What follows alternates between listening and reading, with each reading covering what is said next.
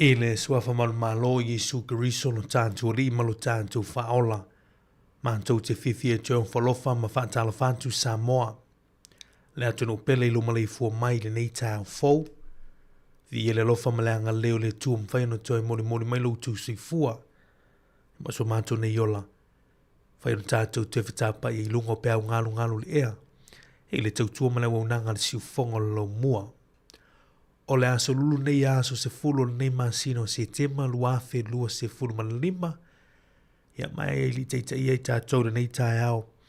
Ia i le tātou pono kalame. E aono tātou mua i le tue ala i sina te talo. Ia mas tātou tāpo inga pupu. Tala i le tātou tau tua le nei tai au. Le vi ingo le tua toi te liu mai. Ia teita ia le tātou i talo le nei tai au whaafitai.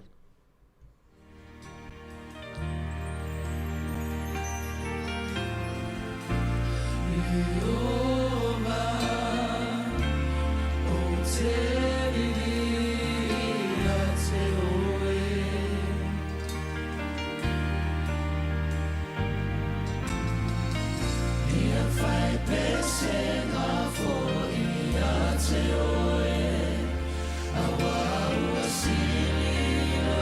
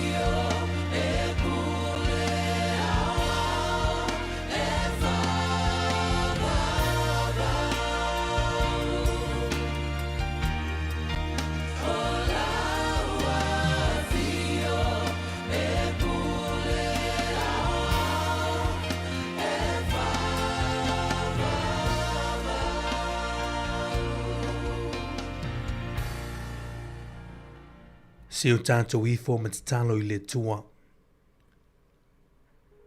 Le tua whaafonga te tāloe. O e lavo le tua e mai le vavau e o le whaavavau.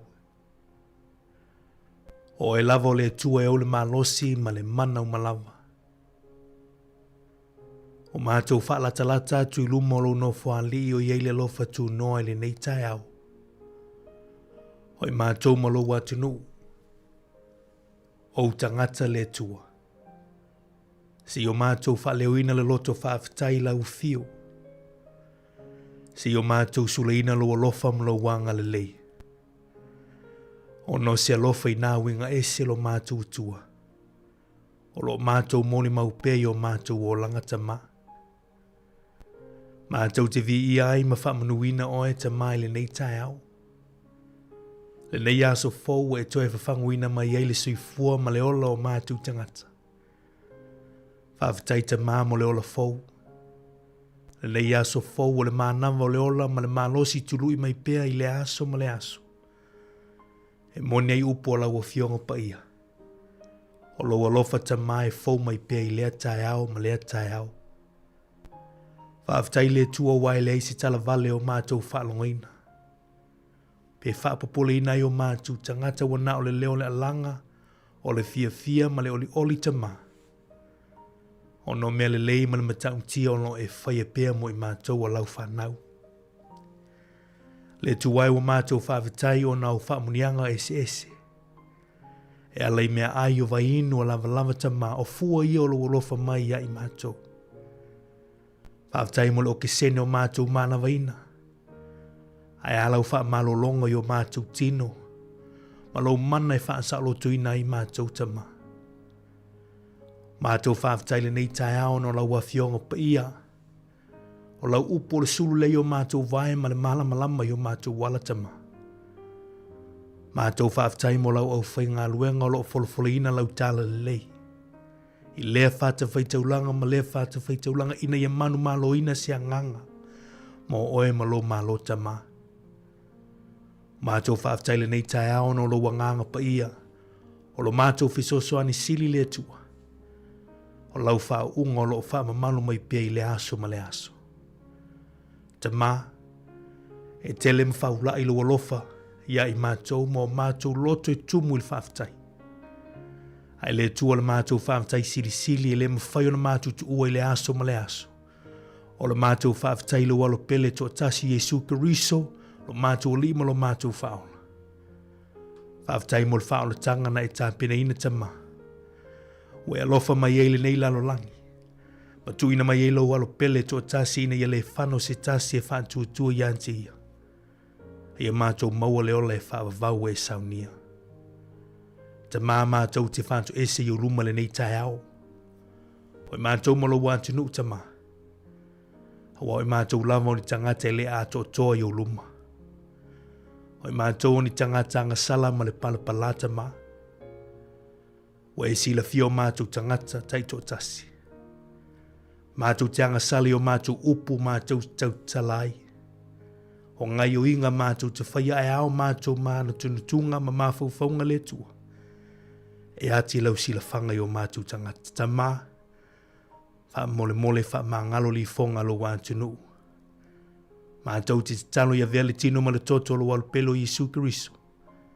Ni e wha mangalo I nai o mātou se mo mātou wha li tonu. Mātou te oifo umalama li te fuelo sa tauru ni tai au se ia e alofa. Wha mama ia I mātou ta mā wha fawina I mātou le tua. Io mātou wola I le ala tonu e te whina ngalo ai ta mā. Le tuwaile nei tai au mātou tu inatua mātou man onga I uluma. I alofa mai ma. Taita ina I mātou tiu te mga luenga umole nei aso. I e fwoi mai le poto I o mātou loto. Ni o mātou whai I fili le leita mā. I e whātu mawina le file mūju tono o mātou loto ina I e pūlea. I o mātou loto ta mai awana I pūlea I mātou le whewhe po le popole. Ma le tau mawhai mai o le li o le nei lalo langi. I o mātou whātu tu e le mana o lo wanganga. Le li e pui o mātou wala I le nei aso. Pui whanau ia onga ta mai e whesosoani a lātou suisuenga. Ia whai la tō mamori mau le lei te tono a o ngata mā pui pui mātua i ngā luenga. Ia whai mai le malosi malon sai. Pui pui fo yo mātua le tua, i la tō olo mo mia si tano le wha malolonga, ia vatu elo wha malolonga, malofi le muta mā. Mātu si talo siam wha manuia ia kāle sia Cristiano umo salalau ai le tua le nei atu nuu Samoa. I tai ma au auna, lau fio, le mafutanga whaithi au tamā i e whatu mawina lo lātu malosi, le loto wha maone tai ina i lau lafu mamoe. Wha manuia lo atu nuu. Ia fwoi mai le file mu ma le loto ngatasi tamā. Wha manuia lo malo Samoa le tua, o mātou tai le tua o e whirifilia i upufai o malo le nei taimi. Whamanui o mātou tai whirifilia tamā te tano i luanga le lei le malo Samoa. Mātou si tano mo le malo New Zealand vai tamai nei mātou i alofa, whamanui o mai tamā. Tamā o mātou si tano i ave sea whai te toa e lei mo i mātou. Ta puni ni whai te toa e lei, ai te tala whai te toa e tusa malo fina ngalo. Ia e taita ia o mātou wala i lene yaso le tua i whai mātou mamoli mau o loa lofa. I so se mea mātou te ai le tua. Ta mā mātou stu inatu lene yaso i lau fio. Le tua, tau tua rasi ufonga lo mua, le fionga li pule ma le mātou o whainga luenga ta mā whamanuia mai oe si tau tua le a mātou whai lene yaso. I eilo wanga le lei. Me umata mau mātou whai mātou ole antuele nei tae au whaatasi mamana onga i o mātou tangata o teito tasi. Wana oelo mātou ta mau e sila fia whai alo fina ngalo. Hai leo mātou loto ta maa. Oe mai mātou umale nei yaso e foi umātou lava yata oele vi inga le nei yaso lo mātou ta maa. Yesu Keriso lo mātou lima lo mātou whaola o mātou vala au watuai nei. Amene, ma amene.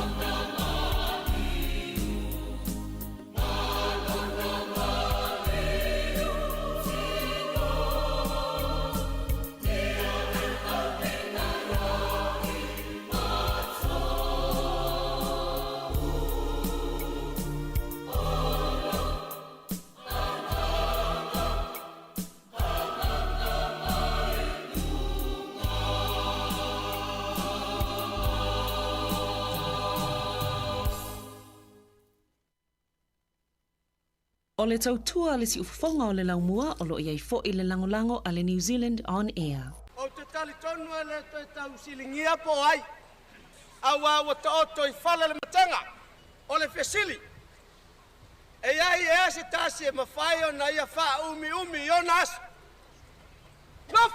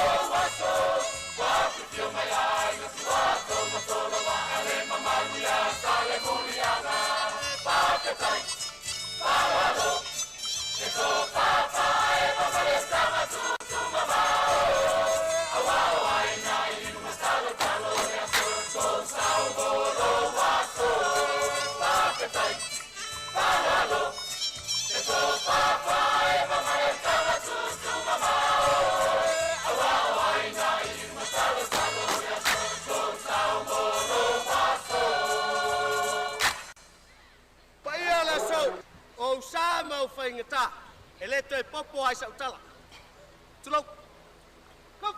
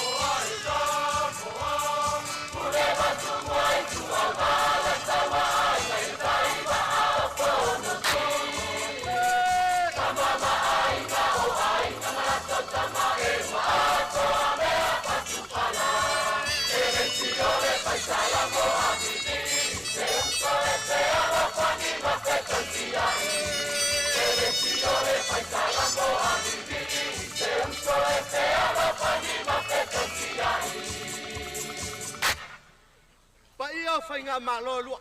Tulau.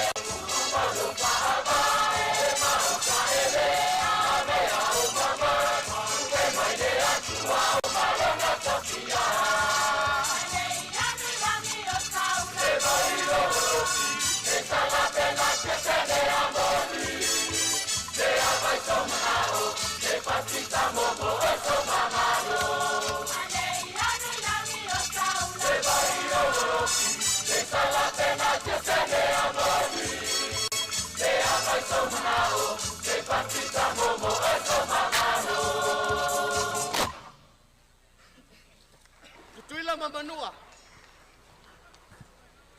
O le wa sa uni lo fa nga filinga. O le tua lalo sala i lua. Fai malu le fai va. Ia to manua walo fa moe moe. Ngop.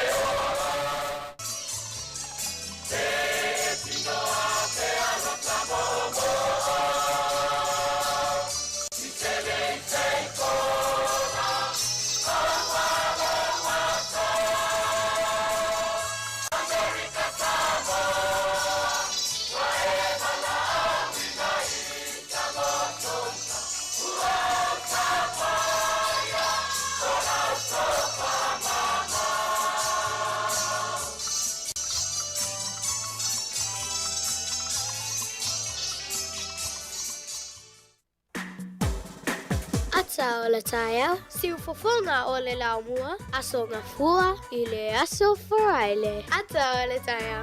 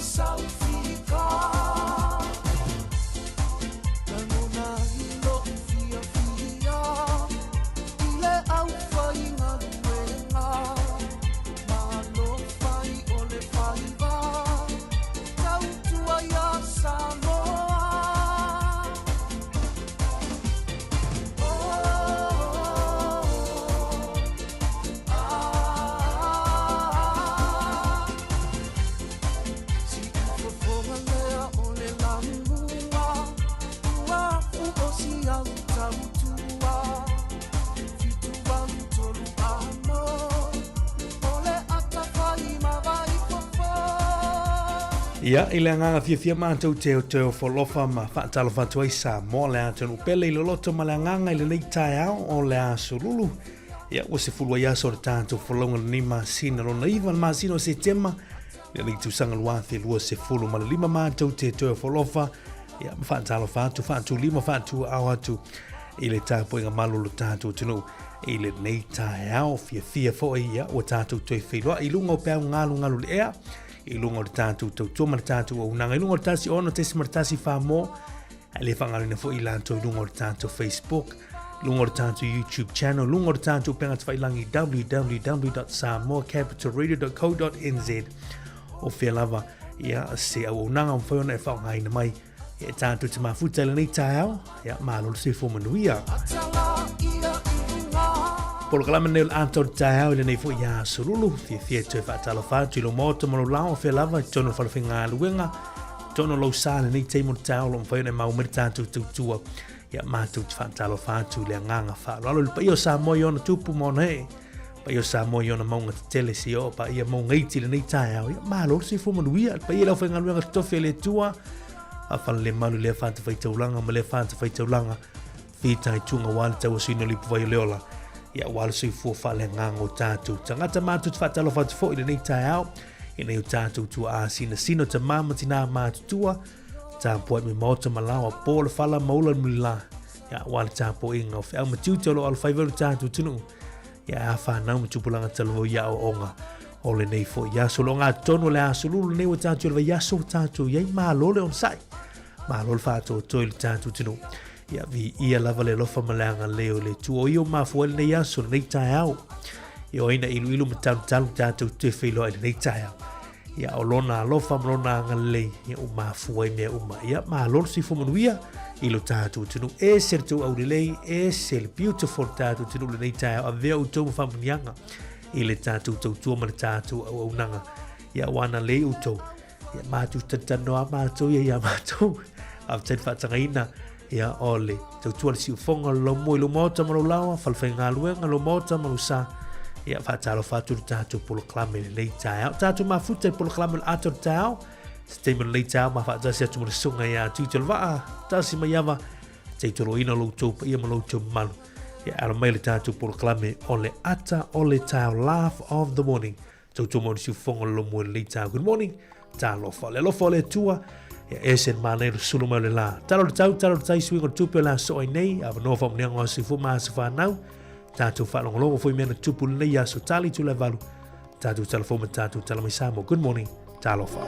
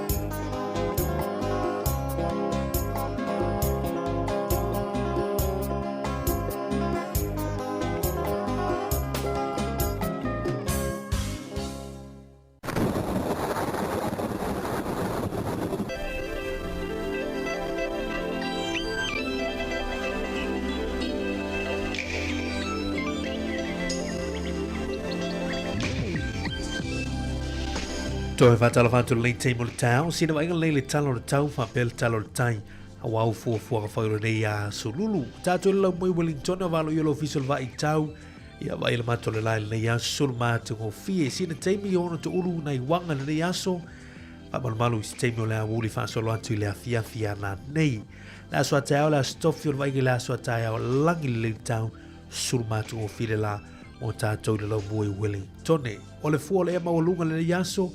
Se fulu ma le fati kiri se fulu ma le fati kiri le fu le maulungo le yaso liberty kiri lona mawalalo le au te lengo au te rodi usile le yaso au kilani e a fayasi na tibunga le yaso mo tau to ulu tibunga fa malu mawa o ingo le tau e pe ona riputia mai ele official va ai tau fa pena foi na New Plymouth taupo o winga foi na le tau e a mo le ayo kiriso le mo tu saute timaru ea fa pela fa malu ma o wingo le tau tu ulu fo i wanga le ya so mo le tato a tunu ni so vanga pe nei in Chicago the needed ma Queenstown va ia nei wanga le ya so e o le vai vot mato last time o le a uli fa solo atu i le afia na lei o le talo tau mai official mu o le vai tau mu le du nei ta mo so tato tunu i Samoa o wingo le tau o se vanga o pe ma le ea o lo te oto pei lungo Samoa mai e whaawau pea o na au maia. Wenga lolo wao le tau e a fia i le aturu i niso taimi. O le talo tau mo polu masawai le nei aso e te ulu vama solo i timu ia mai mamafa ai pupu i niso vaenga wha piana i wila ma whai tile ono iai. Tala tau e te ulu vama solo i timu ia e mai mamafa ai pupu i niso taimi. E nisi fui o vaenga wha pena i wila ma whai tile ono iai. Tala lau le tau e mosio tātou tunu i Samoa le yaso. Tātou se mai ngātai whale o Wellington ma pori rua le yaso. La tau fo i tā pena i whangotina ngātai whale ia ili le yaso. Tala le tau mo i nai Wellington. Wellington o lo o sua le tai le teimi nei. Sua le tai Wellington le teimi nei whātu a pēle. To e se fulman minuti li tu lai tasi le awuri nei. To e se fulman minuti li tu lai tasi le awuri nei.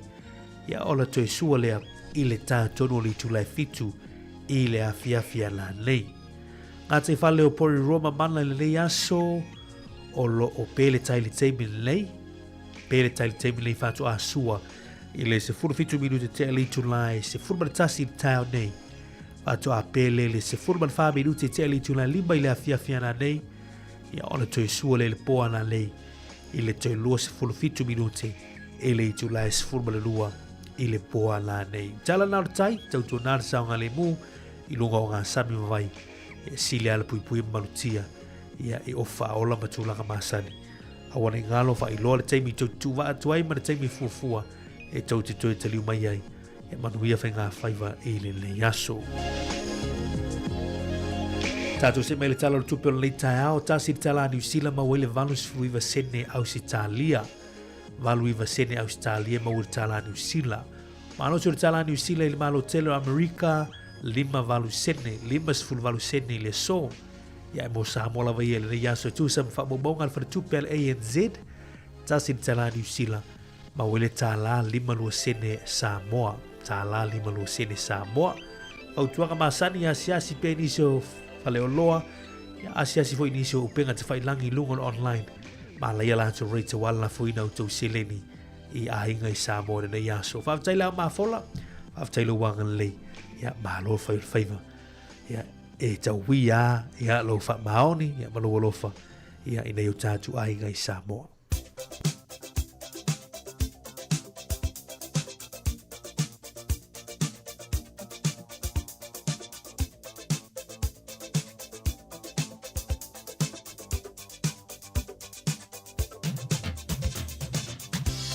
O le avanoa whamanianga asu I fuma asu whanau o whamana tutupele tātu emaili asu whanau at samoacapitalreader.co.nz e mawhaina tu mai isau whamanianga ia e tōna o lawina atu runga o le tātu a Polo Kalame.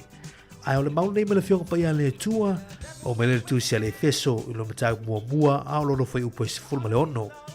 O le mea lea o te mapu ai le whawhitai ona o tau e tau ta ua o tau ia o te talo. Ia talale al te ino Paulo fai le kale se feso o le mea leo te mapu ai le whaafitai ono o tau o tau o tau ia o te talo lunga te talo ia la apostolo Paulo ia mo le kale se feso mauna mo le yasu mo ni tele o tau a seifua sanga tuni pele tua nisi tau sanga si tele lo tau seifua ngā lua ia te ia ai hala mawhitanga maa inga pespesi atu ni seifonga lau mo tau maru iau tau a seifua le yasu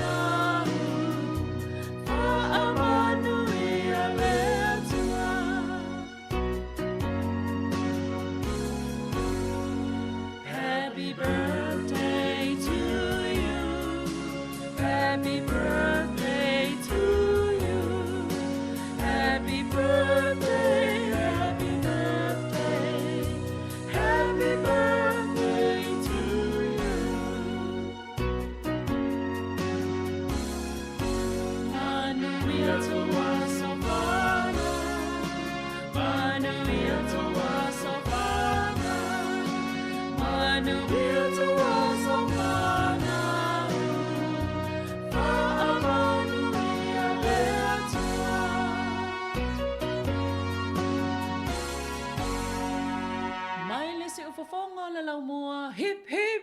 Hooray!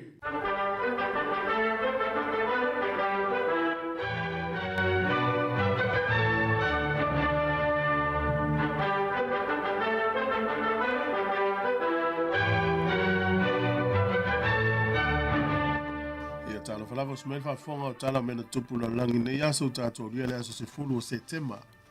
O le solto sanga ta si iwa tau 5.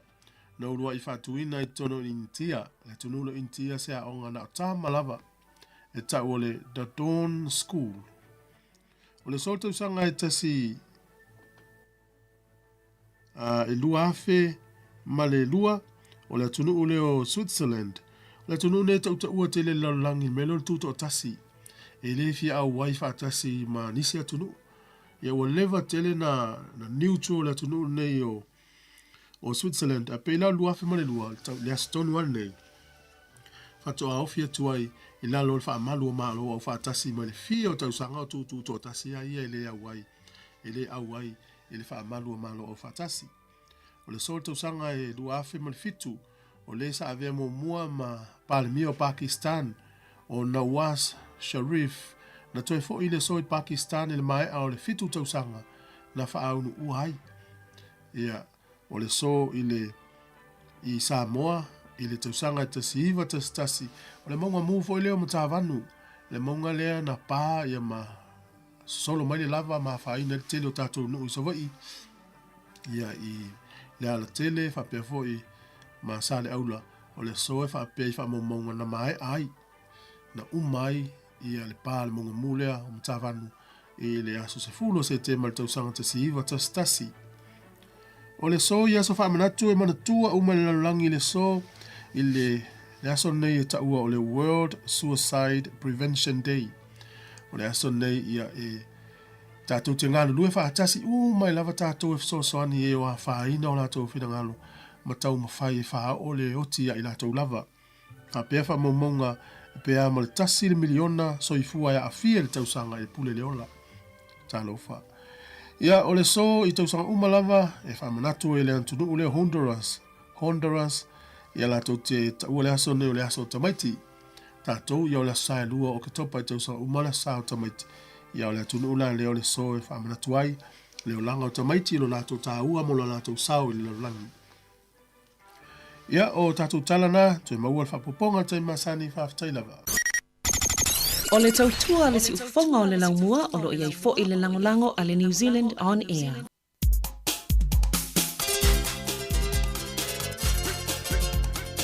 So eva minuto tone tano li tu live valo le uta pena mai tātou tala mai sa mo ma tātou tala fōra nei tai au. Toi whaatala whātu wompa anga tātou ala leo good morning. Malo si fo manuira nei tai au nei whanau le uta pena mo lea ongo nei aso mātua. Malo le whai o le whaiva malo fōi. E utou tiu te masani tā pena ino nei whanau lea onga. Tā pena ino la lātou tau mawhtanga. Au lino lātou la e ia malo manuira nei aso. E fuafuanga whai. Malo le tātou tino le wala usi whau mga ruenga. Ia tautua nā sao ngale muilunga ala ti tele manuia whona na iasu ngā luenga matiu te whai. La tau lea ua malolo mai ngā luenga le pōna pō. Ia malo le whātua tō, malo ngā lua i mōse malolonga. Sa ili malosi, ia ili nei iasu. Tautua si whonga lau mua stemi maa whaatasi atu marasunga atu te whaatasi mai awa. Ia DJ number 1, tātu tantonoma, tātu mafuta nei tai au. Whaatala whātua sunga ia yosi whātua lau anu, good morning. Mai nai Hamilton. Atalo fatu ya te utoi nai Waikato, atalo fatu wale sunga ya Ropeti Mailata. Ropeti Mailata mai nai Brisbane, Queenstown, Queensland, Australia. Tamaya mato mai nai Queenslandi. Alo fatu manuela le yaso tiris ene, good morning.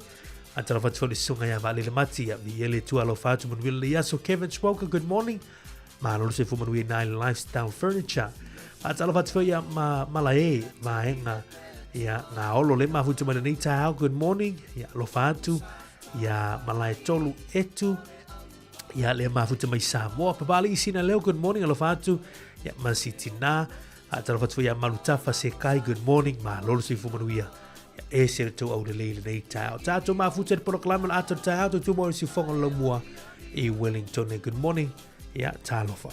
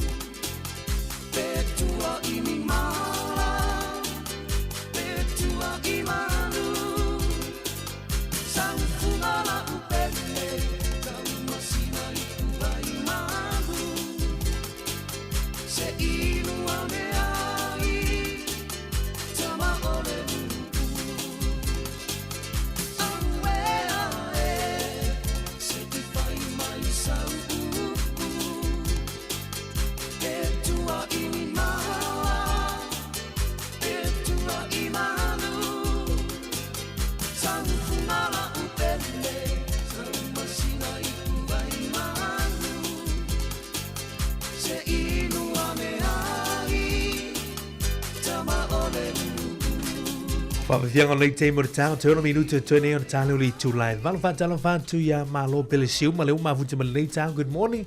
A tala whātu fo i le whātu ia Erika Moe, ia manuela nei tau. Nisi o vivi inga, whaaleanga nu nei te mo tau, te telu mai, tātou tala mai Samoa. Pua ai whaasale leanga, ia whawhiwhianga nei tahao.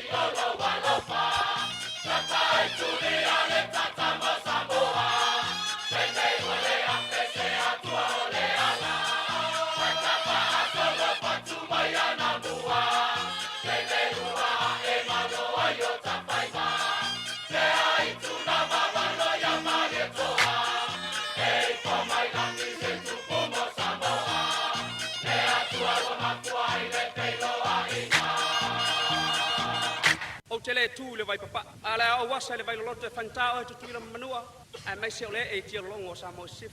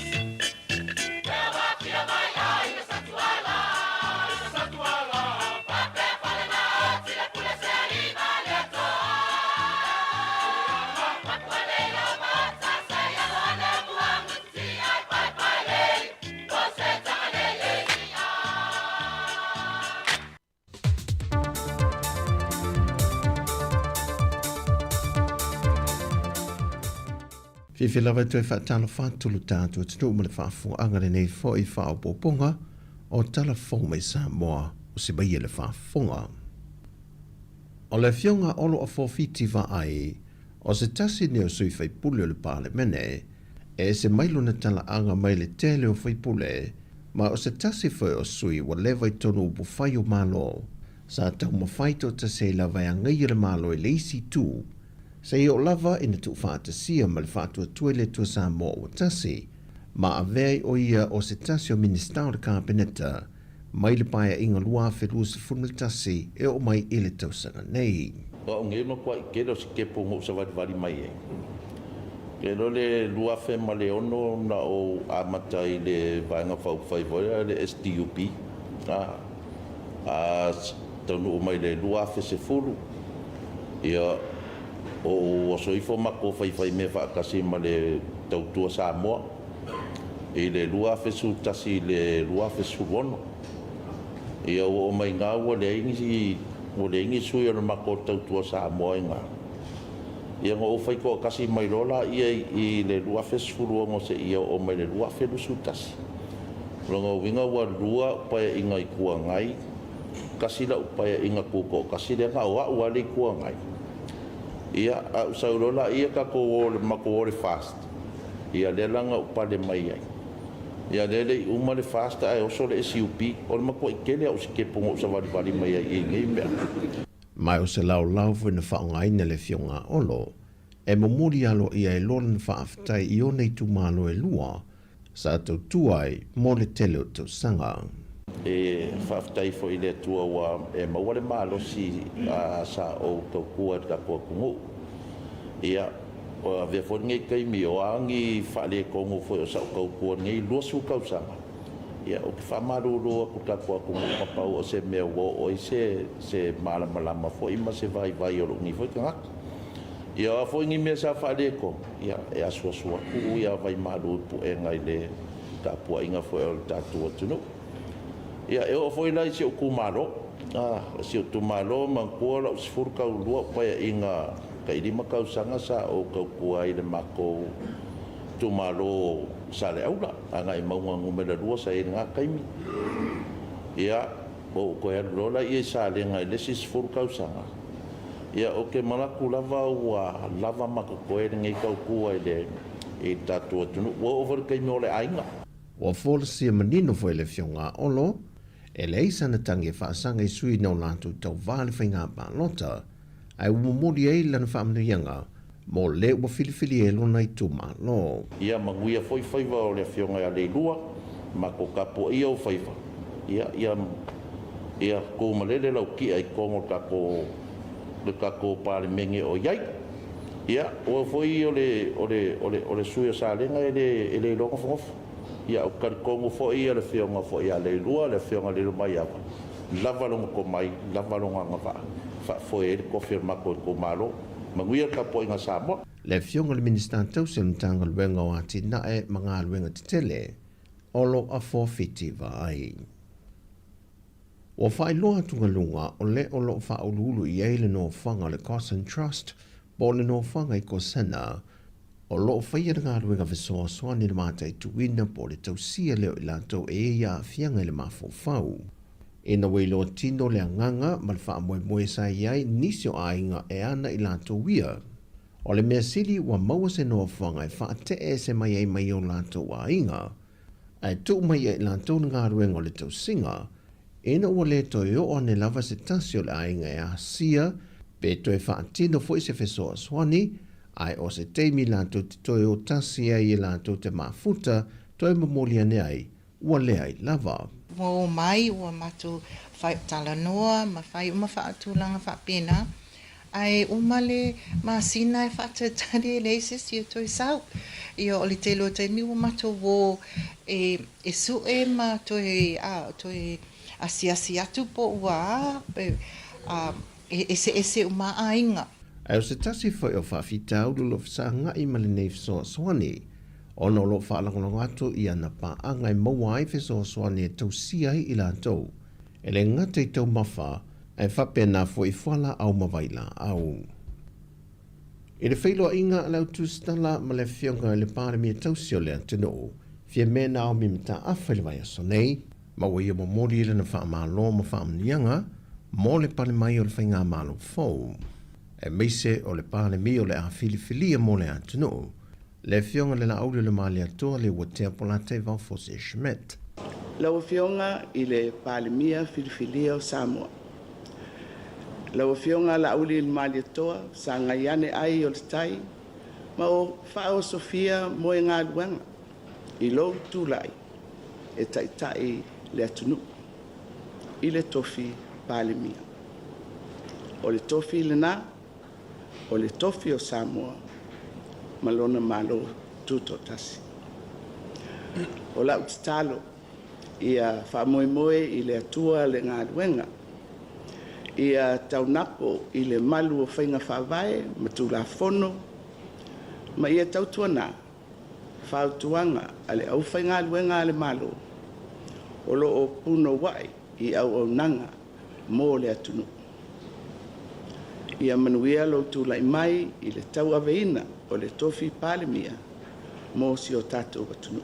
No foi le whaaftai le whionga fia me, i le tāpua i ngā sā moe turu manu e fio le kelope, a meise te tai o e kāle sia ese, no o mafio angai sā mo nei, i le wha moe moe ala le whainga pālota, wa ta oto mai i le lato filifilinga, lea wa tūla i le whainga malo fau. Ua whaamaunia mai e le whauru lungo le ofiso whaamsinonga, le whionga papali John Taima le langi a whele, o le tolu ele nei o aso talu o na tatala le awanoa, e whaaulua tueni lui wha ale tūla fono e whaasanga le whainga pālota, peitai ele i ei se tālo sanga o tui nātu. Peitai nei ia whaai loa foi, o le teimi lewa e whaaulua tueni tālo sanga, o le ata oto umai ma tā opu tau le whaamsinonga, ai ave ato atu le wha mua mua ia tālo sanga sa ia mahea. Whai loe papalii o tūlanga māsani e iei whainga pālota mō nei unga i tālo sanga le whaamsinonga, se i longa la vai mahea uma, o na whato asile sila lole e le whaamali e ino le tūla fono le se 40% le ua whaatūlanga mai e onu ta maitai e iei no fwoi tutonu le pāle mene. Ai a whai fwoi e iei i ne whainga pālota lai te tūla i mai tuato o whaamasinonga.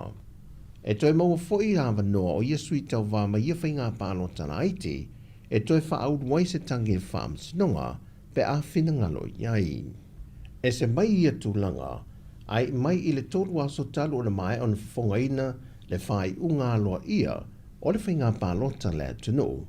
Na tui nā tuele tāna sanga mō le toi whaita wina o pusa pālota i tūmalo e se fulmalitasi e au fiei palauli numera lua, a la tau e se sifo, a inga le tai, a le pata i tūpā i lunga, ngā ngai whamonga numera lua, o a ana lofi numera lua, whaasale le anga numera 5, sa nganga numera 3, ma satu paitea, ma ana lofi numera 3. O i lato e to se fulu na tālo sanga ina ia toe whaita wina, ia pusa pālota o lato i tūmalo, o tālo sanga mai sui tau wā o le HRPP.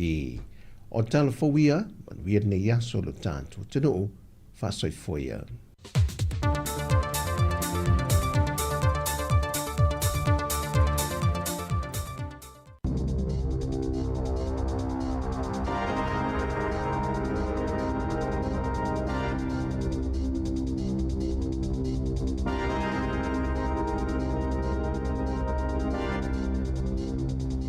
Tala flawa al whaapoponga mo mua tala fau mai le si ufonga le lau mua mo le nei tau se fulo se te malua whelua 5. Ua mōlia le tula fono le kamupani pitu te leo whale tolene le atunuu le City Fitness ono o tau e tutongi e tangata e whaongaina la latou au nanga po o membership prizes. Ua mōlia le komisi mo mata upatau i pisinisi le City Fitness i mōlianga i se fulu ono i lalo le tula fono fe whaatawa inga tala wheangai o le maua le Commerce Commission wa taita ina se tangata i tau lo o whaasalalau e le City Fitness ma o le maua le komisi e le o tuua iai i tono le whaasalaunga i le whale toleni le tau le whaamalo sia na tutongi so tangata. Ai sa te tau o nao fiai i tono le whaasalaunga. Na saunoa sa halone o le Consumer New Zealand e le te tau na mo mi e tangata se calculator e whaawasengai. Be fia le tau e te tau na tutongi o lana membership i le whale toleni. Mai fōlinga mai o tau ia wa ai atu i e tangata o lo whaasalalawina mai e le o tau ia o lo o lātou tutongi ina. Na whaalia e loan e tai whaapea fo ini whaasea e whao o atu e winga le whaataunga o paka o Ta'vale o pe paulu whale tifanga ma whale o loa po o company o whaatauina atu tickets po oni pe paulu whale. Na whaamatalaina i lumo le whaamasinonga na maua i tutono o tino o tamaite to olua ia na i tutono ato pao. Se i tu ainga waila awe whaanga e tonga whitia i le loto popole. O tamaite ia o lo o tuua ia ailo la tina. E whaapea na ia whao uina le oti i tamaite. Matu i tutono ato pao se no whanga whaapitoa e te waini mea tau tino i au kilani. Na amatal whaamasinonga hei ki yang li. I le whaamasinonga mawalunga i au kilani le asolua. O lo o tula i li mo ia lava. Peita i o lo fsosani i aini lo ia se to alua. E lata i le whātau sanga whaato a mawatino maliliu o Minu Jo, Mayuna Jo, e ono ma le valu tau sanga le mātutu e li teimina maliliu wai. Na maua se ainga na whaatau wina. Ni vaenga e loka e mea tō tino i au kilani. Le nao fiei ma ato pa uia i se whaatau tui. Na whaalia Natalie Walker o se lo i e tu mo le malo. Ana le whaale tonu lava tupe li ma le to e tutongi e li no whanga na te waia na mea tō tino. Lea na mafua ilo na whaia le whaatau tui. Ma mawai tino o tamaiti i tutono ato pao. O le mawalo ia na whaao o e li o ti i tamaiti le o ngā tutono le lua a fisa fuluvalu. Po o le fitu masina talo na maliulo na to olua le kānesa. Isu isu enga na ilo ai. Na maliliu lava ile ai ngā mai eile so otanga i se fuala au. Po o se vaila au e whao ngai tonga fiti ai le loto popole. Ele ima whaifo i o na ilo le te leo le vaila au i tutono o Latino. Ona ole umio le taimi e whaato a maua. Na ta ua le whaamasnonga. Na ta laili ni fuala au e ono se fulu. O le no trip to line ia au kusalua festival fitu. Ina ua whai le foma e whaapea. E whainga ta o na moe. Na ta ua woka ua talia e li. O ia na mafuai o na umaola o tamaiti. Mai atu i na fo itino o tamaiti tutono ato pao. Ma teu i lea no whanga peitai. O le ngalwenga le whaamasnonga. O le whai o se whai unga pe na whaale e tonulo na mafau whau i lea taimi. Na ia whao o aile oti i tamaiti. Peitai na whinaulo ia. Na whaai loa lava ia mionga mga io i ngā li. O ia o stangata na i loa le leia na mea na whai. Mai loa fo i le sise o la na ngā io inga. Ona, ina ua umana whaao o le oti tamaiti. Na ia tutongi ei lea no whanga. Ma ave i eiti no mali liu. Sui malo na ingoa, ona toi fo i lea i Korea. I le whai unga iu lai lua festival valu. Aina nofo fo i tutono le waalele na malangai. Ino fua taunga taa. O le taimi mulimuli na wa ai tamaiti o soifua pea, o le asolua sifuluono a perila, lua festival valu. O lo o wha wau le wha amasinonga. E tolu sifuluvalu ni supermarket le Fresh Choice i le atuna o. O le a whaasaino no la to whaatawina atu ava malosi mo aso i lua. O na ua solia to la fono mo ava malosi. E amatal whai ungo le vai aso nei le whaasalanga. E whaatataule ni sofale o lua whaatawina atu ava malosi i lunga le interneti. A o whaalaulua ina i masela i sene ua mai a le ao ngā. Na whaangalua ina fo il whaala potopotonga o ia supermarketi. Se whaalau i loa i le atuna o i lunga fsota inga whaona ponei. E iele pi itanga le whaatawina o ava malosi. O se tasi o ngai o inga ua soli ai fo ile tola fono. Sa whaalia le leo sue Ian Pauline ile checkpoint. Wa te lea lava le awhai nol tola fono. Po ole le mulmulta i o ai inga i whaalau ilo ava malosi lunga le interneti. Pe amanatu ile te leo le avanoa. O lo ofo ina atu mo so se tangata. Tusa lava po le ale mātutua na saunua Pauline. Sa te tau na whaatino le whaalau ilo i tutono fale uloa. Ai le o lunga o le interneti.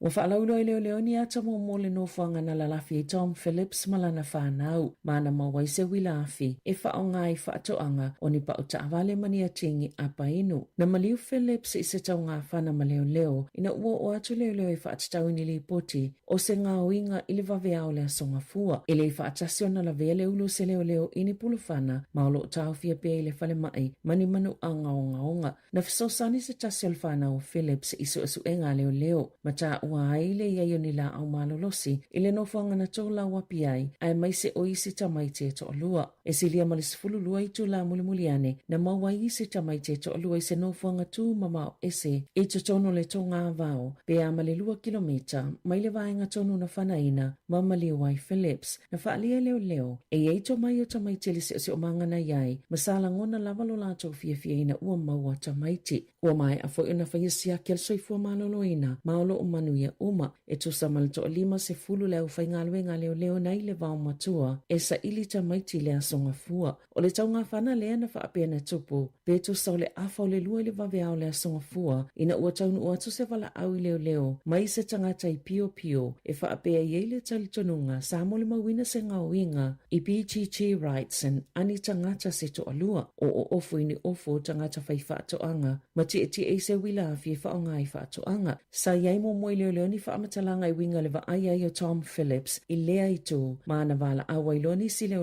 whaapopo. Ma fola ni si paikapo ni whaoma ama ai le whetaula ingo le awala i waipuna, i le toianga i ato i Marokopa. Na ele wila fi whaoma ama ai mai u ina tū mulimuliane, ai ole leo le na mo mua taunu uatu i ai le wila afi, na whaafilo i ai ni pulu whana, mapa uai i lalo, na taunu uatu le ise ta avale leo, ma whai lo tau ngā whana ma Phillips, lea nei u ina mali wai. O le ise tangata lea na to'olua ma Phillips o se tasi o lana whanau, mai le ia whaina. Ai ua whaalia leo, e le ngata i ila la tau su enga, o na olo o mana na o e sa ili tangata, na fesosani e whaalalafi le tamama lana whanau, e totonu o le whātau sanga, ia ua tuana i atu.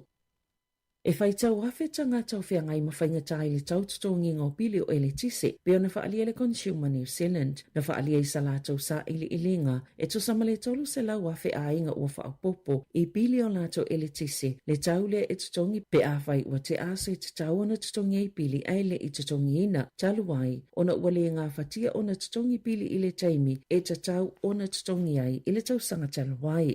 E tu samale se lau 50 afe a inga na whaiani no ngā tupe, e tu tongi a lātou el tise, e le au fia i tangatana ai tā lafu mai o lātou a inga ni tupe, po ni a lātou wō. Pei tā ina tā uere so upal Consumer New Zealand, Jessica Walker, e eini se tangata a tonu lātou te le o sila fia ina, o lo eini a wano e mawhaiona lātou tā paina i se fiso soane, e eini tuutuunga, e au i company ele tise o na tā au i tangata, pe a whai e fisilingia i lātou, e winga ini fuafuanga i la fea ngai mai lātou i le tutongi ngō pili. E au fo'i company o na whaailoa e i lātou lava ni whaamatalanga pe a saini le tangata whaatau o le aia whaonga ina la lātou company. Pe ilo fo'i le company o lo fea ngai le tangata tutongi pili mani tūlanga whaingatai tupe e tatau i tangata o na fesili a lātou company e le tise. Mōni whaamatalanga winga le whaonga o la lātou pawa e tau sa ili ai pe eise isi tu ainga whaatulanga ngai tala fea ngai mō tangata taita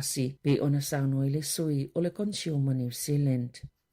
Ele ini whaatulanga ngā te tele o awhia i ngāluenga al whaltupe le ANC di New Zealand, pe tai e te le se ngāluenga mani whaatulanga ngā i le ANC di Ausitalia, pe ona whaasilsile le asoana nafi, lea e au fele to samale tolu a whelima se lau o tangata whai ngāluenga, o le a whaamuta lātou ngāluenga i o atu ia se tema i le tausanga a sau, na whaalia le ANC Group, o le a whaititia fo ini kone karate ma le au kone sale, ma isi whaala potuputonga, mai 5.10 miliona tala Ausitalia, le tau au whaia toe whaia ia suinga titele, na sauno se so upu mo le ANC di New Zealand, o le a tele lava ina whaatatau ia suinga titele whaltupe Ausitalia, pe ta ina whaia fo ini iloilonga whaapea i la lai New Zealand, ma o se vaenga o la lātou tau maunga whai pea, ina ia lelei la lātou au nanga mō tangata, o ia iloilonga i ono a whaina i ngā luenga, e le vao le 20 ma le 30, pe tai e taipi la vo suinga na whaatino ina nei tausanga uatuana i atu.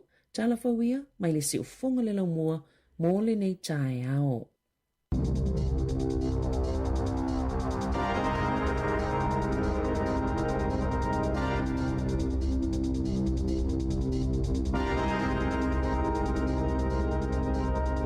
O le nao whawhore tātou tanu ui tātou talafau mai Samoa pe ona tāpenina le sunga tātou Salem Sam i matala mai si ufonga lau mua tu ina mai e Safrino Casiano tu whawhonga le tūlahi wale tau nei ma le tūlahi se furu ma le lua i leo liana nei. Wa lua se furu minu te nei le tūlahi walu si ufonga leo lau mua Wellingtone ia ma le tātou pukalamere atal tai au ia Mari. Malo. Malo lus. Malo le usu le tai au. Ya mai le. Yo pia le foto ata filo. Ita mai fa ingol vai aso le asfreile. Mari. Vai asi de le. Yo le la ta to o le asfreile le foto ata filo le sulu. Maru ele sat mai to ele. Sugatas. Ta ya mari. Ele tu ta tu te filo e le tai. Ya o le uta to filo e vai asi na. Pia na to foi mai rolo uso foi de na malanga ye le ua. E xa lau vai a o e ni tai au man ni vei teimi wena ni taluan toi foi mai lo uso e xa lau vai a o rua tu sa le o toi fia si lo fia o le toi vai tanga te fa o sin na le masa ni ma le ai balo lo sa fia fa lo mai ma fu te mai tatu por kala ia pe o rua e lo por kala bel atuta o lo malo ile o lo malo ile ya pe ya me tunga so fa nua e mua ile iso malo ya malo le tau tatu filo ai tu torta tu tunu ya sa atu tau ya sa le mala ir tau o ka se mani ir sul matango fi la fa longo me fo le tau maru le tau ya il tai mina va tu tatu tau ya le mai tau atu le mana ir tau ne ya sul matango fi fo le la ya ai mana e fo le tulanga pe ona e fongaina le tala le tau mo tatu tu sa mo ia e fai e fu fuanga le vainga le la malanga fu ia fu fuanga le tala le tau ia pe ontu mai ana le la ia mai se tatu tu sa mo moni le tatu te fai tatu fu fuanga ma ngalwen e tulanga le tau mo tatu ani lo mo ma ne le yaso e la lo fu ne tatu fa na ya o nga mis fo ia malo tatu tinu ngalwen ia e sa le ia o le tai au fone ia o tai au ko le ninga ma sa vali fa malostino ai pe o le na uma atu mata fa longo tu fo ile tu langa le lo ia ile fa le stasio fa le fa malostino i tonu New Zealand sit fitness ia o ka sole ia e mata utia fo o telefone pe ia ile fa le fa pe ia tatu por rua ma o la so vai me iso e te men pa ile fa le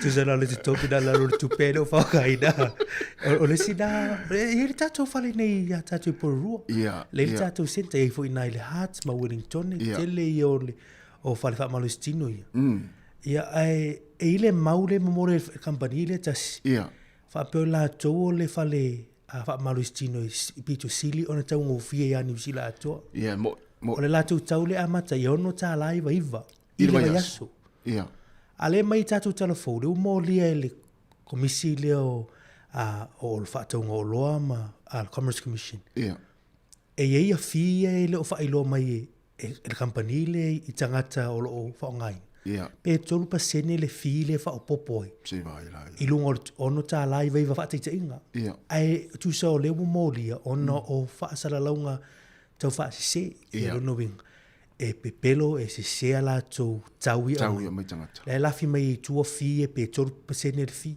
Ia rono winga. Le au fi e fo ila ma ua le mate fa o ngaina le chim le.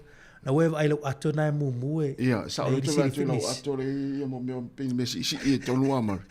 Ia, ai mana ia fo i wa mai le tala, le wa mai le tatu telefoni le tau savelina. Ia, rono winga lau tu ate te ia tangata ia mempa i le ia lato membership i le palisisi i le. Ia tu langa le wa dia i mai. Ale tioa a esere tau le tutung. Ia. Le na sai nivu le konkarat. Ia konkarat. Ma le mele e charge mai ele. Ia. El company pe ave e fa for payment. Ia alela welo atu ia fi fa popo i lunga lawa. Lo winga o le fa pretani o mislead wo o tau fa sele atu. Tau fa valia atu. Ia o tau fa valia. O la fi tua isi fi e te tau tino mai lo winga. Leo mai me ono tala i viva wa tau ono tala i viva tasi fi tala atu tau ngofia ia mo fa ngai no mo masini ma i le vai aso e tasi ale na nai tu isi ale le nai no ngai o tu isi fu tala mo tu i vai aso ia e fu isi tu ngo isi con karate i le pisinisi le po fa le fa malostino le ia e lokai o tonu mo sulua masina a ola na va vevu ile talepe pe ele te fa online e ela le fi pe amle se lau iva suliva tala tutu ola e te alu ese mai fa fole ye tu loina oi ole ia inga na ai inga na ni show o wahanga le au mai ele city fitness Tu sa lai tawana e fa ngaina lau membership i te lo vai yasu. Ia pe ta i tolu lua so vai yasu te alu e fa malo stino. Ia le ase te pangor tama le malo walu ai fa malo stino i fa foma. Sa vai vali nunga le ku. Pe wa to tele tatu tu no fa ngaina fa le fa malo stino. Ia sa oi. E le tai atu tu sa tamala i o malo walu e vele fa ila utonga la au. Ele umiana ta amilo malo mo va to so foi le au tafa. Fa ta amilo au tafa lo vale. Ia ele tai o wala la tamala yo. Ele alu la stupel mo va. Ia alu tupe o le farsisi la. Si. La le exercise ya ngar farsisi. O ngai mo me wa in the form. Ia. E ngai mo me apa pari. Ia. Vai me o fata mal. Ciao. Ia. Ia tau na mo tatu tu. Ia ngal vai ngal wa me tatu telefon. Ia wa o payment o me ia automatic foi le. Automatic. Ia o me le ava pe net fa fonga mai e te iai I vaenga ia mai e te mempa ile fa korenia. Ia to e alu tono lau statement or bank. Ia me va IP fiel tu pe na alu I vai as uma. Ma le fo tu ngata. Pe ava pe online na saini le konikarate e ono ta la mo tu pusene.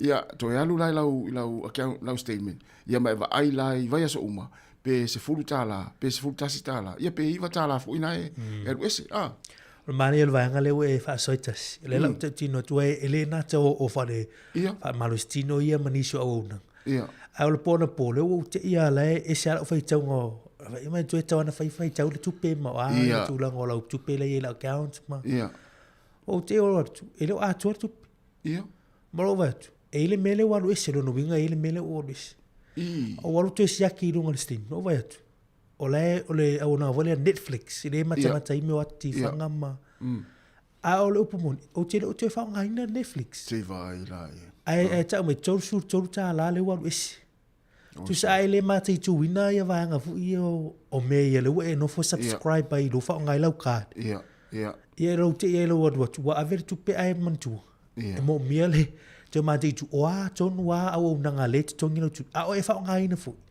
e wa tu pe mai mau tu pe tu sala le wo le fa nga ina Netflix ya le alu pe menima ma pe na mai tu langa na se ti ya ki le pe na sa uno ma na ya lo tu sia ki o bank statements va pe na ya nga mai mau tu pe alu ini se va ya ya tai lo a ta te le fa nga ina le chim ya ti di tu a wona ia no mai mau tu pe mai mau tu pe na eu a pe o tu planga tala vau te na fia eu fa nga ia le fa koleni ia le tonu o tonu taitas ia ai e si le fa koleni fa sa mo ia tau al polo tu ila lo la ia o ia yo mato ia sola mauri e tau le o nei me ia o si ia sa wa male avenga popo ia fa ia si inga foi le ia te sa foi la ia e o lo le fiafi tau fa yo I ai inga foi le tau me polo tu le mo le o le tanga tu stolu foi le lanu ena ia ai fa fa mo me o vai o anime ton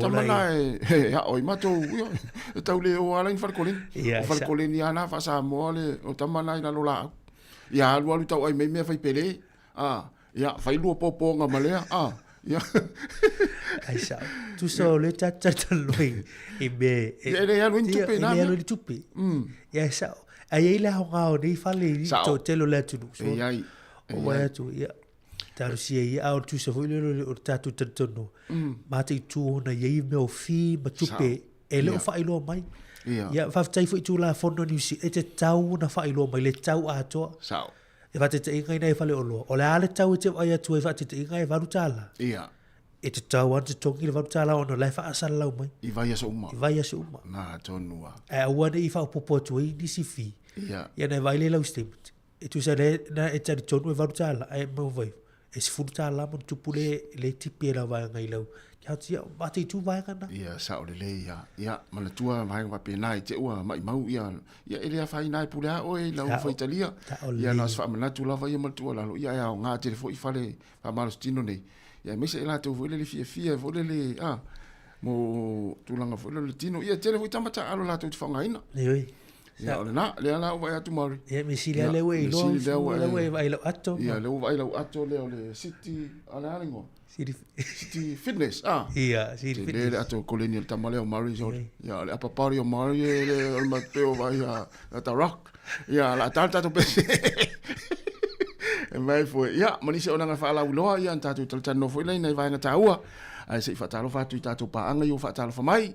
Talvatu le sunga ya malo pe sauma malo vatai ya Erika Maoe mania lava le ta Ellen Salmona mania lava ta fa ngol ni ta ya wa le wodi ya fa ngal wenga ta fa le sunga ya Sale Tyrell mania lava vatai le mafta mai ya tiu lilo vatai te le lava ya le sunga ya ngafo pula salu tele muas mai nai Sydney Australia ya malo se fo ngafo mania fo ngal wenga ni ta ya talo fa le sunga ya Cornelio no malo vatai te le lava le mafta mai na ifea ia I Melbourne ia sunga ya Mayava se velu liu ia good morning faftai tele lava le mafta mai Saint Eli manuia lava le taia faftai ia stringa se ngali ka peli manuia lava le taia seu ia fatalo fai le sunga I le pasi se nava te vita kioa se nava ia o lo mafuta mai lunga le tatu app le Samoa Capital app manuia lava le taia la tatu wo le fafianga nei ia mai le fepese ia ale na ile fianga o sa fotu.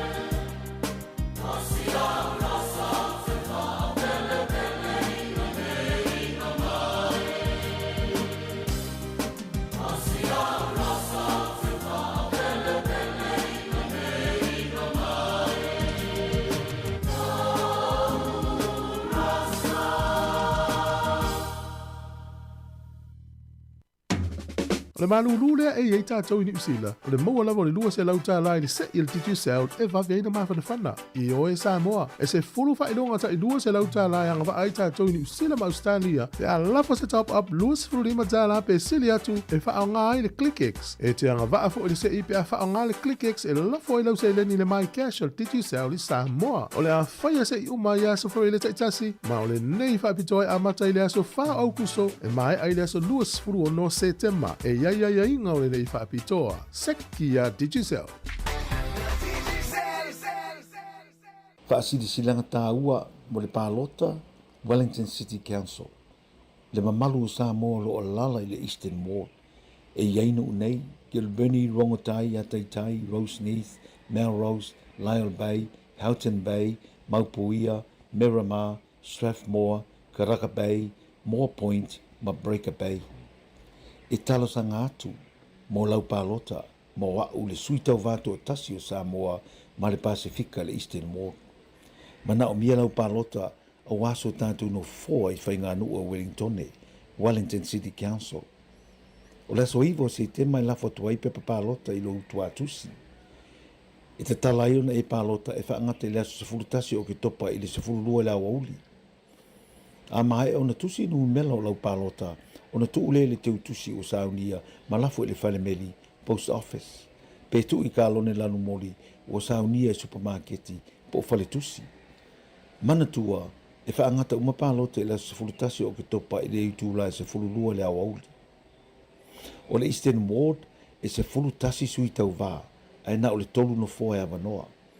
O le fautuanga, pālota lava na o le tolu tangata e te manao iai, e te le tau pālota i tangata uma e se fulutasi o lo iai le lisi. Tusi le numera tasi i talane o le ingoa o le tangata e te maasani, maua e filifilia e numera tasi iai laulangolango. Wha solo i le lua ma le tolu, mo isi tangata e te lua ma langolango ina. O lau pālota mo wau, o lau sao fo ili nā ili whalelei o pūlenga le council.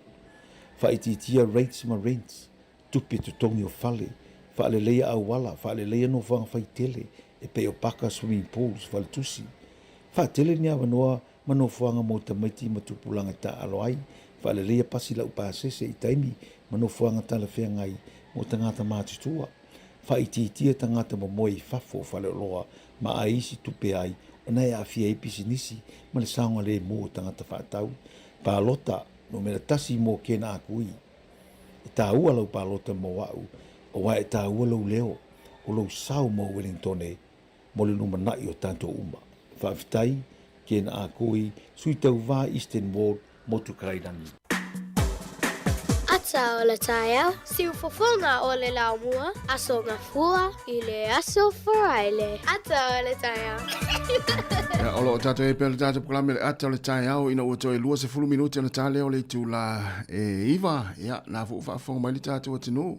Ia, tu sai, ia o le ai, la sauni fu tātou i whainga pālota o mō meo pule ngā nuu, mawang wapena. Tāu tele. Le whionga ia, le ia tau le sā, tu mfono kena kui, ia ma le whalitua ia tofa, soa folikus. Ia, marisi fo i olo. O le tama whanau le tātou atinu. Ia o lo o tāma mo e le ngā tai Wellingtone. Ia ai mai se fo i isi pule ngā nuu i nisi pitonu o tātou atunu neo ni sila. Tāu tele tasi moni le tele o tātou tangata Pasifika sa mo le ua tua lātou lima ilunga e o e tautua ia o tātou pule ngā nuu o tātou community. Ia. Ia peona e tola lo ina fo nisi nei a tātou le mo i Wellington. Ia o tātou leo ia, tāua i o tātou tangata i luma o le laulau.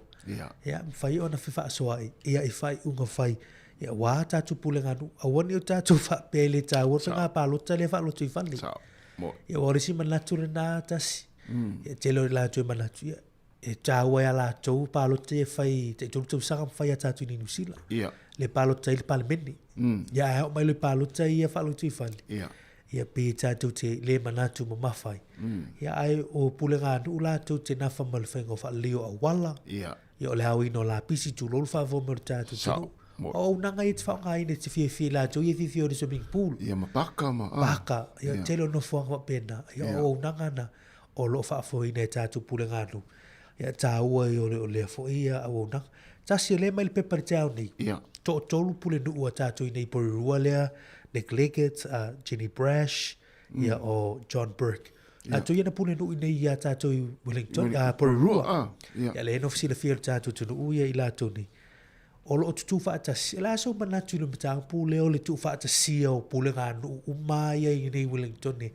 Upper Hutt, le Hutt Valley, Wellington e Maporuru. E te awai le manatu le e ao ona tu whaatasi a pule ngā nu, e tasi a pule ngā nu.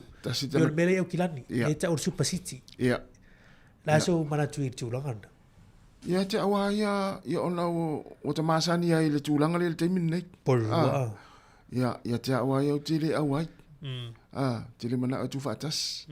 Ia wa atu whaatasi loa. Ia fo le tu sa tau mia ai ia langona o isi tangata o isi pitonu ma isi pitonu ia pe fola o kilani ia e tasil pule nuu ia e tava aina ia le taimi la fa ali fina ngalo tangata le pitonu o kilani oka ni fina ngalo fa alia ia ile pule nuu e totas ma tele me fia fa ale ia alfa lave ia o tele o kilani ia te awala ia o le mana ia le taimi nei o le mana ia fo ia le tofu a le pitonu ia ma le pule nuu pe fo la i tatou nei ia e fo le tau nuu me o mai fai ia i wa atasi nei le pule nuu ia te ilo ia te ua se la tala e te ufa pitoari si fa tele ale fa le le si pitonu ai al terminal ia lo tatou ma ai el swing o por le ultimi nei tele ia mana ia baka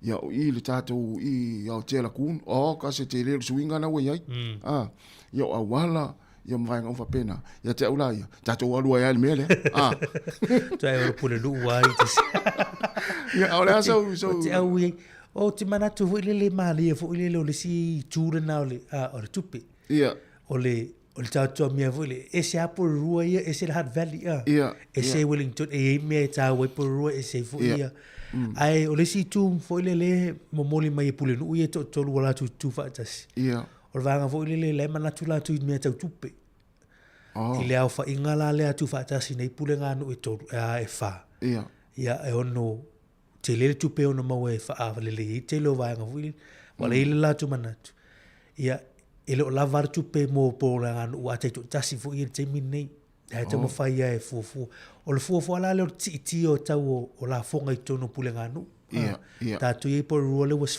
fitu te sima le 5% le rate le iai sa o me le valu peseni le sai le spalo ta tu sanga te loi le word sul fitu a fuala le valu mal fitu sul fitu le nei tim o si tanga o tatu la fonga ia o ese sengala na ia tatu tiro loi o le hat ma Wellington ai o le mau i lantu a ono tu vatas ia e ono tu vatas tu ono tu ti e fuila e tu le ai e le ava noi fa i lo finangalo man jor ta finangalo ai e te lo manatu mo lo manatu ia ai mo le ava noi le tatu tinu i referendum e ono tupu mai tu na mistim ia ta pena iso finangalo e ono au mai le palo te luafe lua valu le fesili ia fa pe mai e te mana o tu fa tasi pule nga nu ia pe olo e malia i mele ye Pororua la toi la Hutt Valley o wa tu i pule nga nu tasi la i ti fu le fo numero ala ma tu ama o a tele tu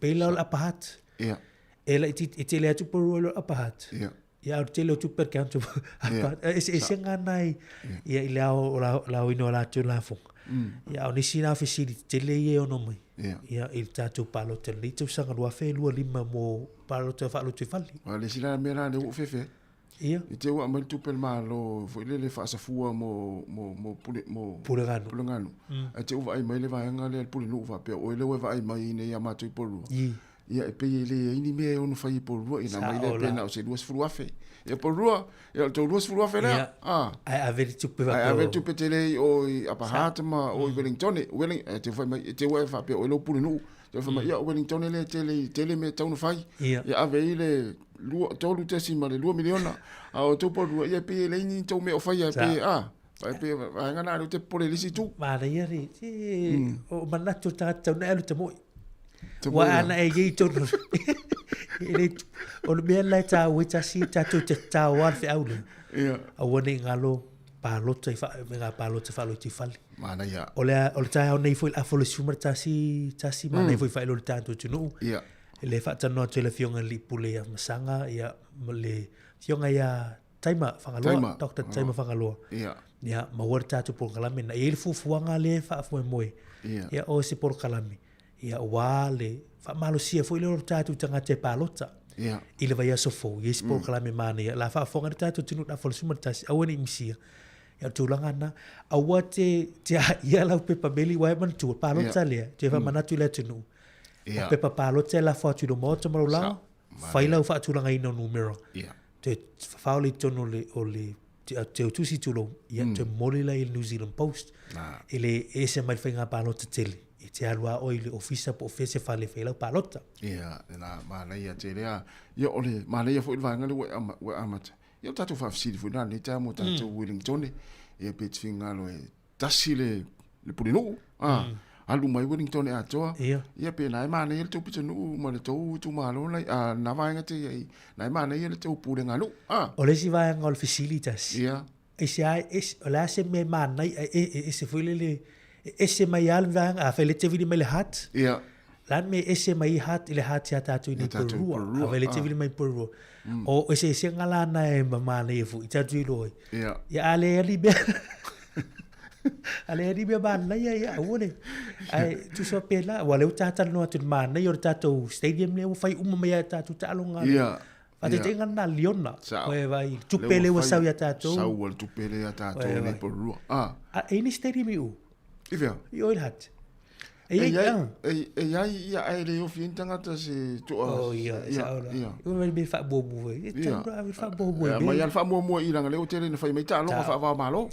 tasiname ia tasiname ma nei por rua ia tasiname ale ona le au tasil pulu ia te mo na ma tau ia se la dus fulu o si ia tala tatu leina wala mo yai ia ma le si vai ngana pe ona tatu fa fsidi fu ne vai aso ia afa pe la va ona te lo fa tatu fa mo wina ia ni si vala au mai ia e proclame fu le fa ngai nai ia sungai fa fe ngainga ona le tua we sanga lue nei por nei Wellington ia ma le ua ia tu lo la fu ni ta le fa ilangi fo launga ia proclame sa la to fa tau ia ia pe ona ia le morio le ia le lo o len tale tatu wa no vala mo tatu tu ia ale o lo tatu fa mo wina le nei vala au nafi ma vala au le solua ma le so fua ia pe mana ia to fa fonga ile tu no to fa asal to tu natu ia me se la proclame le morio lava ni le ia tale tatu wa no ia po ala fo ini va nga taua o na Silvia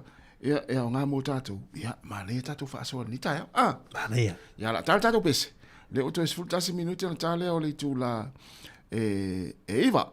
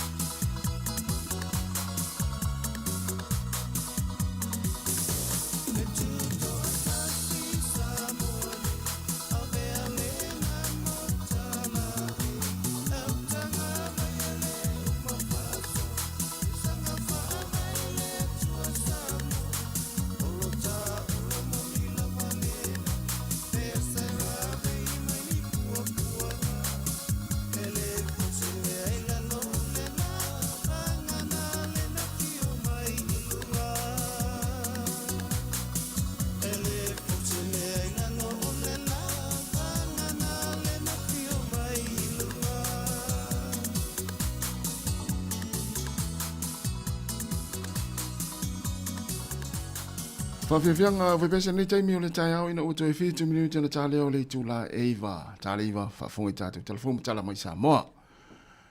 Mauri o le, vaenga fole o le upenga te whailangi leo le TikTok. Ia te au te mai tau wina le tele o whaile leo whaatosina ma fianga mo meo whaatawa inga. Pe a whaalawi loa se o loa e a fia i le whaangai nai le upenga te whailangi leo le ia pole Apple o le TikTok. O le mingo lau tala. A whapea nei o te tango e whaalawi loa ia le ula leu te ulai. Ia. Whaise TikTok. Ia. Te vai la i le tulinga tangata le whale o loa lea e whaatawai ia le ula leu te ula ina. Ia, o le whaatosina ina o tangata i me whapea. O leu te mana tual maasina te nei. Ia. Sa uwa ai sa tumu wa i le pekan seiva tātou matua le ofia. I le ale. I le kiu vole le whatawina o le oloa le askulimi le sa whalawi loa. Le peni mango, ea, utera i tofu ai. Le fruit, sa o le fruit. O tofu ai le tasi o askulimi, ai le mango la. Ia. Tu so le brand ai tasi ai o le strawberry. Ia. Ia wai o askulimi le tu lo wal fafo mo le tātou tunu. Ia. A tau le tau o le fitu tā lai vaiva le tau o le askulimi tasi. Ia. Ia ai leo se askulimi voi le leo se kasin pusi askulimi wai ia tama voi container askulimi o no mau le fitu tā lai vaiva. Ia. Ia au tama askulimi voi le tu lo wal fafo pe o fuolo o se moko voi tu lo va mo le tātou. Ia, era titi. Fai atu la mauri le fiafi na pasi atu ina no walu te whaatau le pekan save. Ia. No te au le whale ule mwhaini whaatau. O whaatau wana askulimi. O matua tumu lo te tono o le pekan save le telo tangata wakiu voi lele. Whaatau ino le askulimi. A pe e maafua mai lunga TikTok. Sa o le leitas. O le mele ale wa e hui le timini. Te lo vo to telo tatu tu wa lo lo futa la iva. Mo la fa la tu lo wa man tu la mata fa la lunga TikTok. Mo. O le wala foi le marketing o wa ni o lo fa to sina o lo ma. So le o le ata tasi video e tasi na mata mai o fale o lo nai i ayo Keriso Christchurch na mata mai ile fa la lo le o va nga le o askulimi le. Tu sala ile le te mai tai tu lo. Ia. Na faila na video i longa TikTok. So ai vole le tete fia ai fu atu ai ile il fengo le video mai tau vole le va vole le tofu ino le o le askulimi le mango. Ia. Ta oro mai fale o lo e mauai. Ia. Fe mai le intia le ana le company le e lua se la wana pusa na oka mai. Fa tau le fita live viva. E uma le video tene le. Ia. Ai atu ta fa tau uma le na o lo le lua se la pusa na oka mai la so le. Ola na tupe na mauai lua se fulu afe mon tupu. Allah. Lua se fulu afe mon tupu na mauai la so etasi. Ia. Ia ma fu mai le video te mai ta ile na fai. Lunga TikTok lo fe tu le tanga tele na. Ia na fale o loa. Le lana solo mai ei whaatau i nai o ki lani whaatau ni ata tu Wellington i nai waiting rua nisi whale o loa na whaatau oi. O te o te i te tau, wala tu apea au i e lua tā lapi. Ia, e tau resku. Ai whala mena whaatau. O vai atu re tau le tu melintia, e tau sur tā la. Ai se alana le te fitu tā la iwa le tau o le o loa. O tau sifurua. O tau sifuru tā la. O e ai le ai ma fo mai, ala ia moa wala ia wala o te fui.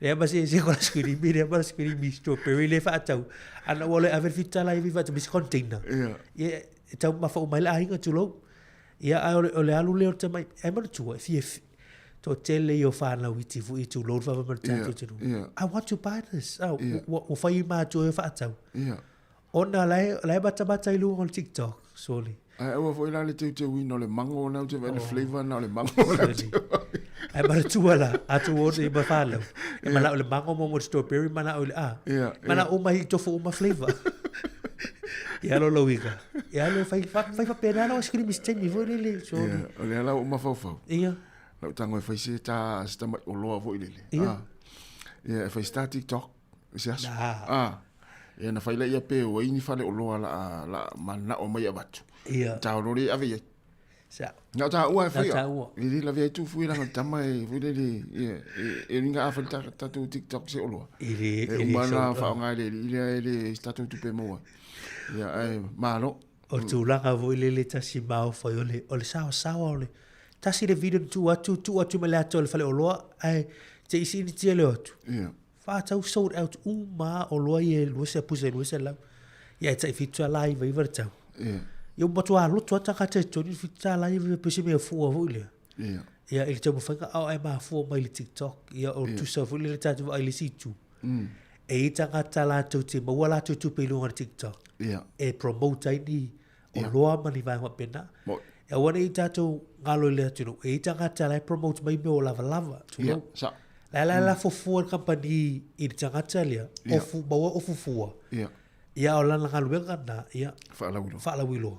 Ia o tui tangata ia lātou. Maua lātou tupe. Ia o mewa pena. Ia o isi ti ngāna ilo i lea o ngā. E promote mea. Ona sia, ono lai. Tātou, sorry. Ona mele alo ile whātaunga te whaunga ila timu mo. Ia, sao whaunga ina whali timu tau sanga tēnei. Au leo te whaunga ina. E tamana tau le sheen, ma te lo isi o vai. Ia, fia tangata. Ia, tātou wau ai tūlanga na o loana. Ia, maari e vo ia toi ngā skuri miso. Tau ngata. Ia, sao le. Tō tele, ua whali lua toi o le tātala noa i le vaenga dea.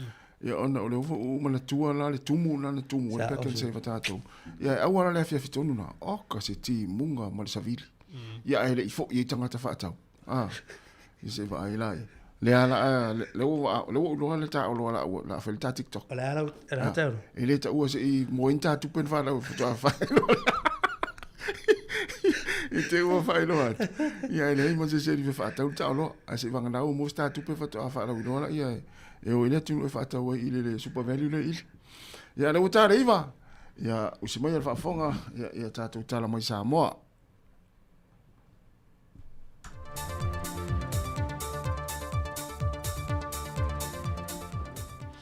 Whiwhilawa tue whaatala whātulu tātou tunu ma le whaafonga angare nei fo i whaopoponga o tala whong mai Samoa usi mai le whaafonga.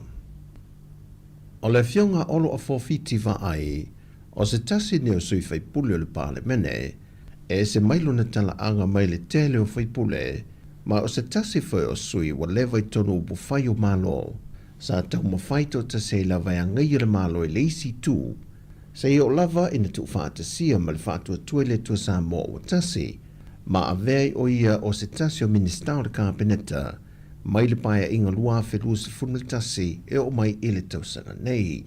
O nge no kwa kero se ke pongo sa vari mai e.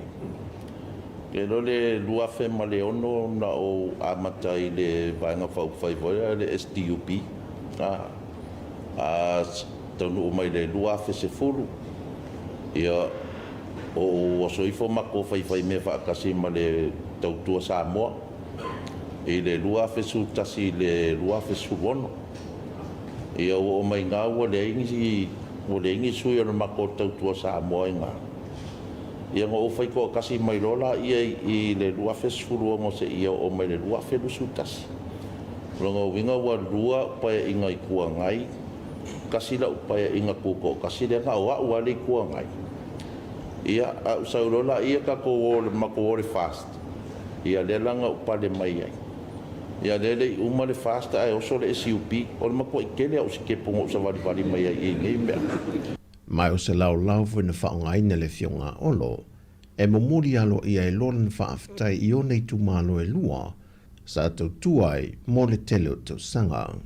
E whaaftai fo i le tua wa e mawale malo si sa o tau kua ka kua kungu. Ia o ve fo ngai kai mi o angi fale kongo fo o sa kau kua ngai lua su kau sanga.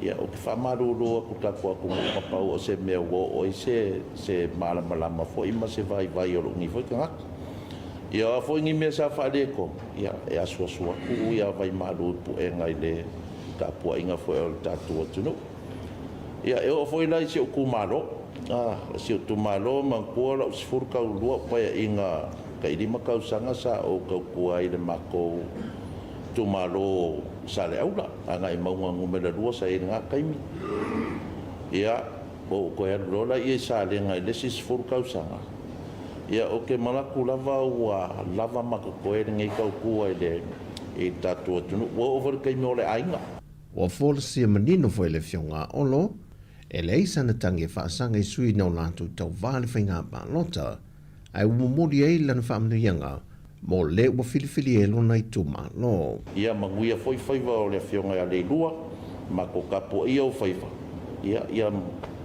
Ia ko malele lau ki ai kongo kako pāle menge o iai.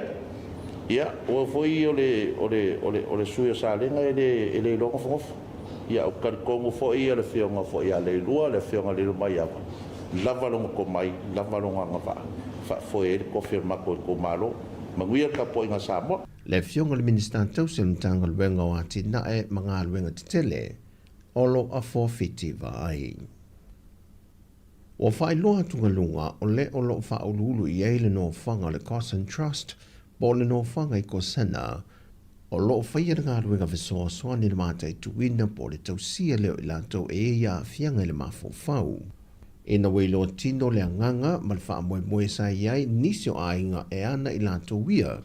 O le mea siri wa maua se no whanga e wha te e se mai ei mai o lātou ainga, ai tu mai e lātou ngā ruenga o le tausinga, e na ua le toi o ne lava se tasi o le ainga e asia, pe toi wha tino fo I se fesoa swani, ai o se teimi lātou te toi o tasi ai e lātou te mafuta, toi mamolia ne ai, ua le ai lava. Mo mai ua matu whai tala noa, ma whai uma wha atulanga wha pena, ai umale ma sina e wha tatari e leises I toi sau. Ia o li te lo te mi ua matu wo e su e ma toi asi atu po ua ese uma ainga. Ai o se tasi whai o whawhita uru lo fisa ngai mali nei fisoa soani, ono lo whaalangolong atu I ana paanga I maua ai fisoa soani e tau siai I lātou, e le ngata I tau mawha, ai whapena fo I whala au mawaila au. E le whailoa inga lau tūstala ma le whionga le pāre mia tausio le antino, fia mena au mi mta awhai le vai aso nei, ma wa ia mo mori ile na wha malo ma wha amnianga, mo le pale mai o le whainga malo fau. E meise o le pale mi o le a filifilia mo le antino, le whionga le la aule le mali atoa le watea polate vau fose Schmidt. Lau whionga I le pale mia filifilia o Samoa. Lau whionga la aule le mali atoa sa ngaiane ai o le tai, ma o whao Sofia mo e ngā duanga, I lo tūlai, e tai le atunu, I le tofi pale mia. O le tofi le nā, o le tofi o Samoa, malona malo tuto tasi. O la utitalo, ia whamoemoe I le atua le ngā luenga, ia taunapo I le malu o whainga whawai, matula fono, ma ia tautuana, whautuanga, ale au whainga luenga le malo, o lo o puno wai I au nanga mo le atunu. Ia manuia lo tūlai mai I le tau aveina o le tofi pale mia mo si o tātou atunu. No foi le whaafitai e le whionga fia me, e le tāpua I ngā sā moe turu manu e fio le kelope, e meise te tai o e kā le sia ese, no o mafio anga I sā mo nei, e le wha moe moe ala le whainga pālota, wata oto mai e le lātou filifilinga, lea ua tūla I e le whainga malo fau. O wha maunia mai e le whauru lungo le ofiso whaamsinonga, le whionga papali John Taima le langi a whele, o le tolwele nei o aso talu o na tatala le avanoa, e whaaulua tueni lui wha ale tūla fono e whaasanga le whainga pālota, peitai ele I iei se tālo sanga wa tui nātu.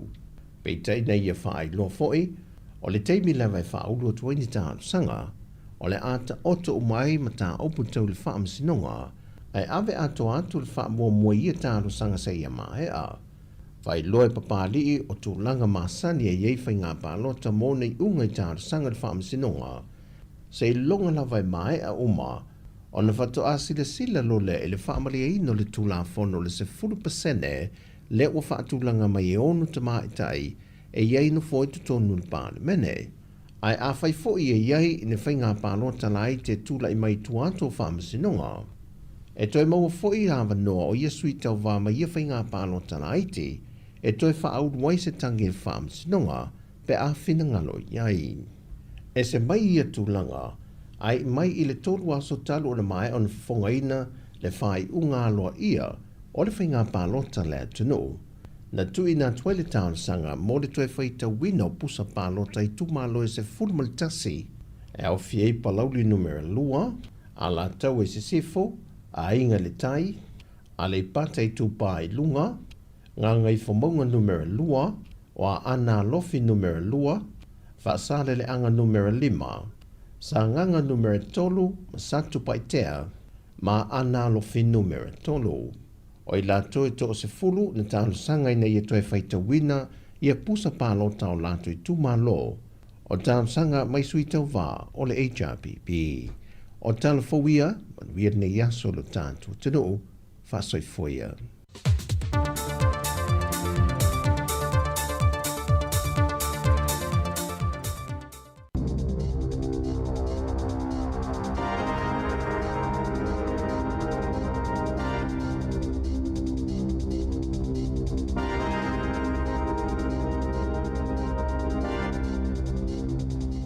Tala flawa fa poponga mo mo tala fo mai le si ufonga le mua mo le nei tau se fulo se te malua felua lima. Ua maulia le tula fono le kamupani pitu te leo fale tolene le atunuu le City Fitness ona o tau e tutongi e tangata e whaongaina la latou au aunanga po o membership prizes. Ua maulia le komisi mo mata upatau i pisinesi le City Fitness i maulianga i se fulu ono i lalo le tula fono fe whaatawa inga tala whiangai o le maua le Commerce Commission wa taita ina se tangata i tau lo o whaasalalau e le City Fitness ma o le maua le komisi e le o tuua iai i tono le whaasala launga i le whale toleni le tau le whaamalo siona tutongi so stangata ai sa te tau o nao fiai i tono le whaasala launga. Na saunoa sa halone o le Consumer New Zealand e le te tau na mo mi e tangata se calculator e whaawasengai pe fia le tau e te tau na tutongi o lana membership i le whale toleni mai fōlinga mai o tau ia wa aia tu i e tangata o lo whaasala lawina mai e le o tau ia o lo o lātou tutongi ina na whaalia e loan e tai whaapea fo ini whaasea e whao o atu e winga le whaataunga o paka o ta vale o pe paulu fale tifanga ma fale o loa po o company o whaatauina atu tickets po oni pe paulu fale.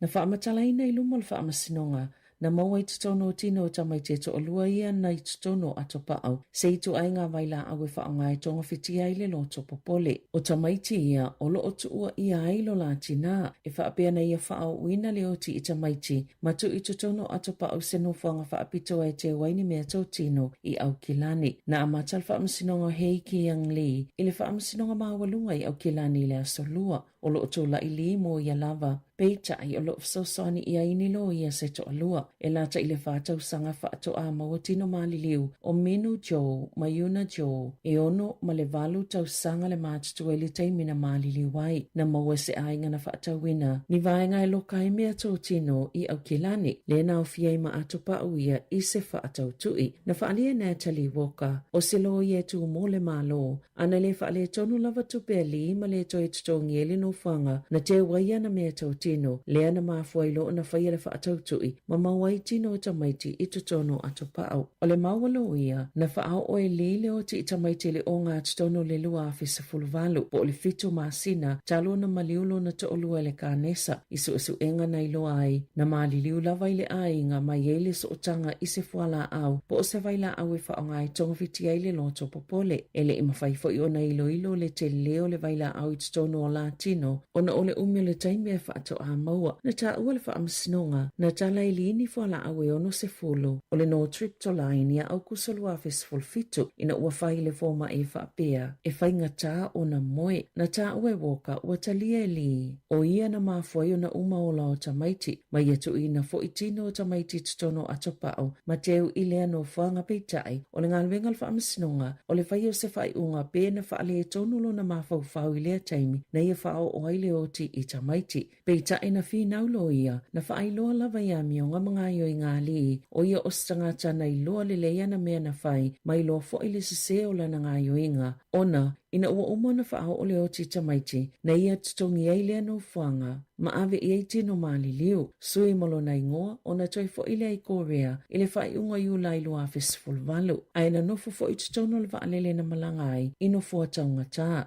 o le taimi mulimuli na vaai tamaiti o soifua pea o le asolua sefuluono Aperila lua fesefuluvalo o loo faaauau le faamasinoga.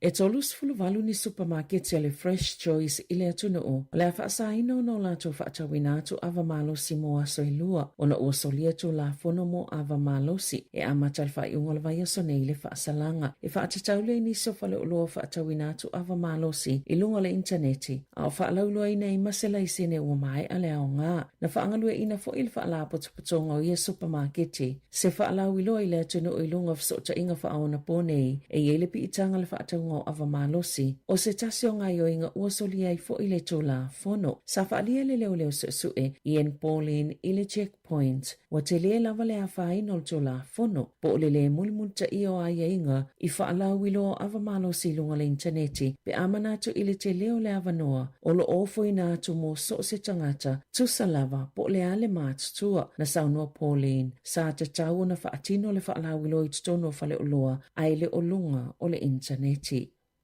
Ua whaalaulo i leo ni ata mo le nofuanga na lalafi Tom Phillips malana whanau, mana mawaise wilafi, e whaonga i whaatoanga o ni pao taawale mania tingi apa inu. Na maliu Phillips i se taunga whana ma leo, ina ua o atu leo i whaatatau ni li poti, o se ngā oinga i le waweao le asonga fua. I le i whaatasio na la vele ulu se leo ini pulu whana, maolo tau fia pia i le whale mai, mani manu anga onga. Na fisosani se tasio le whanau Phillips i su enga leo, mata ua aile ia ioni la au malolosi, ile nofuanga na tola wapi ai maise o isi tamaiti e toolua. E silia malisifulu lua i tu la mulimuliane, na maua isi tamaiti e toolua i se nofuanga tu mamao ese, i totono le tonga avao, pe amale 2 kilomita, maile vaenga tonu na whanaina, mamali wai Phillips, na whaalia leo, e eito mai o tamaiti le se o mangana iai, masala ngona lavalo lato fia ina ua maua tamaiti. Ua mai a fo ina whaisia kiel soifua maloloina, maolo o manuia uma, e tu samalto o 50 leo whaingaluenga leo nei le vau matua, e sa ili tamaiti le asonga fua. O le taunga whana lea na whaapea na tupu, pe tu sa o le afa o le lua le vaveao le asonga fua, ina ua taunu ua tu se wala au i leo, mai se tangata i pio, e whaapea i le talitonunga, sa mo le mawina se ngauinga, i PGG Rights and ani tangata se to alua, o ofu ini ofu tangata whai whaatoanga, mati e ti e se wila fi whaonga i whaatoanga. Sa iai mo moi leo ni whaamatalanga i winga le ai o Tom Phillips, i lea i tū, maana wala awailo ni si leo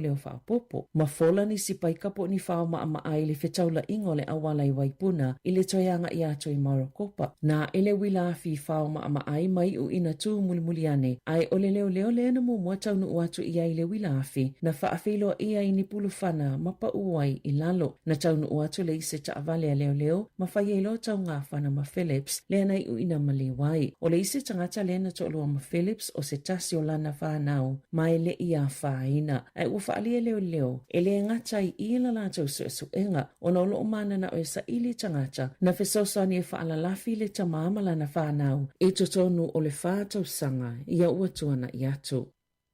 E whaitau hafe tangata o whiangai mawhainga tai le taututongi ngau pili o ele tise, pe ona whaalia le Consumer New Zealand, na whaalia i salatou sa ili ilinga, e to samale tolu se lau hafe a inga ua whaapopo, i pili o lato ele tise, le taule e tutongi pe a whai ua te aso i tatau ona tutongi i pili aile i tutongi ina, taluai, ona ua le ngā whatia ona tutongi pili i le taimi, e tatau ona tutongi ai, i le tausanga taluai. E tu samale se lau 50 afe a inga na whaiani no ngā tupe, e tutongi e lato el tise, e le au fia i tangatana ai tā lafu mai o lato a inga ni tupe, po ni a lato wō. Pei tā ina tā uere so upol Consumer New Zealand, Jessica Walker, e eini se tangata a tonu lato tele o sila fia ina, o lo eini avano e mawhaiona lato tā paina i se fiso soane, e eini tuutuunga, e au i company ele tise o na tā au i tangata, pe a whai e fisilingia i lato, e winga ini fuafuanga i tala whea ngai mai lato i le tutongi ngau pili. E au fo'i company o na whaailoa e i lato lava ni whaamatalanga pe a saini le tangata whaatau o le aia whaonga ina la lato company. Pe ilo fo'i le company o lo whea ngai le tangata tutongi pili mani tūlanga whaingatai tupe e tatau i tangata o na whesili a lato company e le tise. Mōni whaamatalanga i winga le whaonganga o la lato pawa e tausa ili ai pe eise isi tu ainga whaatulanga ngai tala whea ngai mō tangata taitasi pe ona sauno i le sui o le Consumer New Zealand. E le ini whaatulanga ngā titele o awhi e ngāluenga alwhaltupe le ANC di New Zealand. Pei tai, e te le se ngāluenga mani whaatulanga ngā i le ANC di Ausitalia. Pei ona whaasilsile le asoana nafi, le e au whiele to sama le tolu a whelima se lau o tangata whai ngāluenga. O le a whaamuta lātou ngāluenga e o atu ia se tema i le tausanga a sau. Na whaali e le ANC Group, o le a whaititia fo ini kone karate ma le au kone sale, ma isi whaala potupotonga, mai lima se lau ono se fulu miliona tala Ausitalia. Le tau wau whaia toe whaia ia suinga titele, na sauno se so upu mo le ANC di New Zealand, o le a tele lava ina whaatatau ia suinga titele faltupe Ausitalia. Peita ina whaia fo ini loilonga whaapea i la lai New Zealand, ma o se vaenga o la lātou tau maunga whai pea, ina ia lelei la lātou au aunanga mō tangata, o ia i loilonga i ono a whaina i ngā luenga e le vao le lua se fulu ma le tolu se fulu. Peita ai e taipi la vo suinga na whaatino ina nei tausanga uatuana i atu. Tala whauia, mai le si ufonga le lau mua, mō le nei tae ao.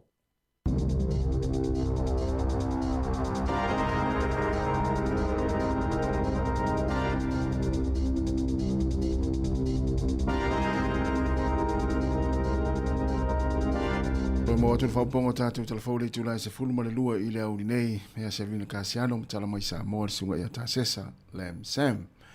Sfulu iwa minuta te ene le tūlai iwa, e le sunga tātou proklame o le aso, Mari? O le tūlai se fulu le tā o nei, o le a whafonga i le tātou tunu, i le polo kalame o wha upuina, wha ingoina, ia o upufai. Polo kalame o upufai, ia polo wha Britannia politics, wha tala noi nisi ma tā upu. Ia i matapu wha porkiki, ia i upu whai a mālo, ia i ngātu whele upu whai wha aloto i whale, o te lola le so, ia o le hawa tanoi, niso matapu. Toi wha te pā, ia tūlanga lo iei, ia le tātu whenga mālo le nei teimi Samoa, ia me se tūlanga o iei, ia nisi fo i o i unga. Ia me se fo, ia tātu pā aloto wha aloto i whale nei a tātu, ia ni i New Zealand, local government elections, o la wha tanoa tuli tūlai sfulu. A whali tūlai sfulu matasi i tāu nei, o na wha whonga le wha tanoa ngā la fionga li pule, ia ma la fionga i a Dr. Taima Whangaloa, i tātu polo kalame. Ia, o na tātu mafutale, si e pa e fwili tūlai lui la uri nei. Ia, na, ia e mōri si whil tātu o tinu o le tātu polo kalame nai li tūlai sfulu. Ia le lafa fwini le fionga le wano ati lawa. Ia, mo le uso ia Mari whai walu, tal tanoa toi vaenga. Ia e pei ona forsia le sunga. Mari, ia ma tātou mafuta atu ai lava si ipa ile tūlai lua le fiafiana nei e ala le tautua le si whonga lau mua Wellington. Ia, ma ipole ale, sa se iputia le tae ao, sto ina masilo o matua, ia e pei o tātou matua, ua le o toe fia telefo i ni tau sami fo le tele, ia na o sina vaenga, fo ale le tari la sua, ia mana tuane la fala au le tae ao, au au lia fiafi. Ia pe ia le ana ta ua le ana foi mata no tu foi Mari. Ia tulanga le mana e le ua tātou mul mo foi. Ia le alo tātou avoka le wa ia. Bane. Tongo fiera avoka. Tongo fiera avoka timi. No, wala var supply. Ia, wala var supply. Ia. Tasi va visiria tua vo le wa o tanga te tele na le fa tau vo le ma. O e ni fale ntia ma. Ia, fa tau fale ntia se temi. Ia, temi o foi fale o. O me tele na fa tau mai nei. Ia pe o me masani ia. Me fiu, me o spices. Ia, spices, ma me va pena ia mo. Ia ma o lo foi le na o me ia so uma. Ia. I wa te tongo fifo i nai fani tia. Ia, wa pe o fale o nai foi tangata intia pe e tele ai piton i manga ala fo ie ma. Ia ma awala fo ie le no fo tātou. Ia. O le mea fo le wa le tatu fale ro intia le ni ia tātou puru. Ia le tele o te tatu no atu lai fale intia fo ie le fai dairy ma. A o loa la ia mai intia le tele na mai ni. Le fai tātou kali. Oi, te iro la Mari. O tele i o hala i fale na fale ale o fale o loa intia o fale la na le mo ai me o spicy ma vea fa pena. Laula au vo le fa manongi ia. O la ia. Wo ye wai me o te kale fu ye mane ye ese manong mane ro wasia system ni so lo ye fa tau me man tu telefo me ai wa i tonu New Zealand au si mai e tele an fa ngai ya me o loa ma fu fa le langa mai intia waranta wole tu langa le mai newspaper town ni ya le te mo faile o le malo New Zealand mal malo intia man tu intia man tu te le o te mo ai atu se pe ia le mai te watilon tolu laula. umaloa America so saina ia pe lelon tolu intia I tulanga whawhitawa inga o loa ma. Lelai tamu whai New Zealand ma intia e whaise la tu whianga fo ileo whawhitawa inga o loa sa roto. Free trade agreement lewa ye. Wa levan tamu whai mai ia New Zealand. Tamu whai mai le teimi o Helen Clark. Ile mwhai. Tamu whai mai le teimi o John Key. Ile mwhai. Tamu whai fo Jacinda I nona teimi. Ya ele mwhai lava. Hipkins yan tamu whai na alu Hipkins intia. Malanga intia. Sau fo ila ya laksa la tau. Ya le tamu whai ya. Ai sia ona le nau ya ma lone. Tele o loa lai e nai intia. Ma le au mai a tatu I New Zealand. A tau atu fui tatu o loa I ne a tatu I New Zealand. O le tala fia o no maua se tatu fia inga o whai tau inga sa lotu. Ia I le vau New Zealand ma intia no winga leini la fonga leini meo ni terrace fu I wha popo I lunga. Sa lotu a whai tau inga I vau atu enu. Ia o mena na maa fuafisi le tuse. Tele I o loa fu I ma me whai mea ai. O te lo o e fia tele le kali. Ia lena I lau kale lena sa mo ele seso. Tasta fu lena. Matua lena lau whare kale fe uso. Tu so o loa nai mai nai spices nai mo ina. E wa leu te loa e. We whangata paprika. Ia le pe ururi. Sorry. Le pe lan mumu. Tongo le whang. Tele me nai nai spices fu I whale intia ma.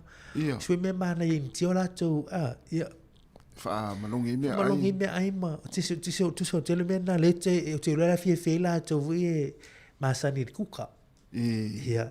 I mei te o fie fu ila le pe basia tu inga fe fa tau inga ia pa fia inga ia ste mo lumala ni ngoma tu fia la o ia lu fale intia me folele fa manungi me ai ma fa eu ku kama sa re pa tu e te walu fo e te fa tau me o countdown mat back and see ia ma ne lo walu ila tu e ana me e o e ti vi me para chicken fo ilili ia mo na el masala we to fa tamna masala le to fo el masala tamalana e lui maneira sim no cassava foi le fa tau falo cassava esse cassava esse el masala esse el masala o masala pe se paste foi ele pe tamaro paste foi kulimi foi ele me dia ya le lata le ya me te foi le ya la oi me yo kuka e fa ngai me fa pena.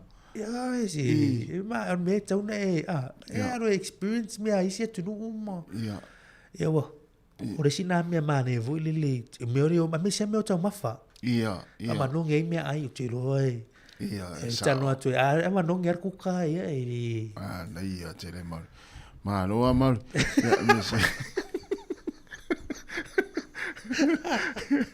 ia la tanta tu pese se mato tal no tu fa matala mal masala ia al sunga mari ia pe fa fan fight da fia fa tai fa masala ia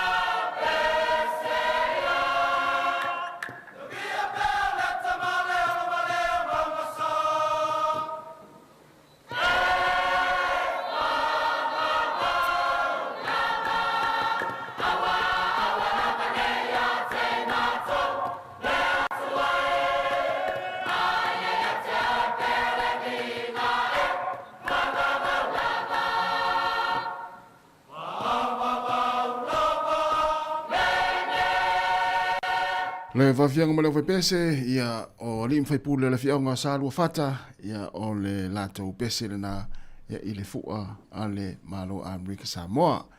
O le wili tatu wala au mauri lau tam fai mai. Ia, patalo vatu le wala au. Ia ka lo pari a lua ri lo sa se lua. Oi, malo se fua, tot. O le pifsiria pua pa mo le ia. Ah, le ba malo. O ko pa ska ko po kala me le Tulafono. Plafon le. Ah. Ia. Ia, mo le lo silfia ia lo o terminei ia pe o le sunga su ale sa pe de sangato le sa fenga i maltato po klamena. Ia a tono se termina tamai ona a fa fole ma fa lo atu le fenga le lipule. Sa ona o le bele o ke fia wal mele ele mo ba ia bele kolosi le ai alu dunga le wila ai ki ele wila ka ia le mea le uru ka ko le ia ele ka sa le mea so dalo i pe kolosi alu kolosi dunga le wila pa ki ele wila yo so dalo ia pe kolosi le mele so le pe fu vale wila le mal lunga kolosi so le la pinka vale sa ia mane yo kele yo ngai ni missinga le i ngola wala so le ka ula be kele ya so le la o pelo e ngola wala o le ka ula be kele o le mero kolosi e ka kolosi so le ali fo le wila la bela ka e o so la o ka te fu le ngole wila la ki mane ya te le wa ngale sa o le le bela bo ngal po pa sia ko la ne ko ki te fa matu wa bo ngale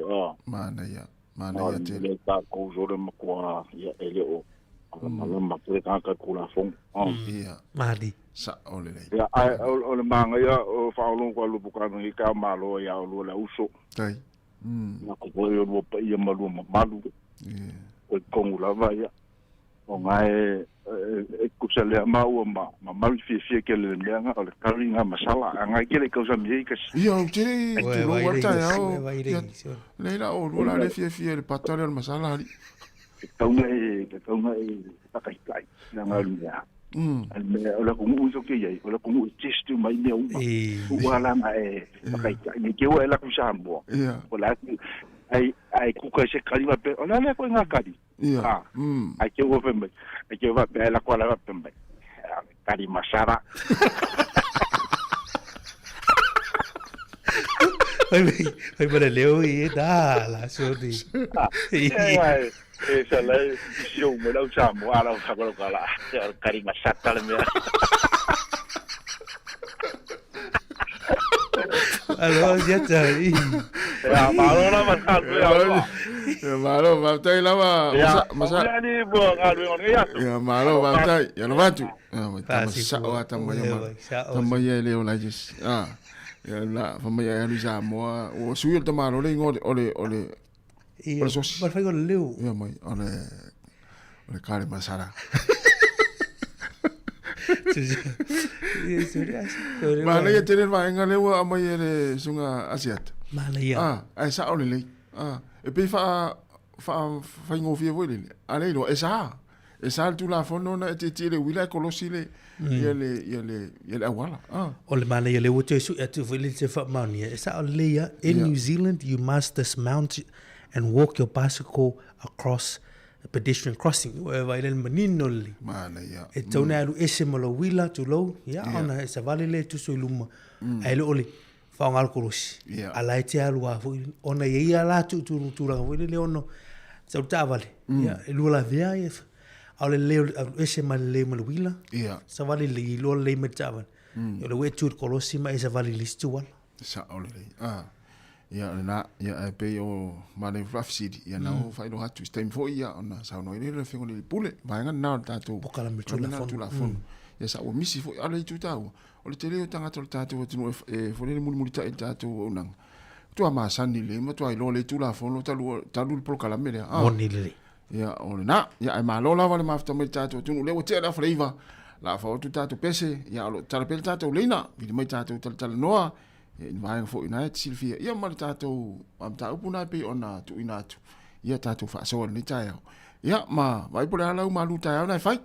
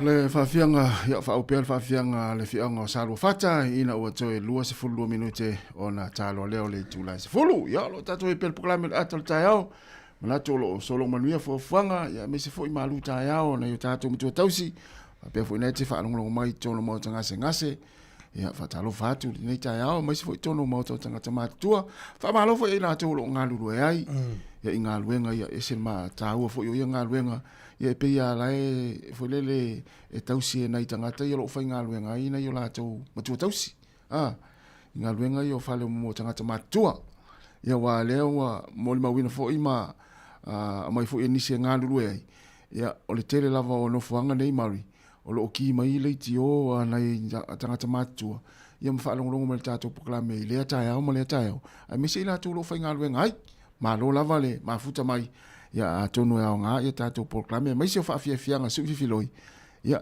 mo wai foi se fa singa malosi ya mo uto ma tu tausi le nga te tonu ainga fa pe foi tonu mo to tanga tama tu mo tanga se ngasi mo ni leitas o le stala mana i le tau tasi mana i foi fa ilo volta tu tunu o le vai so ne o va tino ina ile fontanga voi le malo o te tai o malo Pasifika. Yeah. Le fai la solmona le vea so nei le wata no wai fo i sa i solmona ia il tato palmia Chris Luxon. Ya mes fo ir palmia Australia ma o le te loele o ye se su sa mo lo ye de. Fontanga le sivanga na ni so la fenga wenga le tanga wenga oli. Vai fa fo sa mo man tu le fa to amor tato fenga filfilinga. Ya o te leo mai lope malanga palmia o tau si o ye te min nei. Ya fia me.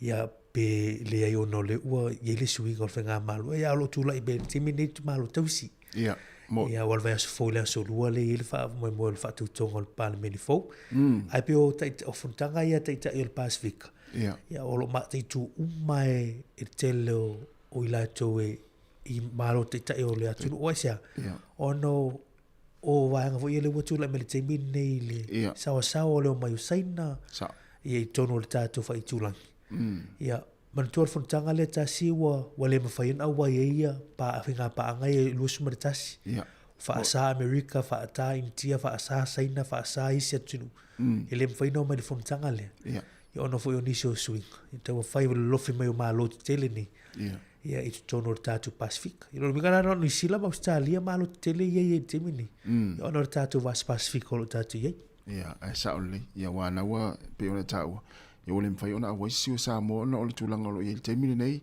ya me se ole tapena to wale fa to tonga le vai fo ya o pisil tatu tunu ya ole we le tatu vala ole wa tam fai mai mari ya fa talo va tu vala o te fatalo fa mo fa lo malo se furo po talo va tu te malo po malo si fua ya fa pena fa ya te o o te metu ala ngo ina le tu fa sala mo po kala me sa fa ina si te au ia o le o tu ine Wellington mo na la mo ma wanga antu hore kali si ele me tu kisi yo mai se ama so mai tas me tanga lo e fesu ya mo fesu ya o ato na na se au ta de tu fa lo ya fonga na ni to fa sala mai pa pena ho ina se au o na lo o te lango ina le vanga na malo fa tai o le tu fantasio pule nga e tu malo o te matuati te e au ye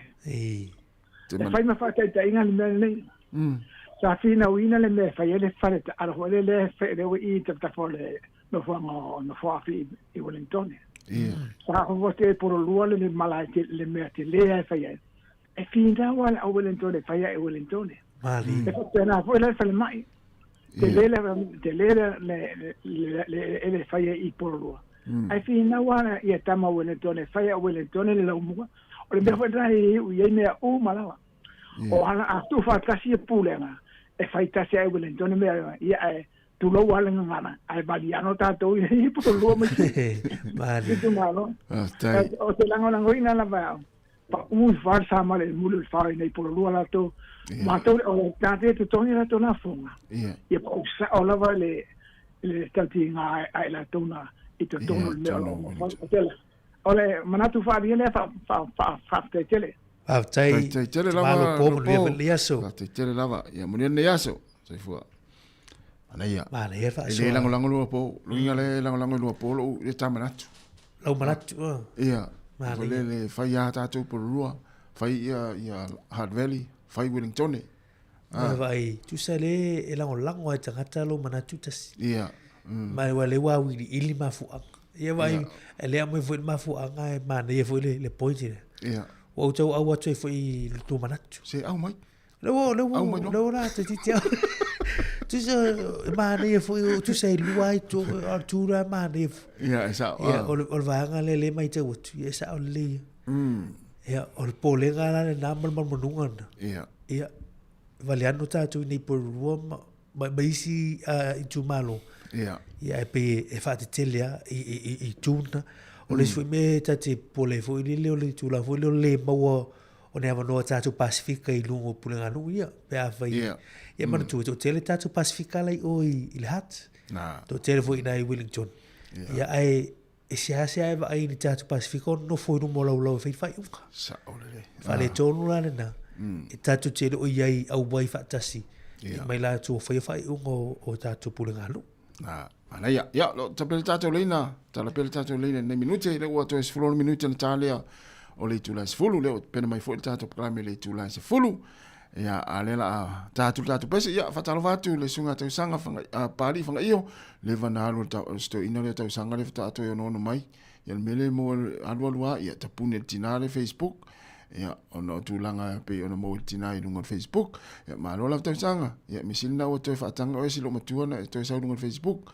Fatalo fa le faltua lupe Molinowski mai Brisbane. Fatalo fa foi le sunga MU Depot Kau. Ia malo fa tai. Ia o ingoa lava na leo mai lungo tato Facebook. Fatalo fa tu le sunga ya Mika T. Manuia lava ni tai ma fo Eric. Ia fa la talo fa tu foi le sunga por faltua Mao Walker Base. Le sunga au anai Sam mai. Ia tama le no fa malintio talivui. Manuia lava ni tai fatalo fa sunga vai yono. Ia malo va tai la tatu wolo pesa lea. Ia ona te pena fo ilea ma fa au ma to le fo tatu proklame. Ia lo tal pel tatu leina. Pe fia wala mai. Ia mata au fo pe on tal tal no atu tatu to tu le nei tai au.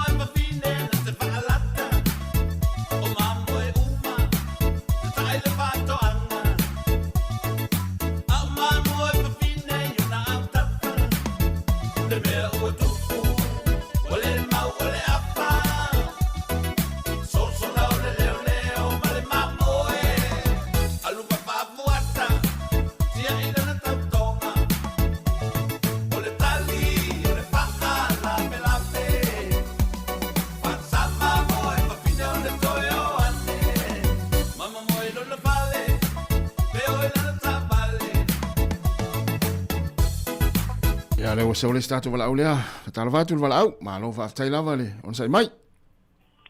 Malo sai fua. Ya, malo foi sai fua. O vesile sai fua. Oi, tala vesi.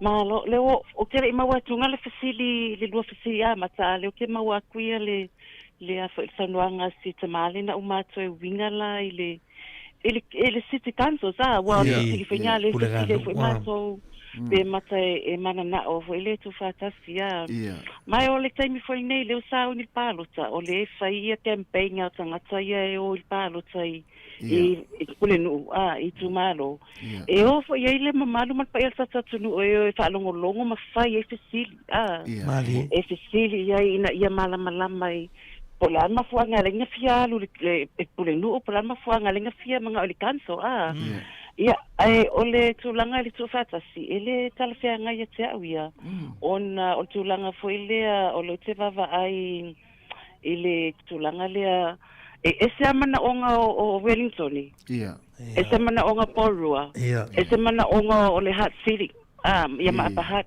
wa pe yo o mato nei ia fengi wa le te fa longo lava le mele o le vai le Three Waters ma le vai le e talanoa ina. E tau whena mamala mai po le ale au ape o mātou i apahat. Le iei le mātou le Twin Lakes le sa wele vai. Ia, ese fo ia le alu lunga le rate la tau ia pe o meanga le popole tangata. Onga o le kau o fale wa alu lunga. O isi le popole le environments. O isi le popole o isi me vava ai o le safe community. Awa like o whapeo o kilangi le anga ma o Hawke's Bay like le whala au me whapenga. Ai le lo ingai Wellington le kela whavelave kukupu ai. Tusa o meanga kilo o le alime ka o le safe community pe makai mawhaila e pūlenga pe aku whakasia sitingi.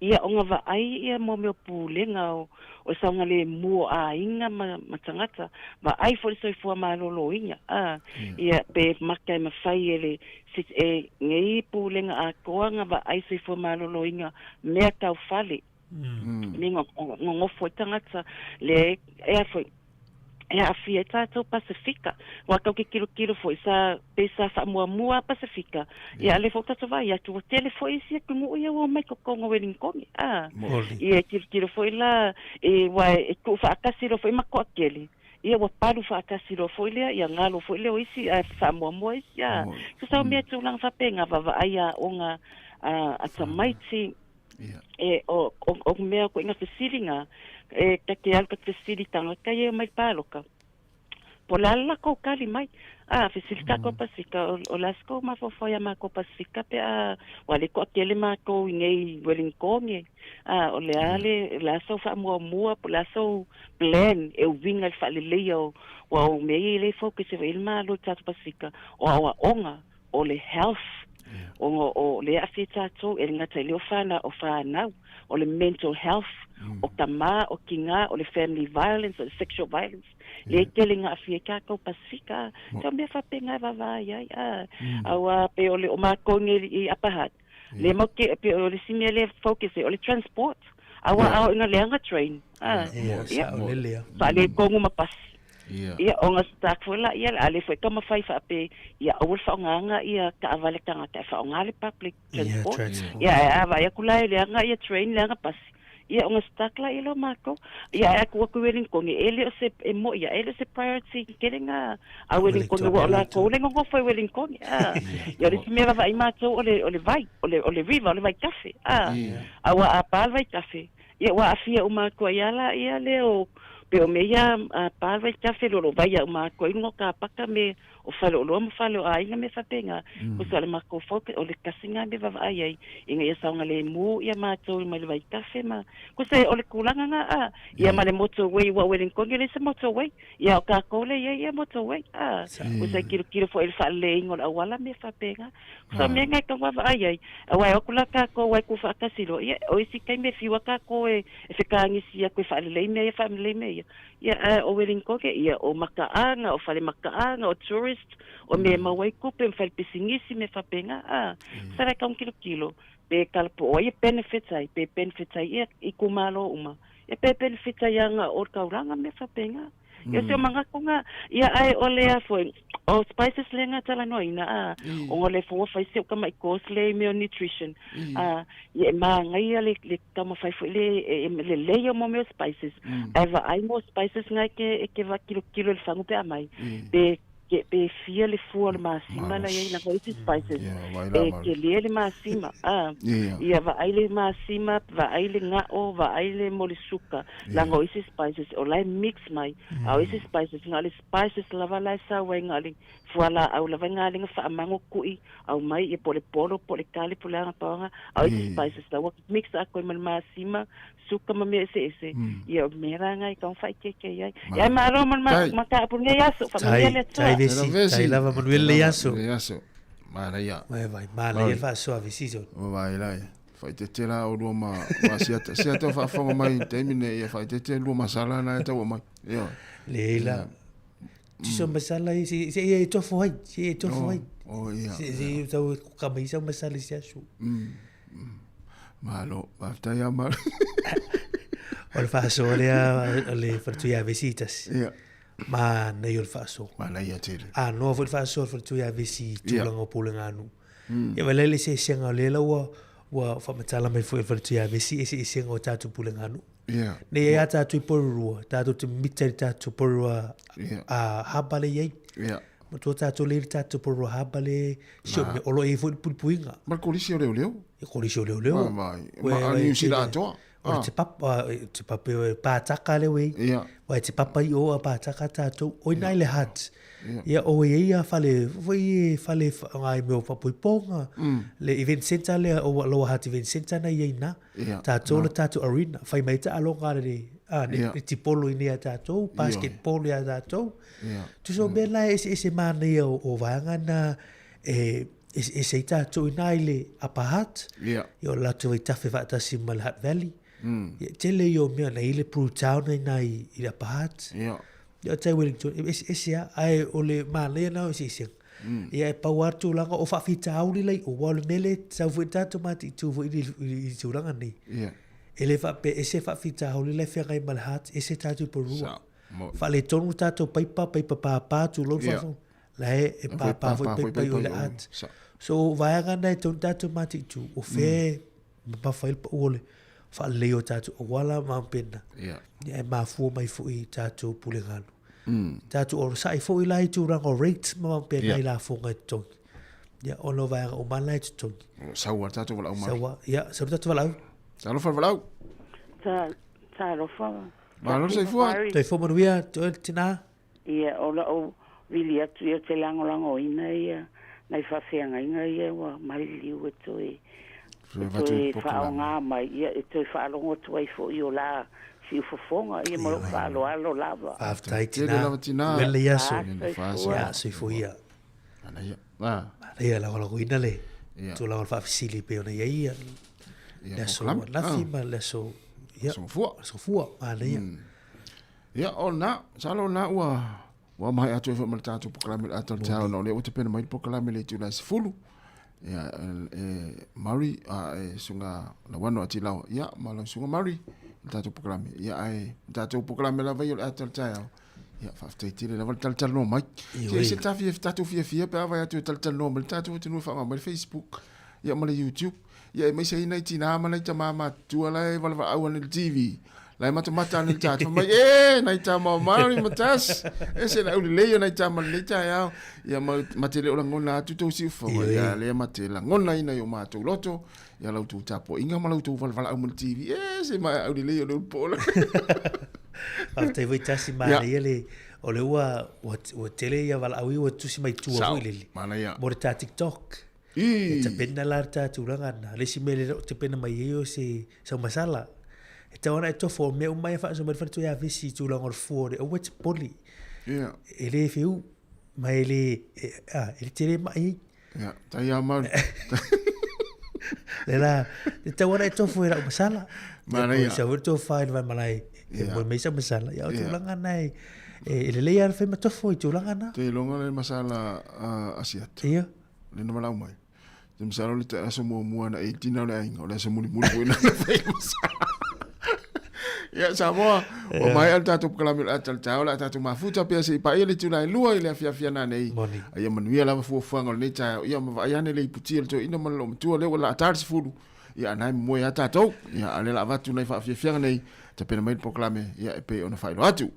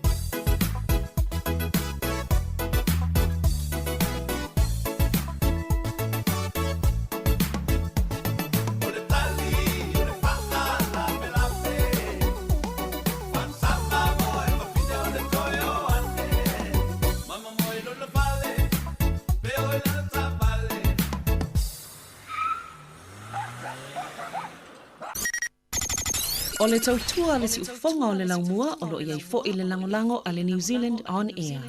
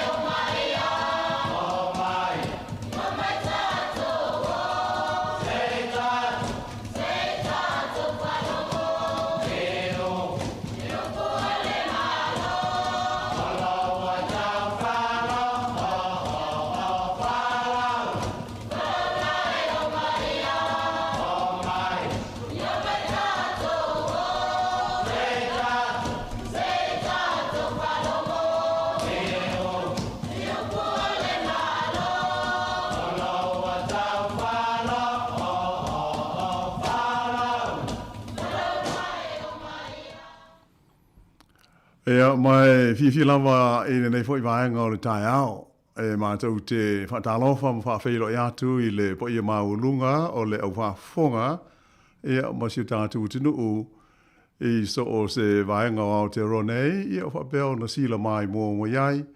Ia, ma whafonga mo i fo i lau tāpua inga. O le nei vaenga o le Polkalame ma nai swinga fo i pei on whaatulanga e le lipule ma le tātou tāngā luenga nei, le si ufonga o le lau mua.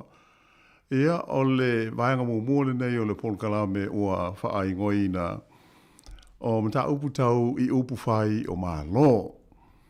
Ia e tala no ai fo i ma whaasoa i le tūlanga o me tupu maali e li mai i pūlenga wha le malo, ia ma wha pūlenga wha le nuu, wha i tū malo, e wha peo nā awhia te le ailu tū soifua, ia ma lo tātou nopia ia i te tonu o le nei atu nuu o New Zealand.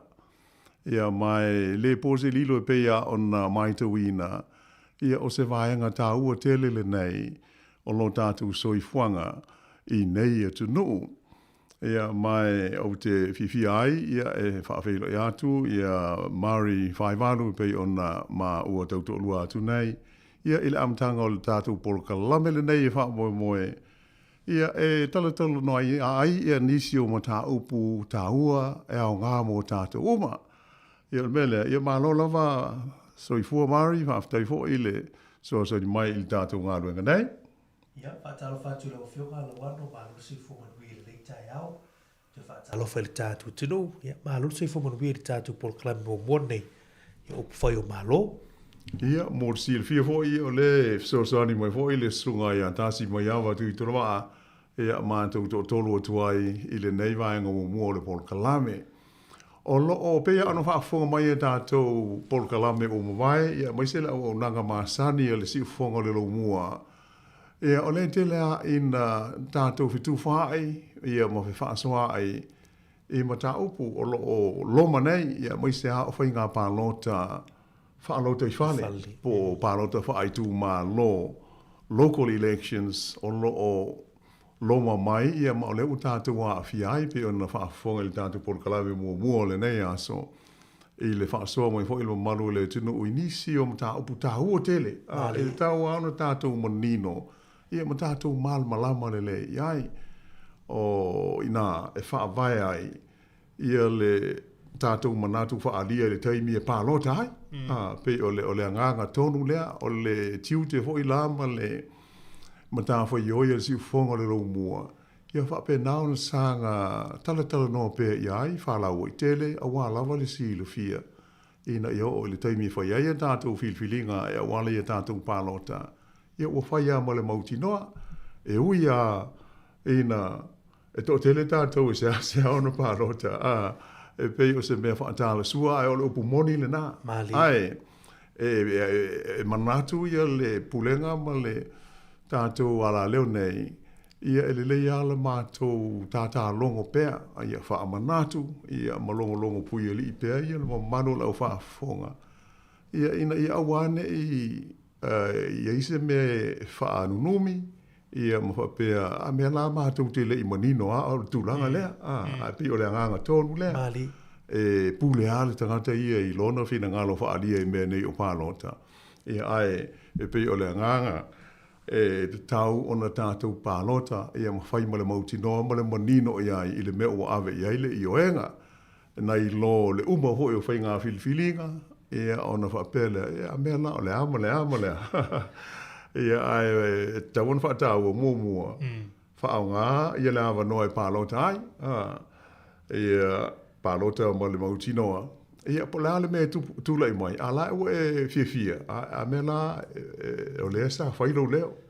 Ai, pei o le mea ale, pei e maa sani ai tātou. E whaato ato e pisa ane muli. Ia ua uma. Ia ai pangale o le o whaifa ai unga po le ale me tupu. Ia ai leise me o whai au mo le i pālota.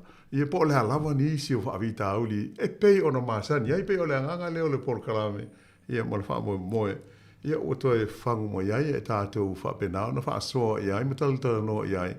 Ia mo le wha moe la le ia o ke topa o ke topa o le taimi le wha o mai, e whai ngā pālota, i e wha alo te whale le, whea ngai nei ma tātou i New Zealand. Mali.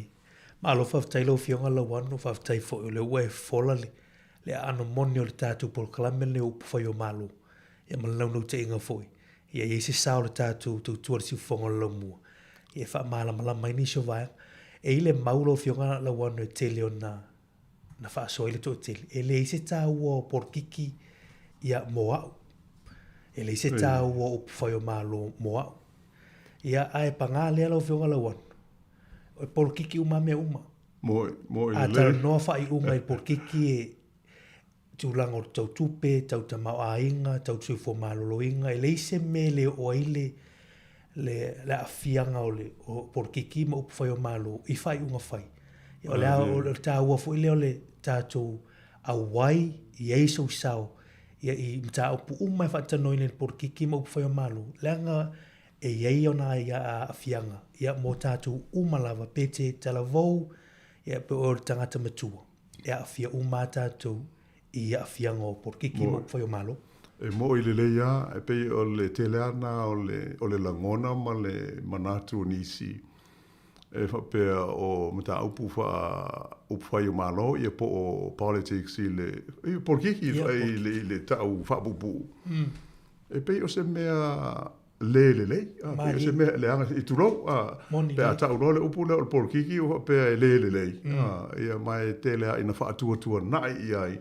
E tātou te le manatu ma mawha i ai lona winga. Mali.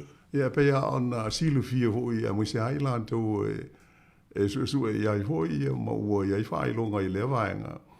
O meo upwhai o malo, pea o ina e whai ei tonu. Moni.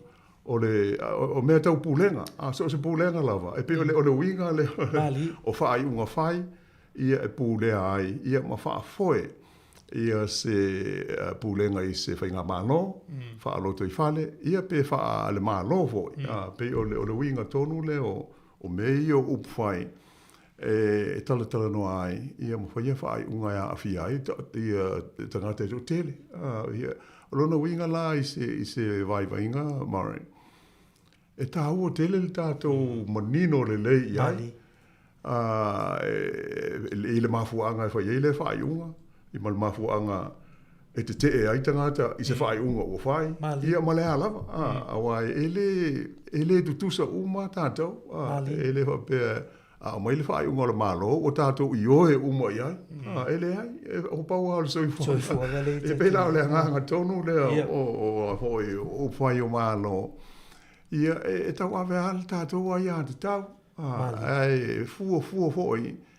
E le whapea na o tātou i eile tātou ai āna tau, ai le eile ai āna tau o istarat. E whapea nā le soifuanga.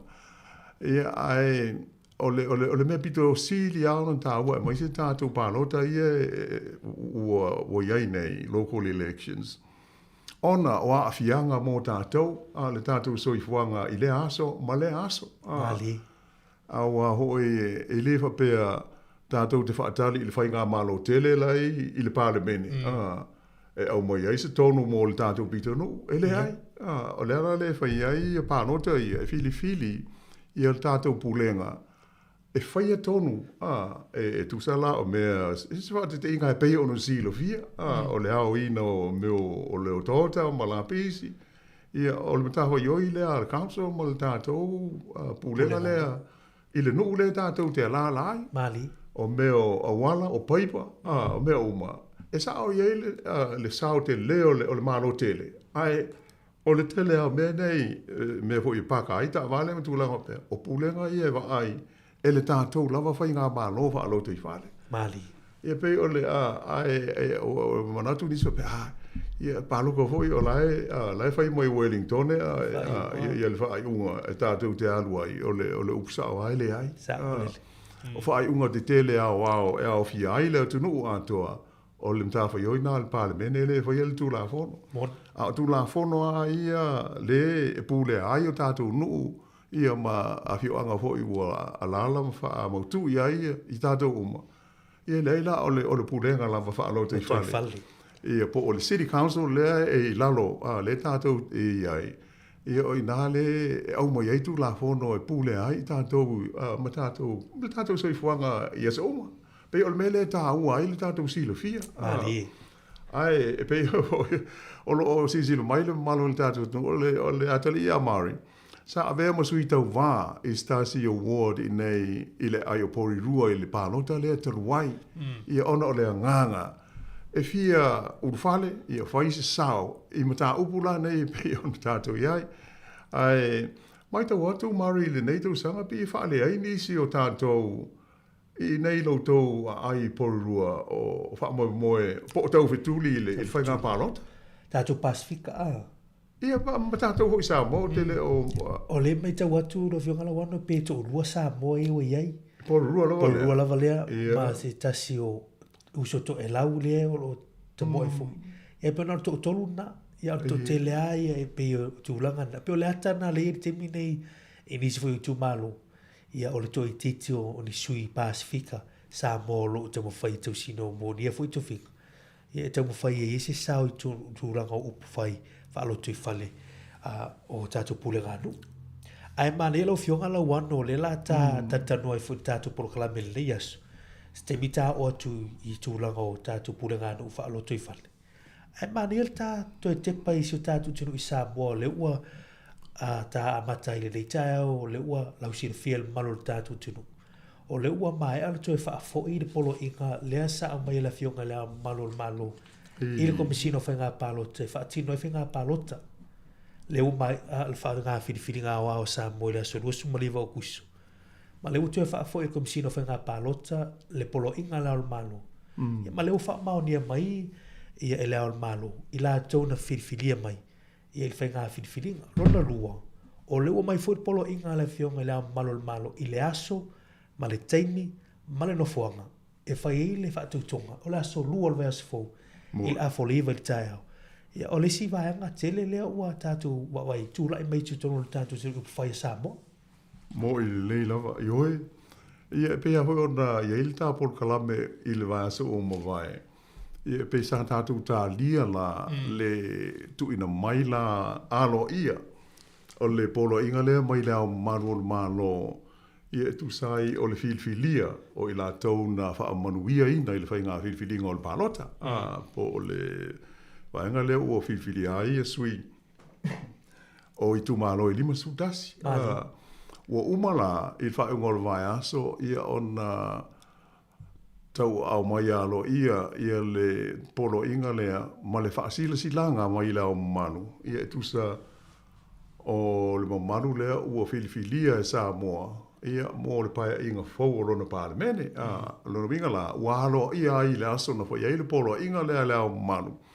Ia le filifilinga o i lantou o ni sui filifilia o le paia inga po le nofo inga lona se fulma le malu. O le palemene o le malo tuto tasi o Samoa. Le mea mua lea. Ia ona sa so mo ia i la lea. Ia pe ia o lea sa. E po le mai tau atu i Samoa.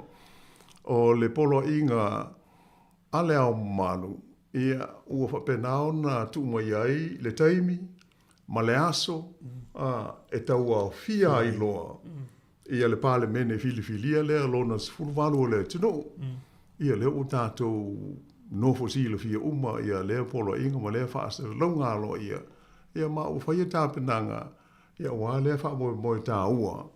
I le tala whaasa o pito le tātou tino o le po le fono o le tau fianga mua a lona pale mene lona se fulma le valu o le aso lua o le vai aso fou afo le iwa i le tae au ia pe o le tulanga na le mai tau atu iai ia lona winga la i mea maasani e tupu o la o ta pena o ia wa o le usilo fia ia le tulanga o le manu malo o le whaatutua i le tua sa mo o tasi i le whainga pālota ona e au pito i tō tele i o lātou sui whaipule i o manuia.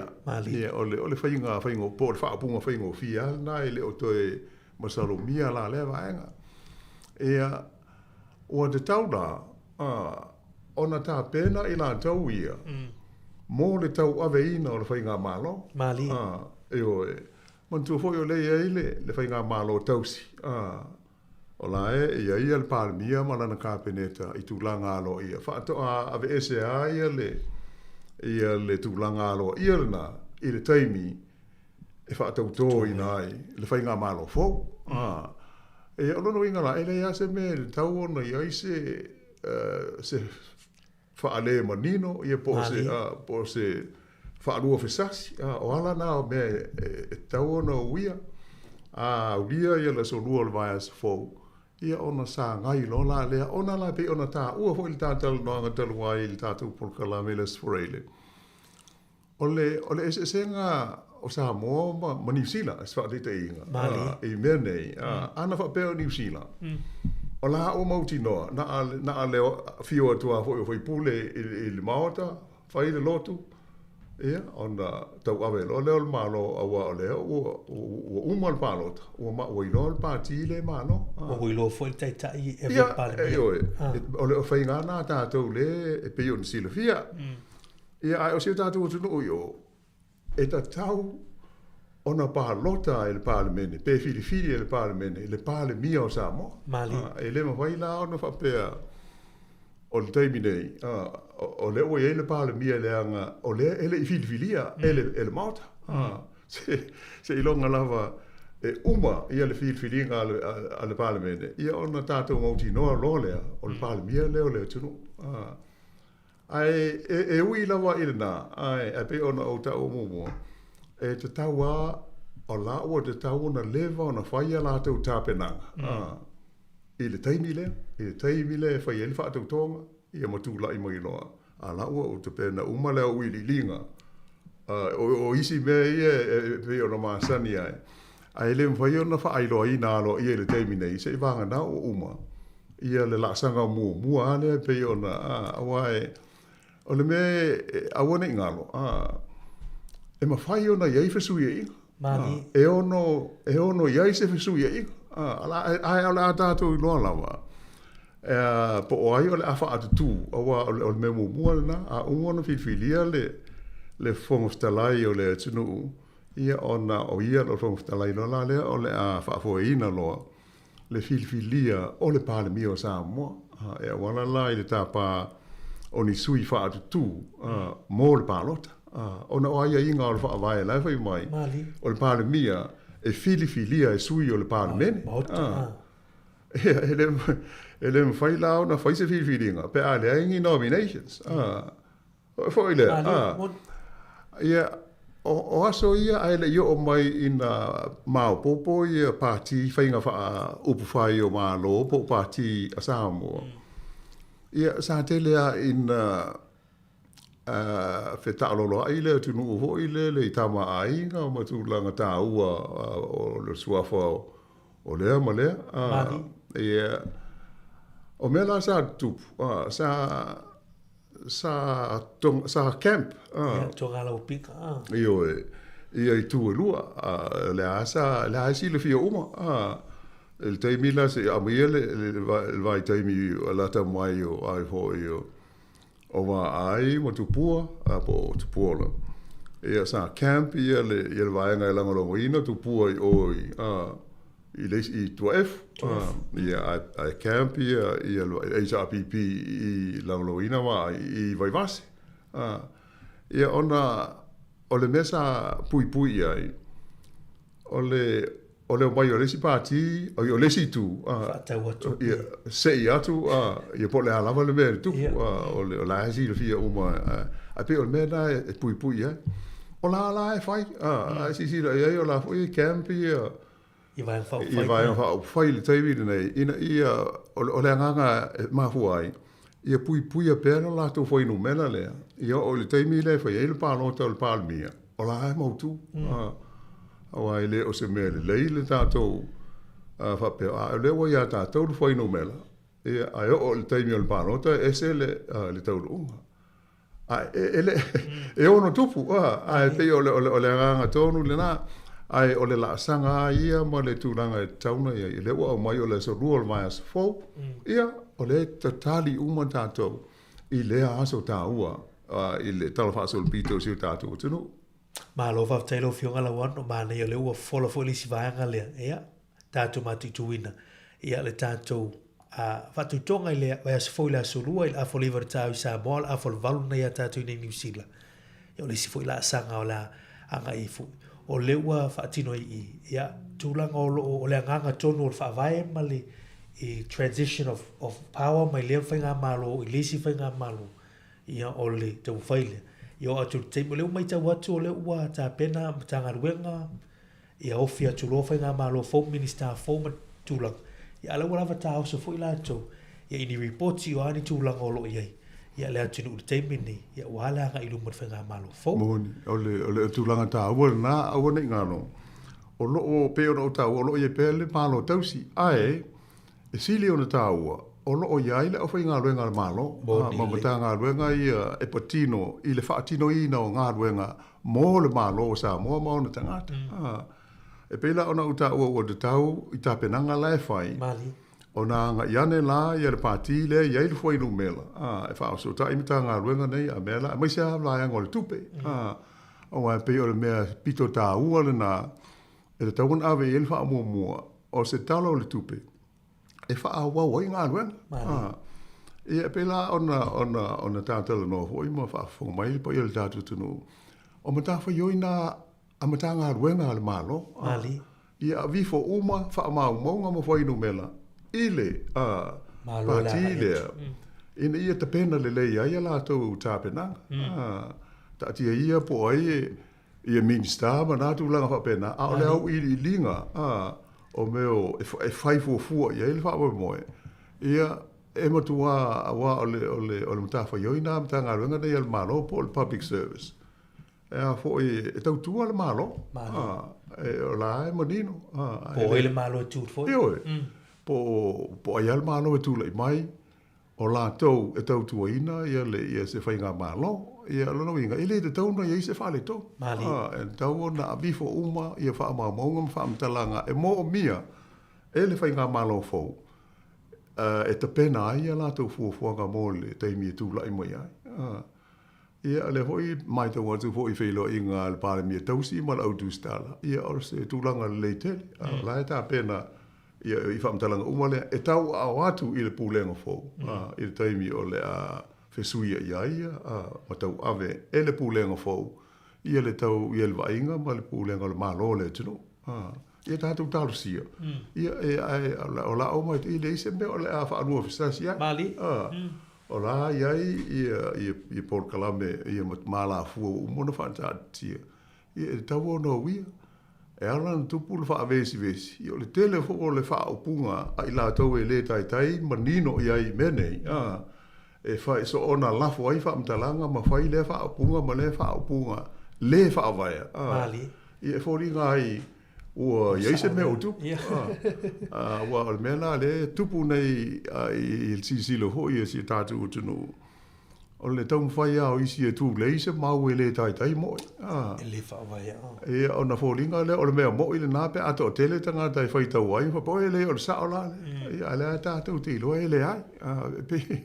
O si au mai taunu na mawari. I le mahuanga e le ina fōringa e vevesi ai le me ele ai ama se mea lai o na vevesi fua. Mali. Tātou tā lia le aso ua tauwhaina, ia o taupoina, ia mōle wha amoe moe o Samoa, ia so sani moi fo ile li, ia lātou whainga whiwhiringa, ma le wha taunu ina o lea vāinga tā ua, o le soi fuanga wha pāle mena si o tātou o tunu. Ma lova tailo whionga lawanu. Ia, ma leia a lava sai fo tātou Port Kalame le teimi. Ia tue tali o mai tātou tatanoa. Ia mi tāpu whaalo tui whale, mai se whainga whiwhiringa whaalo tui whale loa ngai mai. Local government elections on later sang whaftai.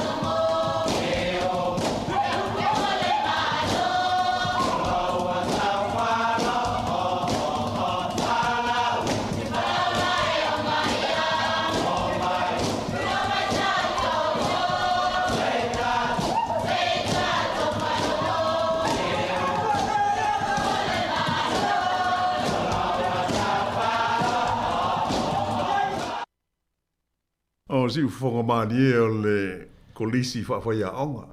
A tonu o to tele a hoi tu pulanga i nei ono pō la tu tele si la fia.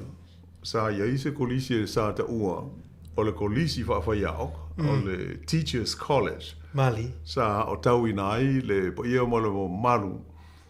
O i la tu fo i sa tu le mai i to finga whawhai a onga i si o tātu o tunu. Tu sanga i tele. Mali. Ia ona o nei ono pō hoi ma le suinga o iai pia ona si le fia la o mātua. O whai loa le universite au awa le tunu. Ia.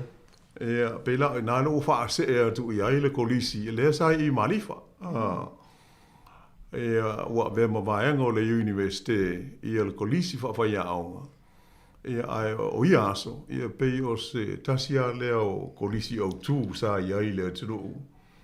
Ia whaapitoa lava mo le matata whawhai a aonga. Ia mai e le uma hoi le maali o la tau pespesenga wa whaatunga pe on ta wha longlongo atuna. Iai whaaftai hoi anta sil fili o le pese. Ia avea hoi mua pese au tū. Ia pe thi mai le tātou por kalamele nei o mea tau upwhai o malo. Ai e pe ona mata ua mua.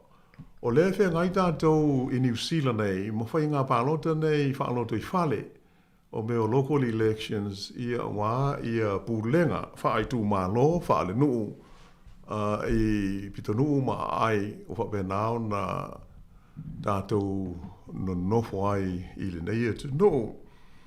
Ia, e mai ta watu la i nei, ia ta amata i pori rua mari ona o le iei le ofisa au tu o le si ufonga le lau mua e lau tau ai mātou ngō whia nei. O le mai tau atu e pēna o le tō tolu sui ia tau wā i le tōwhi pule nu o porirua i le nei fo i taimi po le nei pālota o tātou whenga iai. E whai ana e sauro o pe o atu o le ahoi e le ngata i na tōla i titi. Ai e le aise ali i pea ana o ta maa i tai le vea masui tau wā o le tofi pule nuu o lautou ai tele o porirua.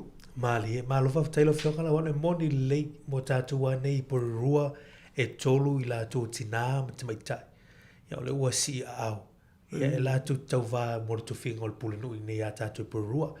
O le te maitai pule nuu o lo i le teime nei a Anita Baker. O lo tō ta moe fo i le nei pae inga. O le wanua nei no fo inga wha pule nuu. Lua ia whai ngā pālota o tūlai mai ai foe o le pule ngā nu. O le isi tina o le tamaitai whai ngoi ia Kathleen Filu. Ia o se tasi o sui whai pule o le pule ngā nu. Na manu malo mai pai inga talu pai ngā pālota lua whi lua lua.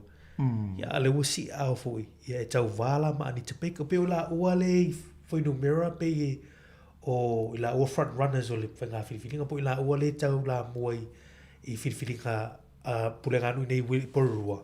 Io Anita Baker, ia ma Kathleen Filu. O le si tina, io si tina o loa foi lana tautua nei atu i porirua. I tūlanga o a onga, te loe tele o whanau na onga nei porirua. Na iei si tina ne na whaia onga ia i lātou. O le tina rarotonga e sua whaia ura pokoati. Ia o whaalua nei tau wā mo le tofi pulenu. Ia e le manuia. Ia leo te tau wā fo i le teimi. Ia e peo tōtoro i lātou. Mahalo, mahalo. Ia e leia ana o le e whaafonga ia lautou maruho i porirua. O le tamaitai leo Kathleen Filo. O se Samoa po o se Pasifika. Tu sa maanei whawhisiri. O si tina Maori. Ai o lo no nofo malali Samoa. E peo ina le le whai ule o Filo. Ia mo lau si le whioro tātou tunu. Ia e pei e iwi nei a ngāti toa ia le tamaitai. Ia e nofo malali Samoa. I la whanau nei porirua. Ia whai ngoi a o whai ula o Filo. Malo, ia o le na. E tā ua tele le silo fia. A misal ma mano o tātou si tātou tunu. Ia wai le moi lope te ua manuia. Ia ale ia iso na so tanga wo i matato. Sa o lelea. Le ngata na ai awane ngaro. O le iwi le ia o na di toa. O se tasi o iwi au tua i nei le area po o le tu malo nei o toa. Ali. loinga e te le ia le tulanga e ono whaamanuia ina le tau mawhai o la le mafi. O le tūlanga la le mai tau e tō tele ni sio, ta o pūle e laulunga le timili. Ia e se fwoi lona tūlai mai tono o pūle ngānu puru. Pe o sta te fwoi le a tu si tu pe wha atu puina ni ilo ni vevesi a o tūlanga fwoi o le wha atu pu manatu i tono o le bota ia po tono fontanga. Ia tele ala na le tele ana la unga ma na wha soa tele na fisili fwoi tangata fwoi tele ana fisili tono o fondo. Ia fa pena le bowling mai o lana fa to singa le o laro temile ia o se tangata e fisili tele ana fisili a wa ia tangata repairs po tangata toki la foni tono o tatu pulangano ia wala usila fia fo ele malo tatu turu ia le tamatai pulno ia ni tapik le tele na faia fa tantano mai le masina i lo ho tatu tautua ia tano atu e fo mele fio ngal lipul ia ila toni o tau fai. Ia, si o ao wale tātu pulanganu nei porua. Mahalo. O le mai tau atu la i le tūlanga i le whapela na o tātou i porua. Ai pei o whai ngā whiwhiringa uma mō New Zealand.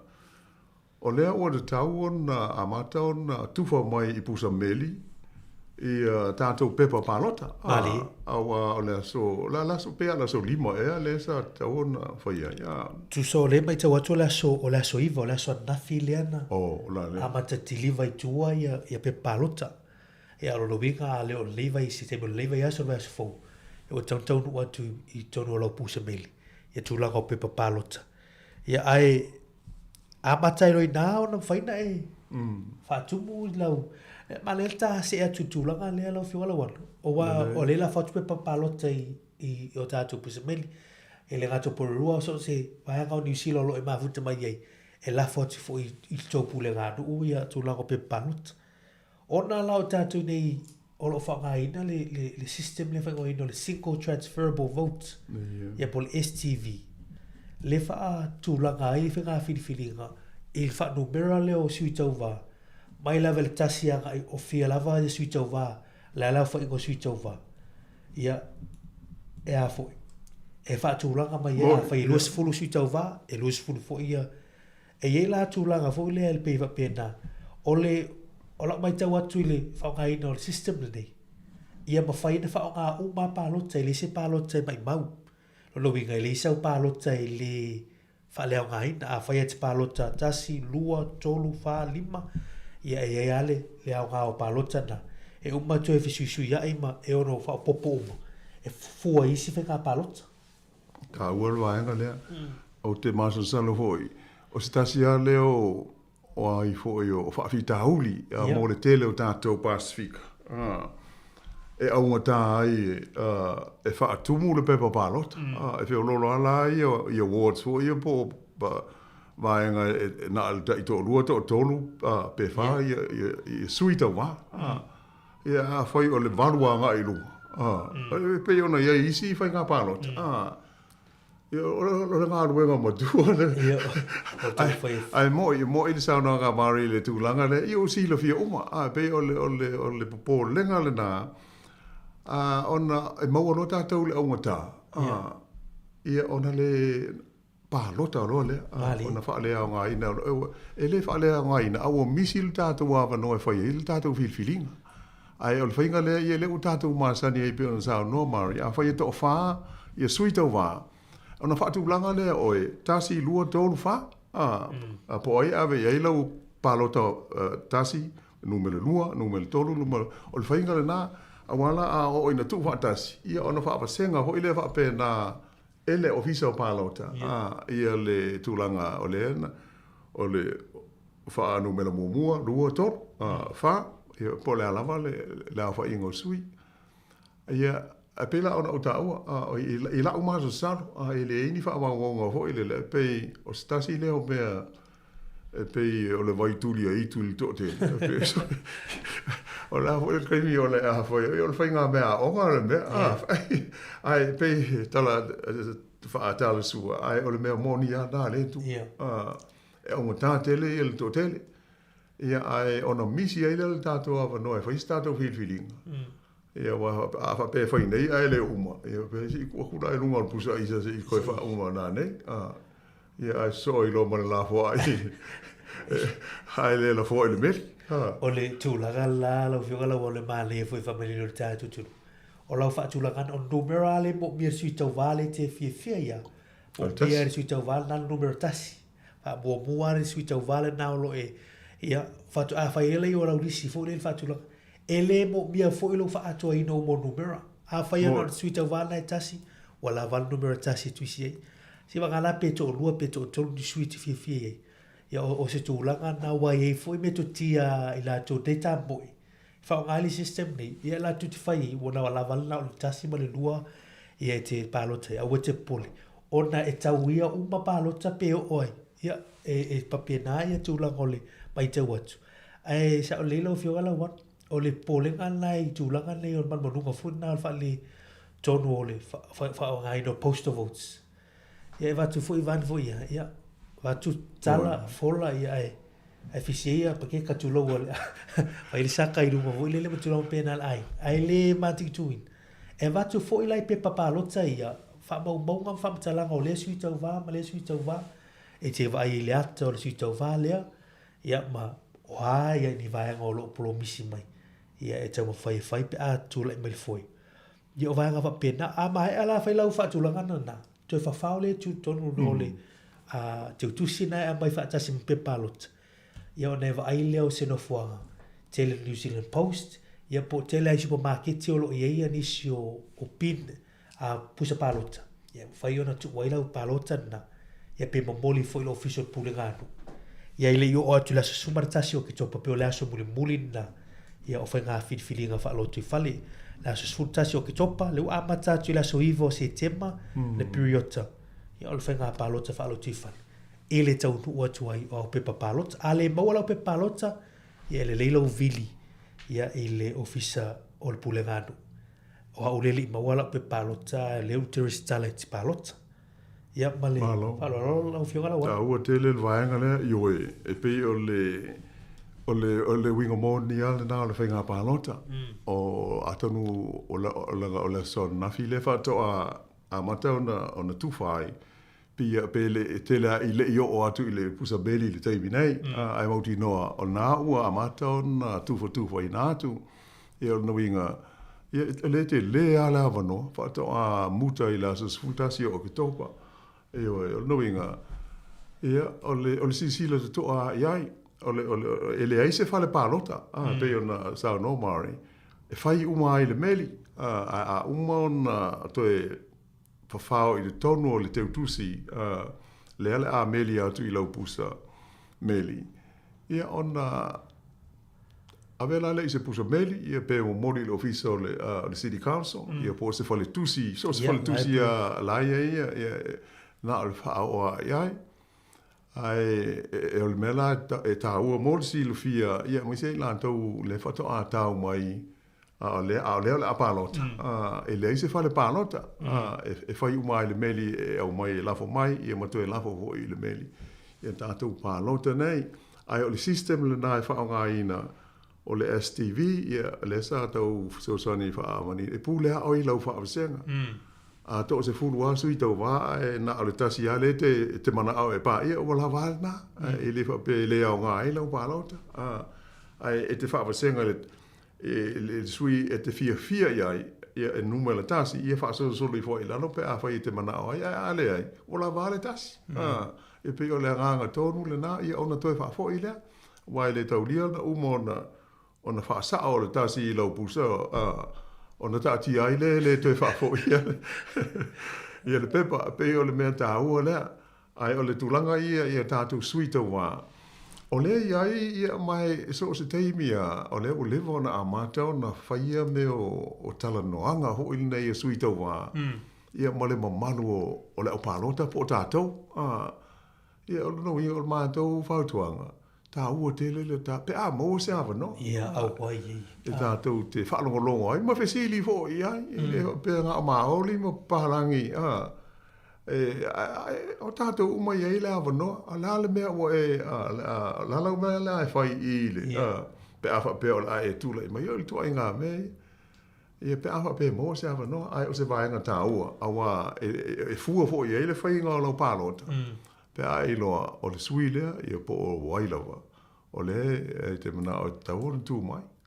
Ma lo fa telo fio ngala wano ma nei to fa mani no tu langa nei. O le whenga whiwhiringa lo hat, po le hat city le mai tau atu o lo iei fo ia si tamali Samoa o lo tau wā mai ena. Ia le te pomale ele sunga ia Ken a Laban. Ia o lo ta moe mai fo ina i le pule nganu. Ua le ua le te moe le sa ave pule no. Moe. Ia Campbellberry i whenga whiwhiringa nei. Ia lo no winga. To te leila to ia au se vaila na ula fala ma o iki lana pe o pōti no campaign whatosi. Ia, o se whiwhianga fo, pe a tu lai mai se pule no Samoa. Ia, i le nei whaitu. Ia, pe a ta whawhina ngana. To telo tātu tunu o lo alalam papa o Nail Heart Valley. Ia, o le whiwhili a man, pōtu mal mauti no. I tūlanga o tauta ita. Ia, ma nei o le Samoa. Ia, ele te tau whaelo fo, ia le sunga a Ken Laban lan tau ia. I lana sao fo i tūlanga o laka pima whaasalawi no tālonga. Ia o lo lau silfia le malo le atunu. Ia, nai le apahat ia utula wano, ia o le fionga ia tofa sufil kush, ia inai Wellington, ia le fionga ia tumfono kena kui. Ia o lo tamu whai mai ia ina fuana, ia o pule nganu ina ia tātou Wellington. Malo, e yo e mo i le leilama, ia mo le whaafonga mai fo i le mamalo le tātou atunu i sio tātou, vaenga i nei Wellington. Pe o le tūlanga le nā, i le mai tau atu fo i ala tau o lo tau mwhai le nei whai ngā pānota. Pe lau na e tā ua. Ia o le lau mua Wellington, ia pe o le sunga le lilo ia ia tunu mfono Ken a kui. Ia o le tete i fono le tātu walis wha sa lau le nei, le komiti wha afoe. Ia o le tau mwhai mai e stasi o ward, i le tonu o Wellington. Ia tālo sia o tele ia mamalu o le tātu tunu e lala i lea ward. Ia e lango ane ho i le wha o moe o le sunga ia tunu mfono i le whainga pālota.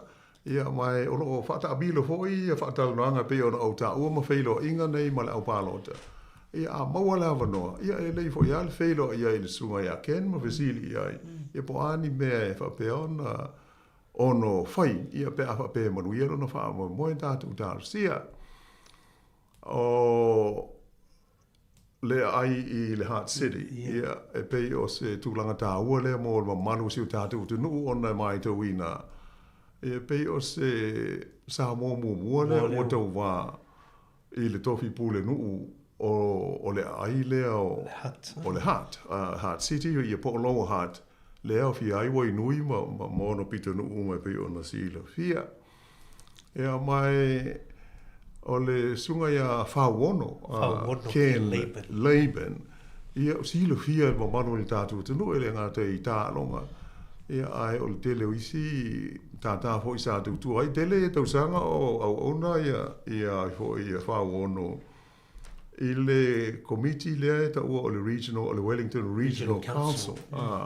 Ia po le pulenga e au fia o mai Wellington e atoa. Ia nui ngala te le nga waa i le tūlanga o mea tau pulenga. Ia maise o tau pulenga whaaitu maa lo. Ia o se tasi fo isa ngā lue mta ngā lue ngā leo i tau sanga i tele. Pe on sin fia. Ia mai ia hoi pe ona e sao noa e tau atu i fo isi o tātu atu no. Tātu tālu sia. Ia ole a to tele ia nisi o le tātu atu no. E lango ina ia le sunga ia Whaono po le sunga ia Ken Laban. Ia mo le wha moe tā ua. Ai ona se atu le mātou pito no i Upper Heart. Ia moni le sāronga o le fionga ia tofa. So fole kush. O stasi fo i o le komiti whaafoe o le tātu walis whaasara laule nei. Tula i mai ai e tau whai fiofi le tonu o le pulenga. Ia po le council na Upper Heart. I le neipaia inga o le a pālota ina. E le ngata ia sufole, ai mai tau atu e isi tala vau sa mo o loo ia o Henry Gray. E o se tūlanga tā ua te lele le mai tau iai. Ia e tō ruani nā i sa mo o loo tau mwhai ai i sio mātou pitonu ua pe e tō tele i le au papae ma lau maori. Ia tau le ai nisi Pasifika e mo se hawa noa ia tātou tālu sia la tu wha moe. Ia ai pe o mea o maamari, ma le anganga hoi o le tātou, wha ama natu le tautua le nei an si ufonga le lau mua. ia ole on sa e fai ata tu palota mali ho ole e te pe ona mato ta o lava si taimi si la to hai ia wa o tele ia mo fa sa longa sa i tato local papers for your community news ia mo newspaper te tele ai ia ata o la to o lo ia lo sa fo i lunga i fa sa longa o le social media ia sila ia i o la to anga va ma tu langa fa pe ia mai se o fa mo nga pe a fa i monu ia ma tu la mai i se au ngā mō tātou i lea nu le nu o tātou nofu ai. Ma lo fa tailo fionga la wan ai li misi a u nei a tātou por rua ia o le te mai tai a Easy Ford ia le te po male le malo tātou tunu ia le soi fo tau voi o Easy Ford ia tono por rua na te mo e foi na sui pa purenu ia i nei a tātou por rua na te mo e foi le pule na nu li sitain ia o lo tau va ia o te mai tai sa moa pena foi le li o Jason Finau ia o le si foi tala vou le o lo tu lai mai foi le team si lona lima ia e tau vai whainga fifilinga nei a tātou i Pururua ia lo tu PIC nei Pururua e no foi Cannons Creek ia male sunga a mosi ngalo te lo foi le to tele ni so tātou au whaafonga nei o tātou so toke lau o lo whaafonga mai ia o stasi na walo tam whanau toke lau o lo ta moe foi e peo la ua to tolu ia whapena i Kathleen Filu i lon pitanga Samoa. Ia, ma ura poko ati o Pasifika foi la rotonga. I la tau nei o lo tau vali nei. Fui tau sanga nei aia tātou i Porurua. Ia, mor whainga awhiti whilinga alo whionga la wan. E peo ni sina o lo tau va. Ia, e tau te tau alwhi auli na. Ia, o lo lava le teimi. Ia, mai la so iwo se tia matau la sutasi o kitopa. Ia, e whaatino e lau whainga awhiti whilinga whaalo tui whale. Ia, pe o le nganga tonu alna o le porkalame nei. Ma tau ia ma le au nanga si fonga le lo mua ia na on ta longo atu ama ho tua ia ma fa amanatu pe o le nganga le au nei ngalo e le vaenga ta ua lo tu ta tu so i fuanga i tono New Zealand nei ta una fa ngal ta tu palota fai ta tu leo ia ina ia sa mau sta tu leo li fai nga filinga ile palota ina la o sui filia o pe ia on silofia o tātou pūlenga ia wha ale nuu wha i tū malo ia pe o tātou pāle mene wha alo tui whale le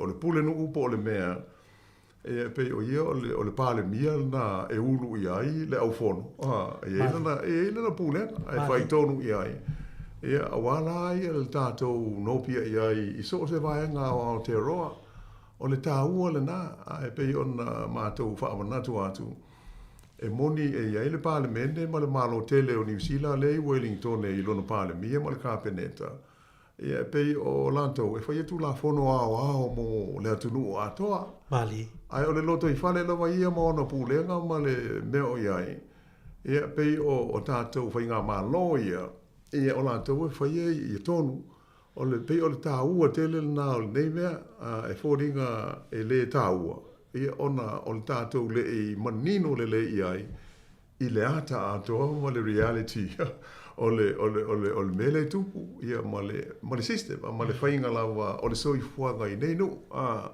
ia pei o le nganga atoa le na ai ona salo o le tātou teimi o le whapau mo ia le nei vaenga i ma le nei whapoponga mo mua o le tātou por kalame le nei whawa moe o le ato e moa se isi whaopoponga i la lea fo i vai aso i teimi masani ia ai whaamalu o tufo i whaafonga mai sa mo ai eise whaupunga ua le ma tango fia i lau whaafonga mai whaafitai mari ia ai mai se fo i le sunga i atasi ia mo le nei vaianga mo mua o le polkalame o upwhai o malo tātou whilo ai i le vai aso fo tai Taurioni!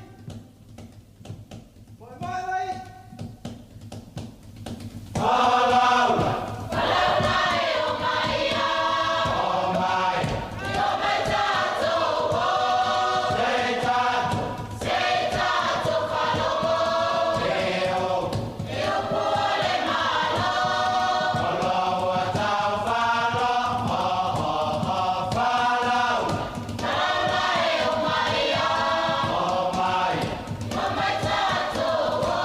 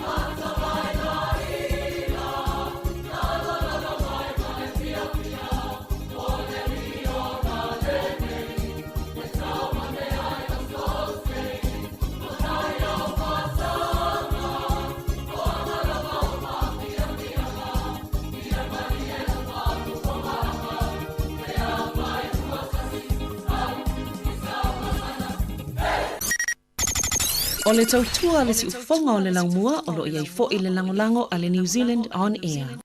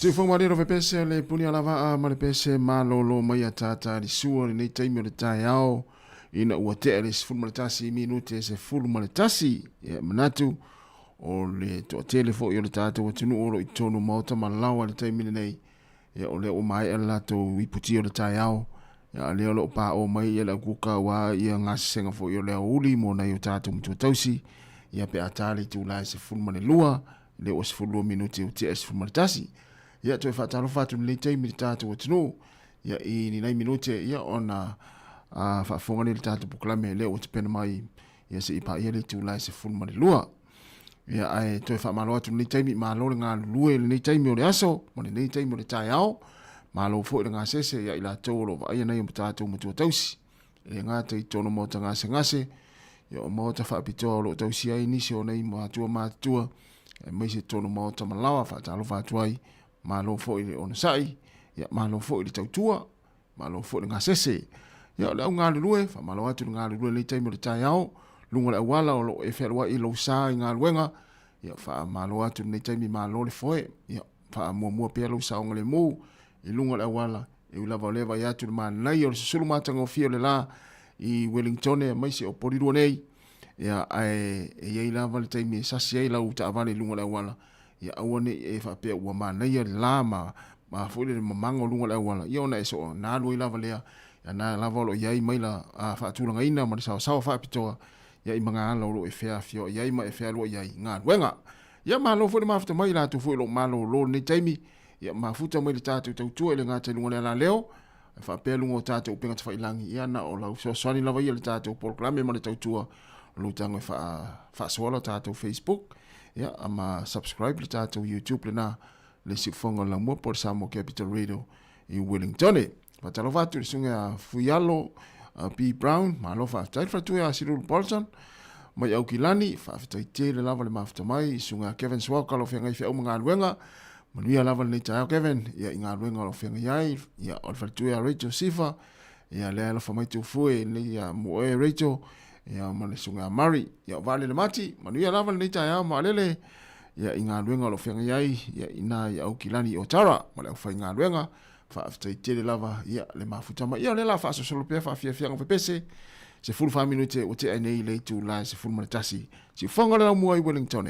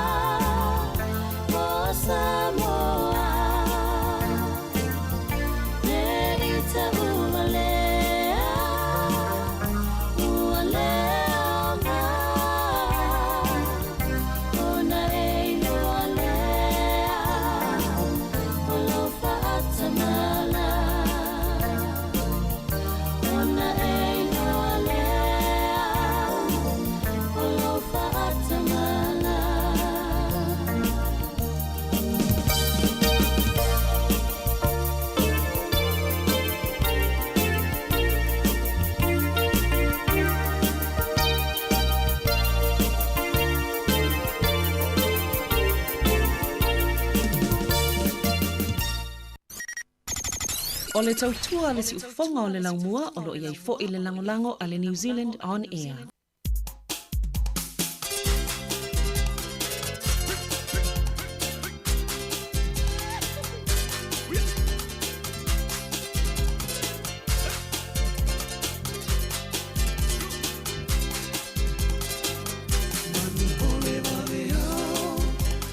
sangi fungala au ae ala usu ita i le whaiva o mawhauwhau tanu polo upopole ne i te i uale tanau tau uai le upu uale au le ina i lau au e ae se i whai mai sau upu e tua i mi mala e tua i manu sau funala upele kau masina i kumai mahu se inu ane ai tama ole nu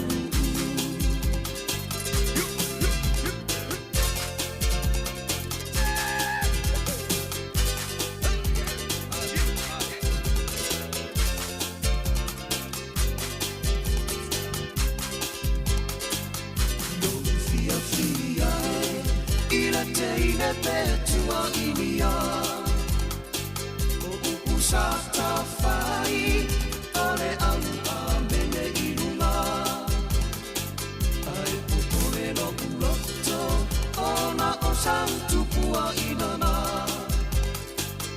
ne ililo utuma ai ali ali na utuma au e sau upu petua ini mala petua imanu sau funala upele kau masina itu bai mahu se inu ane ai tama ole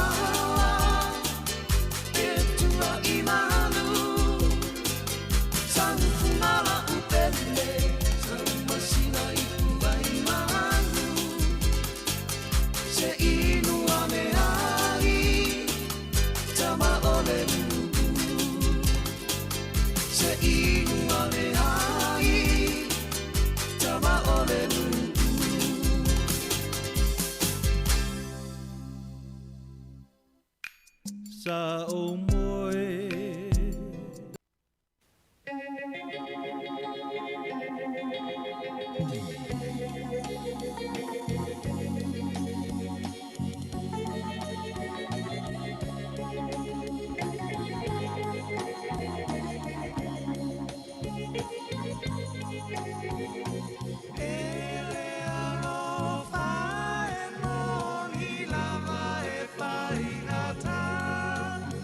I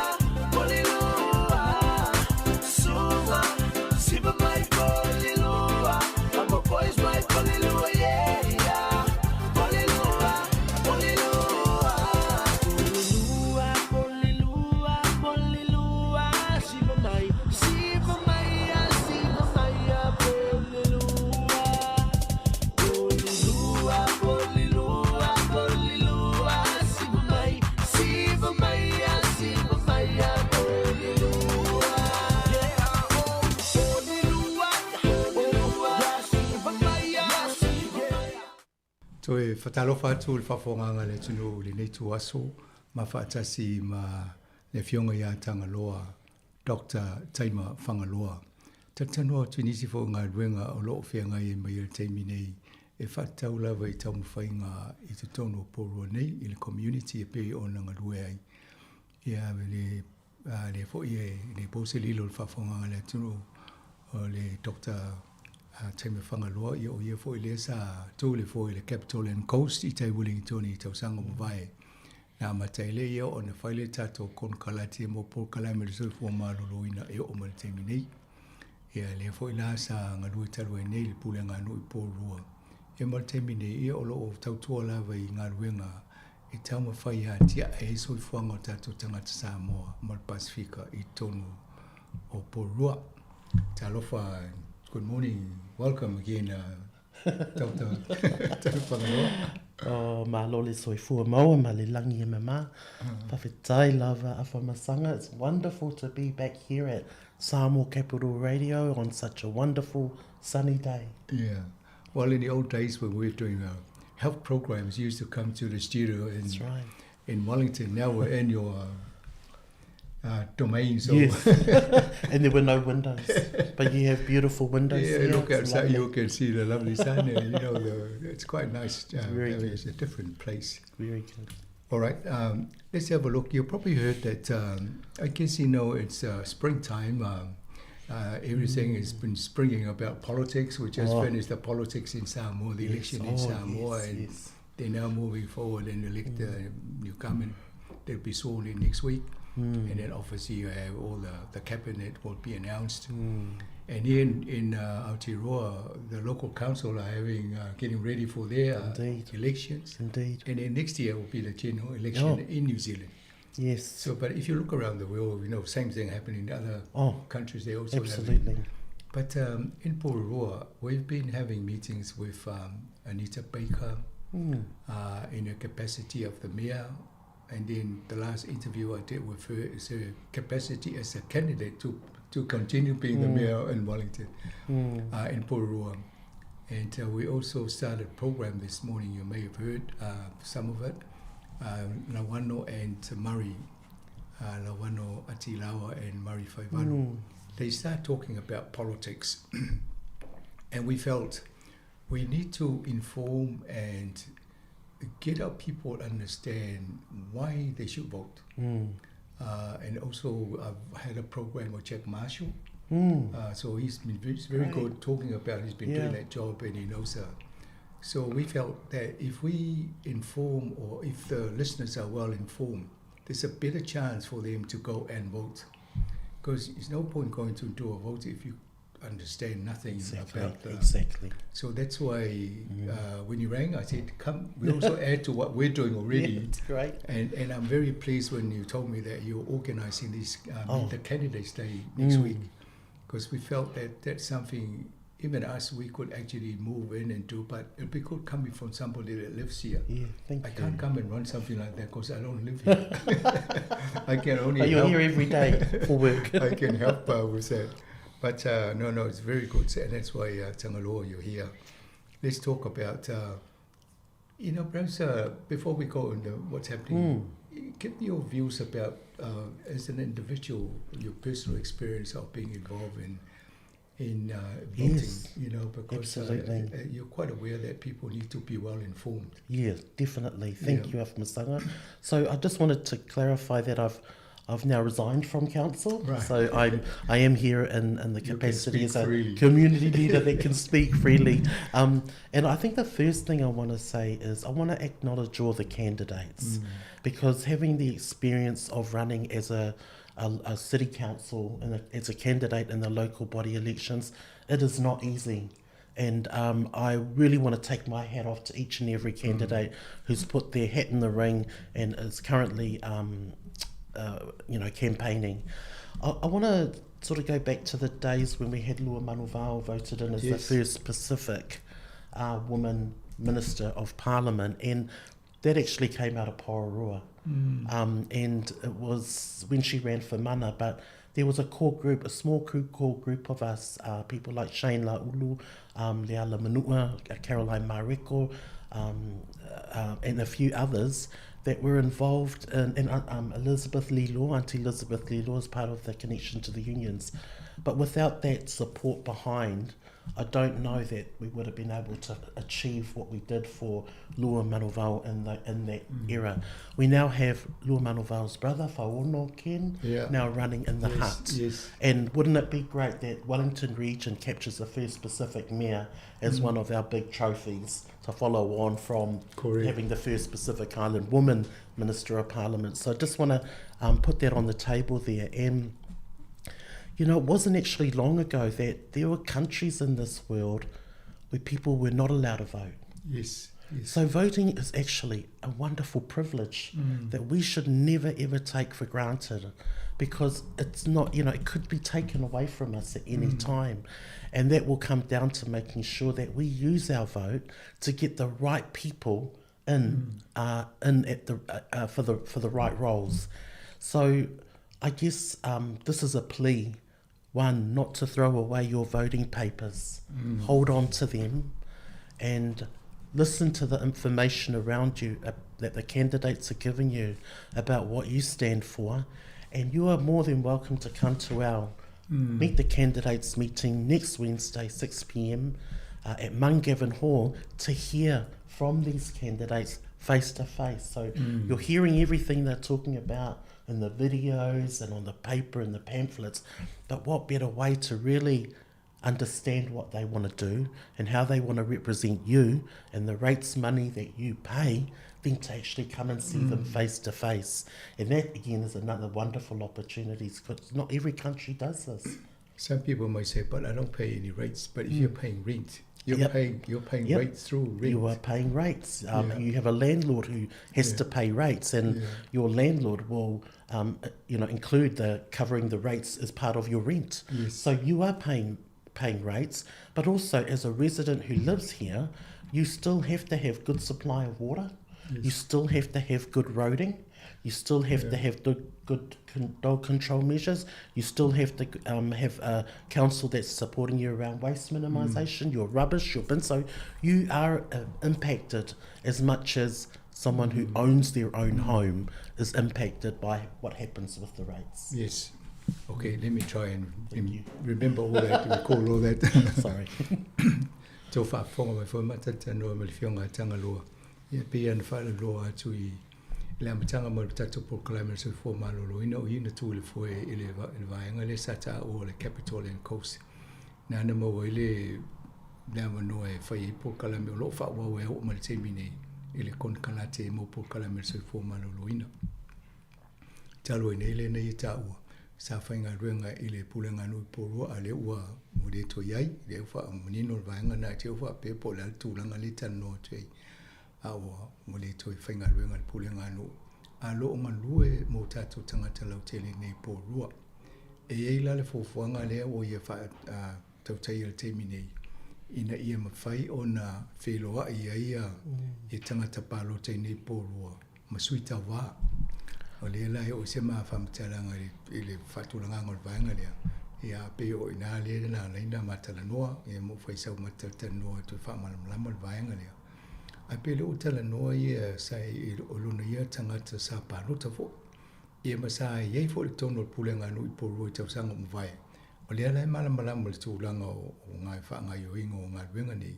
Ia ma mea tauana amana ia tangata masira fia lelei. Ina ia mawhai iei o na whao so fia le tangata e whaiala na pārota. Mo sa to e whatepa I tōl tata o whaafonga I vaitaimi.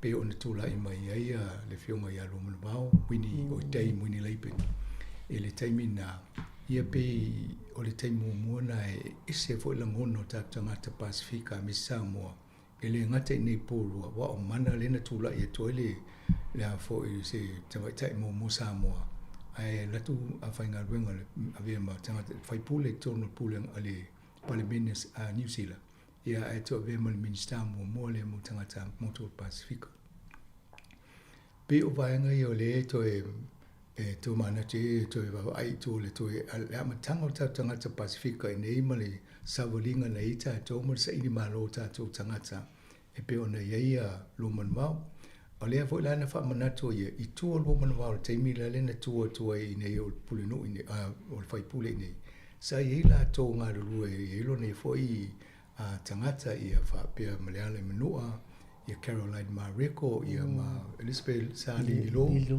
ia mana isi fo ia tangata o la ubu Shane la ulu pio la to uma ia le sa ngā ruru e fa tesi te mina ina ia una ia o tātou tangata Pasifika e o i tūranga nei e whai e tonu whainga malo. O le temi nei o le langa lua i e tau whai e unai i tātou sui tau vale nei ina ia pale mai e wai e whai e tonu porua nei. Ia wai a fia o mai tātou. O le la e whaila nei ia saunanga mo tolo na pūlou i la tō lea o tō whai tono la tō swafa e tau whituli i le whainga pālota. O ana tō ia la whai e tonu. E a fia o mai le ngata ia la tō maainga. Ia tātou umale nofo nei i porua. Ia pe o le vaenga na le la e wawai fo ia le anga i lo mo tātou. Wawai tūlanga nei ia i fo i Winnie Leipen i porua manu vai. Ia o temi nei i pento whaafonga le polkala me la wano ma mari le o mwai atu. O la fo i e tamo ia Ken Leipen ia whauolo. E whauono i le tuwhinga o le pule nuu i porua o i lohat. A whapia lena mua i Malaia, na mua i Malaia i fwoi no manua Winnie Leipen. E le tofi minsta po le tamaita i Pasifika mua i lunga le o le Parliament New Zealand. Ia ai te o sao mai ia Ken Leipen. Ia luno inga o le Pasifika mua le po sa mua le o vea ma se pule nuu i tono o whainga malo la iti New Zealand. E a tono vaenga i e whai fo tato mana tunatu i ai ma whai e tato fofuanga talawhianga i. Ina i ma whai e o na tupu ma sao fia i a whainga whiwhiringa whapena. Ia ai whalangolango i a tato uma e whai a tato palota ina i ma whai e o na au sia tangata i tu whinga maulunga. E whatuatua e tato ma whalangolango i ai. A wale le whafuenga o ngā ruenga whai i pūlenga no ia mesela pe o ta ua ia whauono po Ken Leipen i le Hard City. Ai tato e fo i mai nei, o lena ia ta ua ia e eo tato sui le ta wane o isi Ford, e ei Mose Ngalo, Finau. Ia o i fo i o Chadestone Finau. Ia na, ia o lato ia o le whai mo tato sui le teimi nei, a o lunga o le vaenga le tawhtuli le pule nuu, ia pe on tau whaafonga o Anita Baker, whatal te noa tua tele o Masina. Ia o mapokalai mulimuli, ia o tongi a iela na ia taimina e tau tala noa e toi fia tamo e fo i whiwhiria ia vea ma pule nuu e whaawawa inga ruenga o lo tamwhai e whaamai ale i tono porua. Ia o lo eila ma le stasi o ma fine le o Filo le whaeu. Kathleen Filo. Ia le fo isa ta o le pokala me marima. Ia pe o la tauna le ia i tono o le li o le tato. Ia o le ngaluenga la whai tato pe o le tamu whai ia. Ina ia maua mai i la tō ia le ua ofo ato la tō tangate o e tau futuri whainga palo te lumanai nei. Ina i eisi hawa noa e tala noa i matangata o tato community nei porua. I talo i whainga tātele na whai se vaenga nao tato. A le tū whaatasi e i maisi fo i Motor Pasifika. Ia o le tamu whai ele fo fuanga le tato atu e mawhisiri i ai ia mamoentadi. I le tūlanga lea, o le whamuimoila na o le la o ele matanoanga ma tangaloa. Se i whamatala le fofuanga, le whaatatianga le polkalame. Ai e le fofuanga o le la, iei ma le tato le tio e live stream. Pe poe ma whaasala lau lungo platform sa taupo tato ata ala ata le whaali e tato polkalame. O le Facebook, Samoa Capital Radio Facebook, ia ma le Samoa Capital Radio YouTube. Ia ona maua e fo ile nisi e le mwhai ona awai. Ia e manei ale awai e fesili ama e wheloa i tangata le la a tauwa. Ia malea te mawhawhau e fofo e veila palota.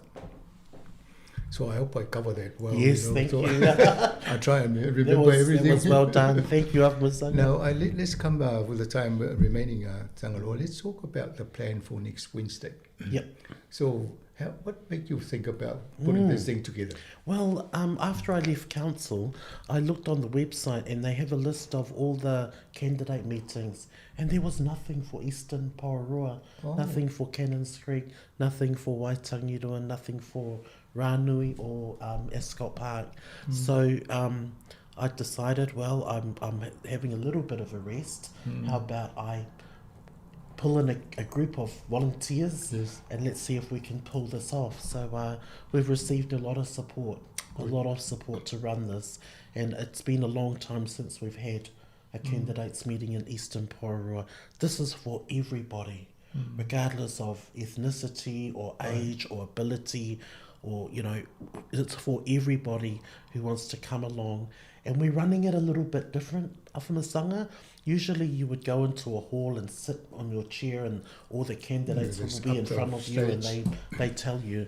We're actually going to run it so that our people who are coming to the meeting, our ratepayers, are going to ask the questions they want to hear directly from the candidates. And we're going to ask the candidates, bring your paper and pen and make notes of the questions being asked by the people, because those are the questions we want you to respond to. So we're not going to make any assumptions about what they should respond to. It's coming right from the floor. So, right. So, how many people they expect to have in a table? Well, usually tables can take about up to 10 people, but we'll probably, it might be between 6 to 8 people around a table, and there'll be a helper there to help them through. But there'll also be information on the table about the council services and also the Greater Wellington Regional Council services, because what my experience since of working in council is, one of the reasons we developed the Pacific Strategy, Ola Kamatanga, was to close this gap where a lot of our people did not know what council does. And if they don't know what council does, they're probably not going to know what Greater Wellington Regional Council does either. And there's a really strong link between those two. Yet they're being asked to vote for them and they don't know. Well, the information will be on the table for people to consider. Ole vainga le o mata noanga pe o fa mo le o taita ia nei tangalo le temi nei. Ina o mai male malolo mai malanga venga le na faitono pulenga no pulu. Na waila I o ye le lisi I fofuanga pulenga no. O lo fai solo ia whaatasinga e wheloa I e tangata pālota le malo le atunu nei pulu. Ia masuita wa.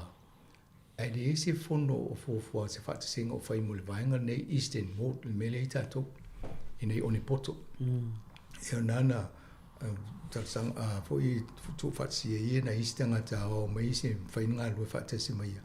Ia matau whai ele fa mo leo mata no 20 temini e fa tino le so lulu la sau e o le tamu fai e suil fainga mo tele no atu ia tangata foi tau vana no fo mo le lum ai tu facility to ile malu le tino I no fo ye la lo ale la fai tu fai lau ia tangata ona tala no ile la to mo fai facility fieta e mena e ave ia ona ave lo facility na facility sa o tangata ia matali mai la to a pe o le tapenanga na a lungo lau ia o la tamu fai ina e ia pepa e wha matala e ia o polisia le maa ana fo il pulenga nu ia ma toinga whalau loa fo lele ina ia malamala mai tangata I meye fita no mai ia I suita vane ia la ia fo ma wha maunga mo suita va ina ia nufo malamala mai tangata I la to ia ona fai ele o la to palota. So it's a good thing, if you're looking at doing that, Tangloa. So have the information, the right information. If you can get some people to translate the information to the languages, that would even help, so that they can read exactly what they want to know, and then hopefully they will vote at the end of it. That's the idea. That is absolutely the idea, is to empower people to vote. But also, Awhamasanga, what we're seeing in politics, particularly in national politics, is some environments that are not friendly and they're not respectful. We are guaranteeing a respectful process more so for the people that will come, but also for the candidates. Yeah. Because when the motion gets too embroiled, it's hard to hear the information. So we are very committed to making sure that this is a respectful and fair process for the residents and also the candidates. So you'll get the people seated at the table, and then they will. 20 minutes they'll be talking amongst each other, like you and I, and then we'll ask ourselves, what are the important questions we want to know from council? And then after about 20 minutes, each table will get a microphone and the spokesperson can ask the questions directly to the candidates. And then when all the questions are asked, the candidates will be given about 3 minutes each to answer or to provide some feedback on what they've heard. Right. And that's good. So that's how you manage the expectations rather than everybody jumping in and yelling at people. And Yes. Oh, that's a good way to do it. O fo whangale o taule nofu I lau. E tala noa o tau I whesili onu. E te tau ona tu atu I la tau e tau wā. E tau whatuli. E na umalola ia tu whesili lunga. O e ele tangata o mol tau lau e whiwhiria. O ie whai mutau so. Ia ona whesili sao ale e whesili a tali mai ia I sui tau wā ia. Ia malama I. O le whamtalanga tangaloa. O si taimi me whapene I pe wawao ma piso o I tau matamuli fo I pe whewhi tangata o iei. Ai le tau whai se whai ngā wha Pasifika I whire mu, ia whai ma le whiawhatai e whai wha le I tanoa ngā lau a ia whai whasiri tū laile lato tai whao atu ia whasiri. Ia ona mai whai le tali lato, ia ai ei tangata la a wha inga whai le vaenga le aso.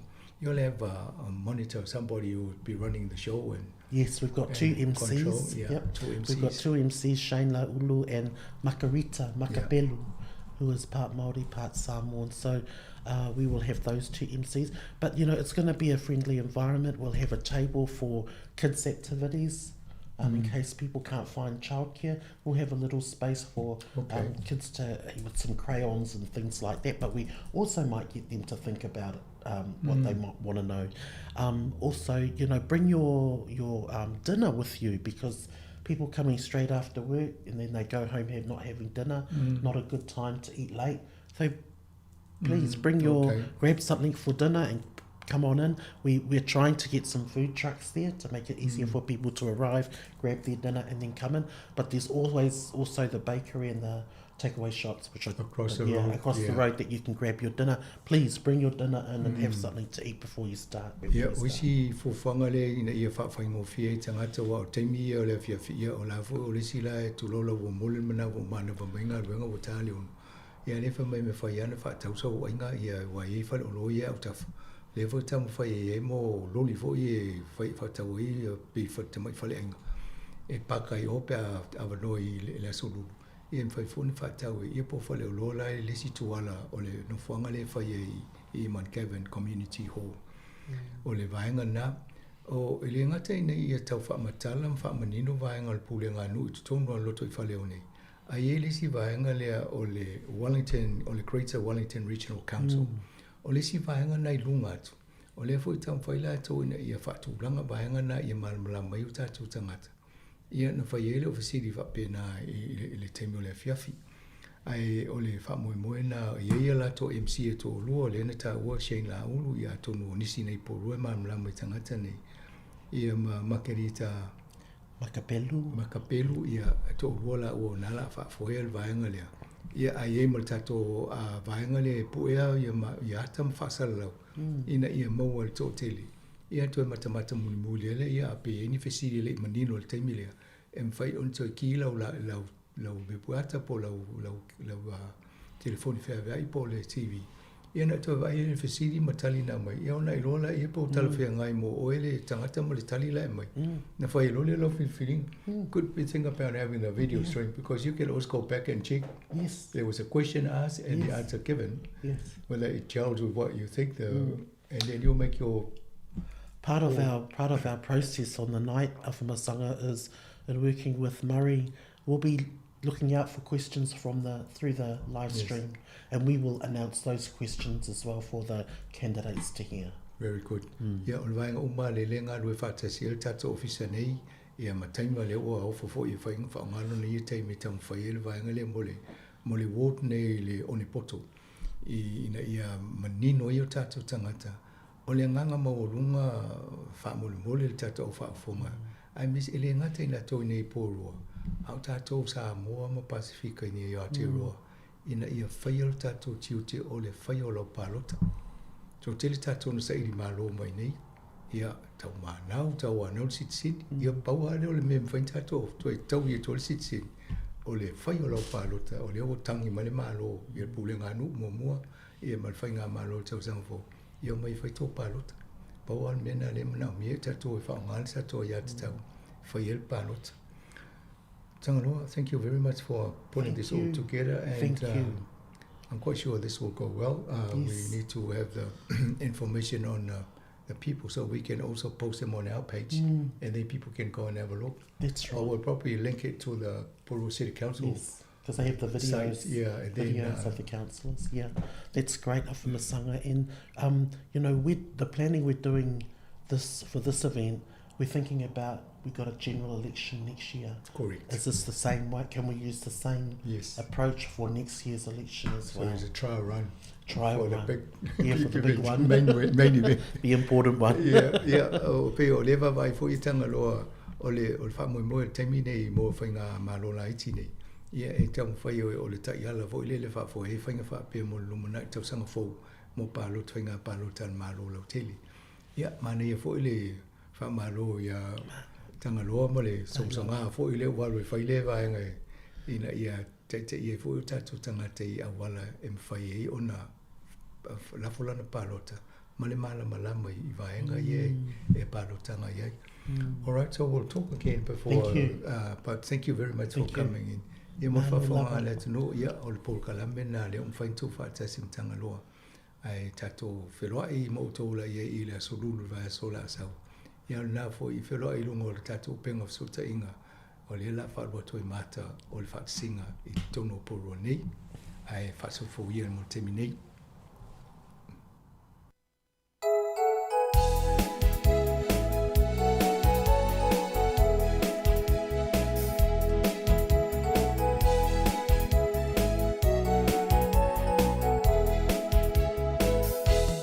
No foi Sisifo o le vasatasi mani tau whaamazani le apuini selani le ngalo Aotearoa o New Zealani le paitoto o Samoa i le lalo langi le ngalo Aotearoa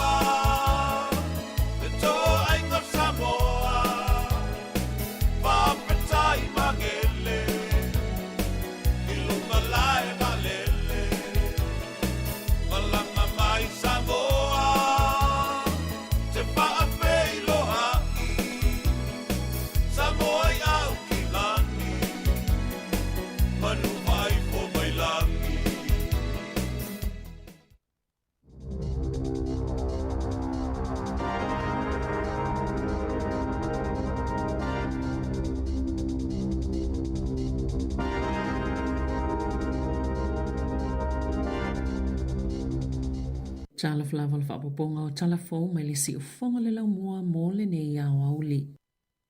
Na whaalia leo fisa whai numera whaamamawina ni usela, i whaamamonga mō ngā luenga i tutono māsina e tolu e o mai aiuni, e se folu afe ngā luenga ua le to iai, pe ua whaamutaina, ma ua 5 se folu afe ua whaititia ngā luenga nei lo te se malu afe lua tolu.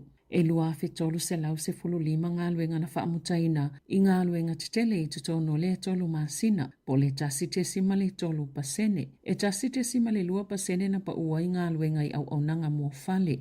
Whapea au aunanga mō tau mafa, ai o ngā luenga wha ofisa whapea ma au aunanga lango lango, e tasite sima le wha pasene, na pa uai, ne numero ngā luenga, i se alfa i ngā afe tolu se lau tolu se fulu mo le fitu. Tala mali māsina o te se malu afe lua tolu, e se fulu ono afe, ua whaitite i awanoa whai ngā luenga, i ngā luenga titele pe o le whaunga o whale. Walu afe fitu se lau whaitite i ngā luenga i whalinga o si o loa, ai ono afe, wala i titi foile numero ngaluenga i fale uloa. E whaafe valu se lau lua se fulu valu ngaluenga na whaamutaina i au kilani, i tutono lea lava piliota. Hafe tolu se lau wha se fulu lua i Wellingtone, valu se lau tolu se fulu fitu i Hawke's Bay, male fitu se lau male iwa i Waikato, Beitai, e se fulu tesi male wha pasene ngā luenga i Kaipara. Na whaamutaina whaatustusa i le kuata lava lea i le tausanga utuana i atu. Se fulu tesi male fitu valu pasene i Horo Whenua, iwa tesi male 5% i Koa, male iwa tesi male tolu tasi pasene i Upper Hutt. Ai e 2% na whaaupopo i le numero ngā luenga i Hamiltone.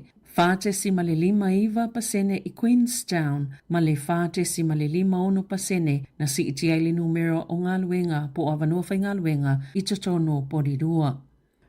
Wa whaapopo ina le sese o na ola o masini whaailo moni whaalawelawe po emergency locator beacons. Mo ua whaita wafe tupe ua mau mawai. Na whaalia James Simpson o le sui o le vaenga le Maritime New Zealand. Le le tāla whiangai o le awala o lo la fwa i matatia ia ia masini. O na ao o atu ni wala au moni whaalawelawe whaafua se i ma ia masini. Ai o atu e whaasino le ngā luenga lawea ianga ino whangai tia ia i la pisi.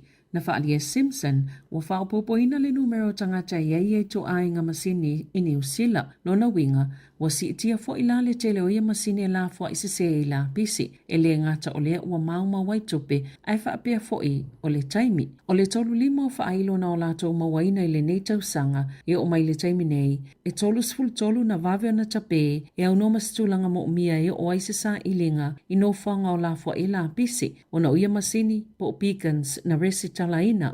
Ma o lato i loa ai ma whaamaunia, ua le sa o le awala ua la fua i matatia i ia masini whaailo. O isi masini e lua ele i resitalaina, ma e tatauna au inato lava lato helikopa ina ia mautinoa ele i se tasi o whea ngai ma se whaafitauli ma moomia ina se fesosoani. Na Tawe Simpson, o le whainga sa o ma le tala whea ngai e tatauna whai e tangata o ieni masini whaapea. E tatau o na whaalea o ngaina ma ame ese le resitala, ma e mawhai o na whaatino i lunga le interneti, po o le Rescue Coordination Center, lato te whaamautino e whaalea o ngaina le resitala, tape, malafo ai i le whainga tala whea ngai. Ana Sanua Simpson e tāua fo i le resitala o le beacon po o le amasini i lunga le upenga tawha ilangi o le beacons.org.nz e le ai se tau ai whaasau inai soi fua. Na whaalia le minista o leo le langona alofa i le tina o le whanau o Tom Phillips, le ana tele oiloa po a whea se taimila tamai mawhaiona wa ai mawhailoa iai i lana whanau. Na whaalia cat i se tasi o au nanga whaasalalau. Ele i whaailoina tu lava ia te iele fuafuanga i toi whaatase malana whanau. Na whaalia le minista Mark Mitchell o se tūlanga whainga tā tele mō le taimi nei, o nolo i lalo le pūlenga le whaamsnonga. Lā tau te le o mai loa i le taimi nei, po a tonu ni vaenga na whaawhianga iei matamaiti. Peitai, wa lā tau i loa, e le se tūlanga na o lā tau whaafesanga i le taimi na mafutai malo lā tau tamā, o se tasi o tamaititi. Na mole mawina le tau mawhai alona tamai whao o le oti i se leo, ma wa ai i le oti alona tamā, ma i eilona manatu o le taimi le nei, o lo avele wha mo i le wha atoa while mo tamaiti. O na fuafua lea, po le ale vaenga i pitosili o na lelei mo i lātou, pe a fua i vaenga na o lātou whaafeanga iai, i le o langa na ola wha atase mo lo lātou tamā, pe o na saunoa le minista. Na uma leo o Tom Phillips i se tau ngā whana ma leo i le vaveao le asonga fua, e to atasi se leo na manua tinga aina lo na ulu. Ma o lo o tau fia le whale mai, e ua whaalia leo o ni manu anga i mawhaiona tonga fitia matoi whaasauina mai ai, lona soifua.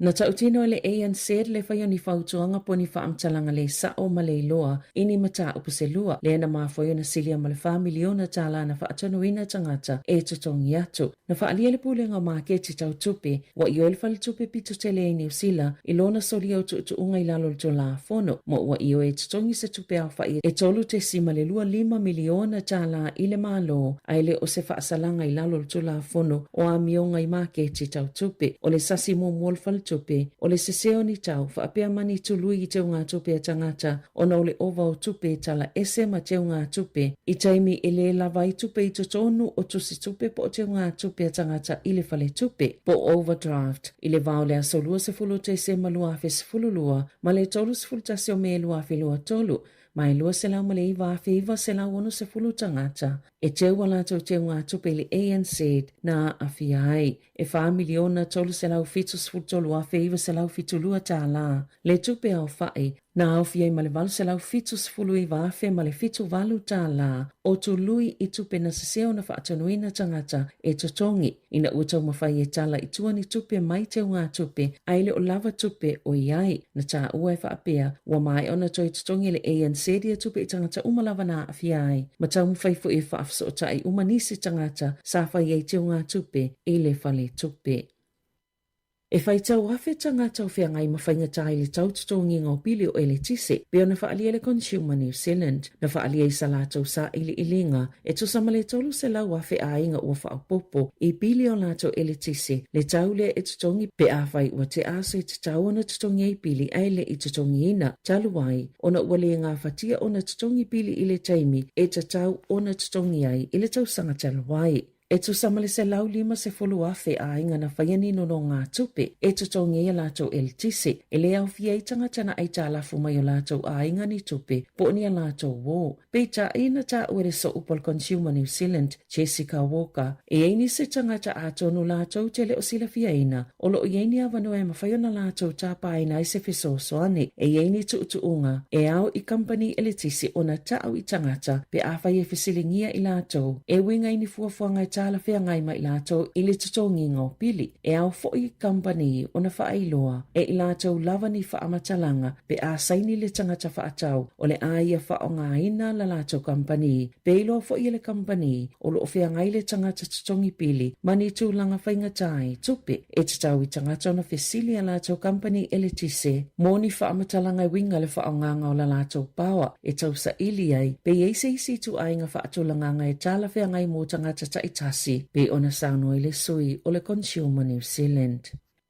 Ua maulia le tulafono le kamupani i pitu te leo whale toleni le atunuu le City Fitness ona o tau e tutongi e tangata e whaongaina la latou au aunanga po o membership prizes. Ua maulia le komisi mo mata o patau i pisinesi le City Fitness i maulianga i se fuluono i lalo le tulafono fe whaatawa inga tala wheangai o le maua le Commerce Commission wa taita ina se se tangata i tau o lo whaasalalau e le City Fitness ma o le maua le komisi e le o tuua iai i tono le whaasala launga i le whale tauleni, le tau le whaamalo siona tutongi so stangata, ai sa te tau o nao fiai i tono le whaasala launga. Na saunoa sa halone o le Consumer New Zealand, e le te tau na mo e tangata se calculator e whaawasengai, pe fia le tau e te tau na tutongi o lana membership i le whale tauleni, mai fōlinga mai, o tau ia wa aia tu i tangata o lo whaasala lawina mai, e le o tau ia o lo o lata o tutongi ina, na whaalia e loan, e tai whaapea fo ini whaasea e whao o atu, e winga le whaataunga o paka o ta vale, o pe paulu whale tifanga, ma whale o loa po o company o whaatauina atu, tickets, po oni pe paulu whale. I ta alonga, wasilia ma le se fulu tau sanga fto ato e mawalea o se sikoa po o se aia le au soka New Zealand le All Whites i se taalonga ma Australia. E uina whaia ina le taalonga lona lua o le Soccer Ashes i au kilani le poana po. Wato e siampini i Australia le taamilsanga ina ua manu malo e tolu i le tasi. Aina manu malo fo il taalonga mumoi Canberra i le aso whareile e tasi i le le ai. O le li kapteni o Chris Wood na mawaina le sikoa mo New Zealand. Tala fawia mai le si ufonga le lau mua mo le nei au auli.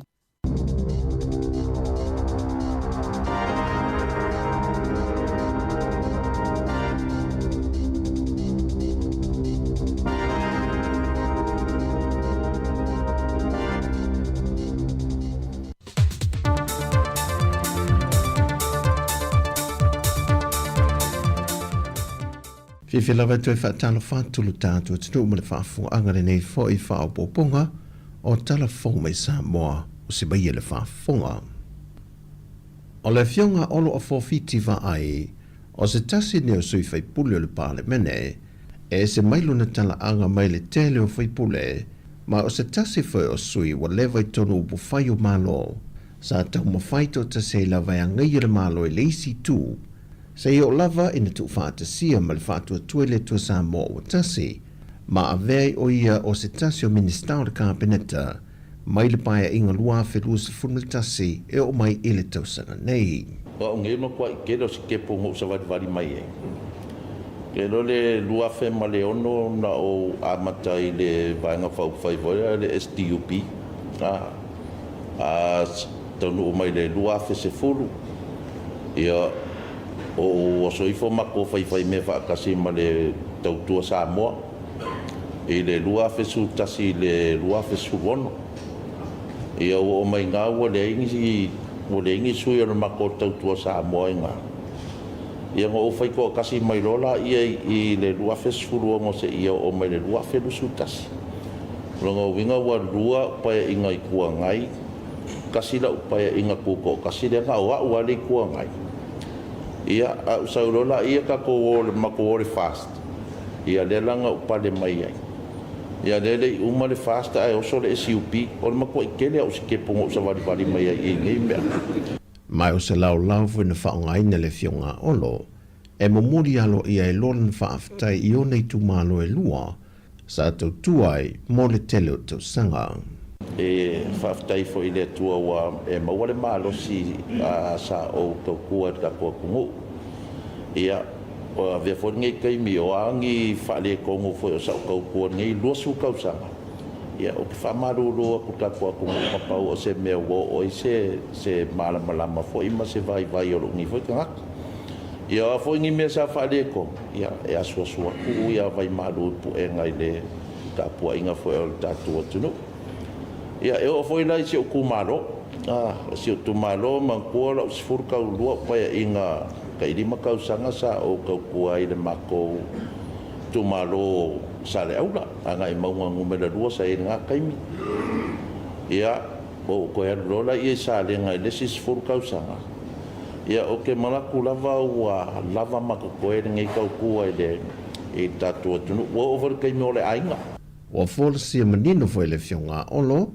E le isa na tangi whaasanga i sui nau lātou tau vāle whainga pālota, ai umomori ei lana whaamnuianga, mō le ua filifili e lona i tū mālo. Ia manguia foi whaiva o le whionga a leilua, ma ko kapo ia o whaiva. Ia ko malele lau ki ai kongo kako pāle menge o iai. Ia o foi o le sui o sālenga e le longa whangofa. Ia o karikongo fo ia le whionga fo ia le lua le whionga le mai awa. Lava longa ko mai, lava longa ngawha. Fo e ko whionga ko malo. Manguia ka po inga Samoa. Le whionga le minister tau se mtanga luenga o ati nae mga luenga te tele. Olo a forfiti va ai. O whai loa tunga lunga o le olo wha ululu i eile no whanga le Cosson Trust. Bo le no whanga i ko sena. O loo whaia ngā ruenga visoa soa ni le mātai tuina po le tausia leo i lātou e ia fianga i le mafofau.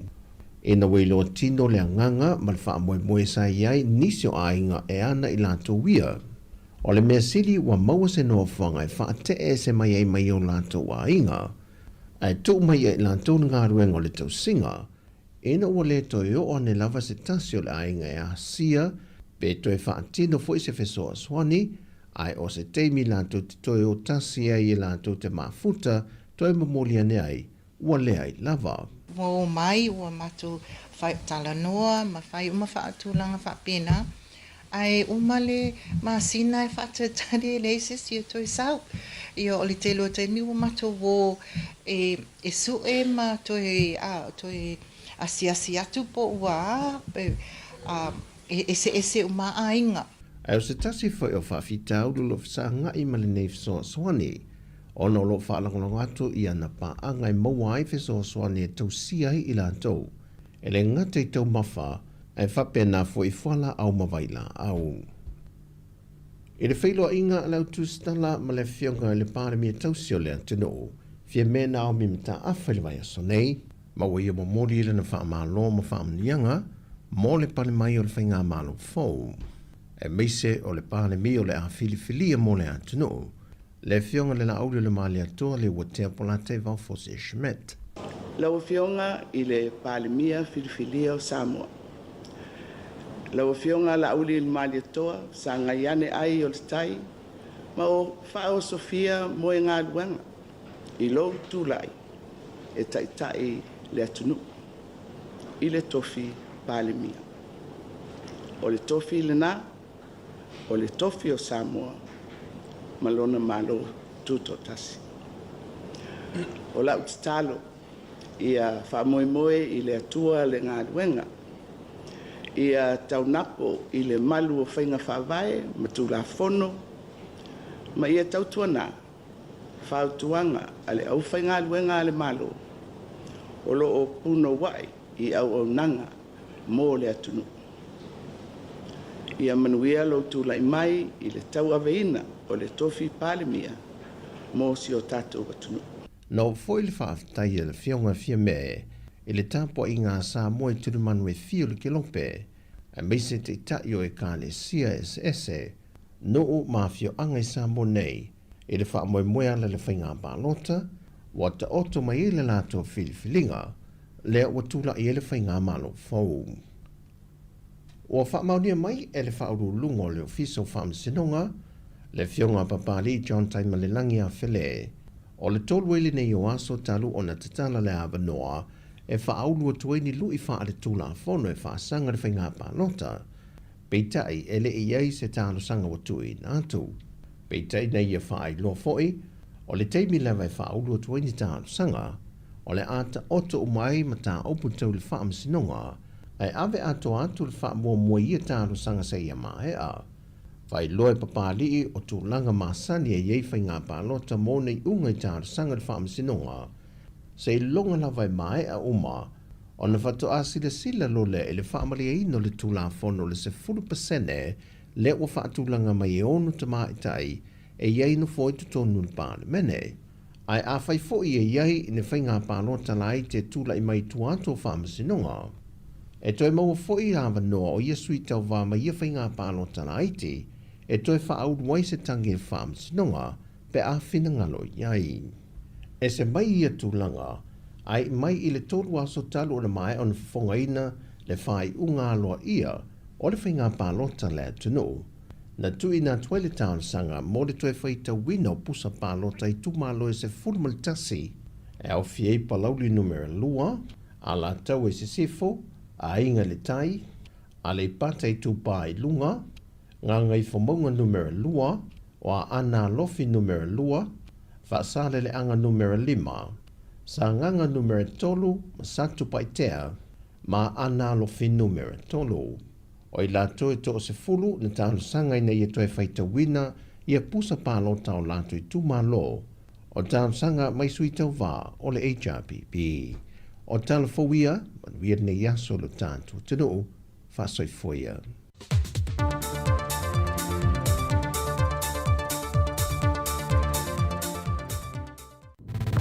Sika o malo longa ma tau mawhitanga o leo auli si ufofonga o le laumua.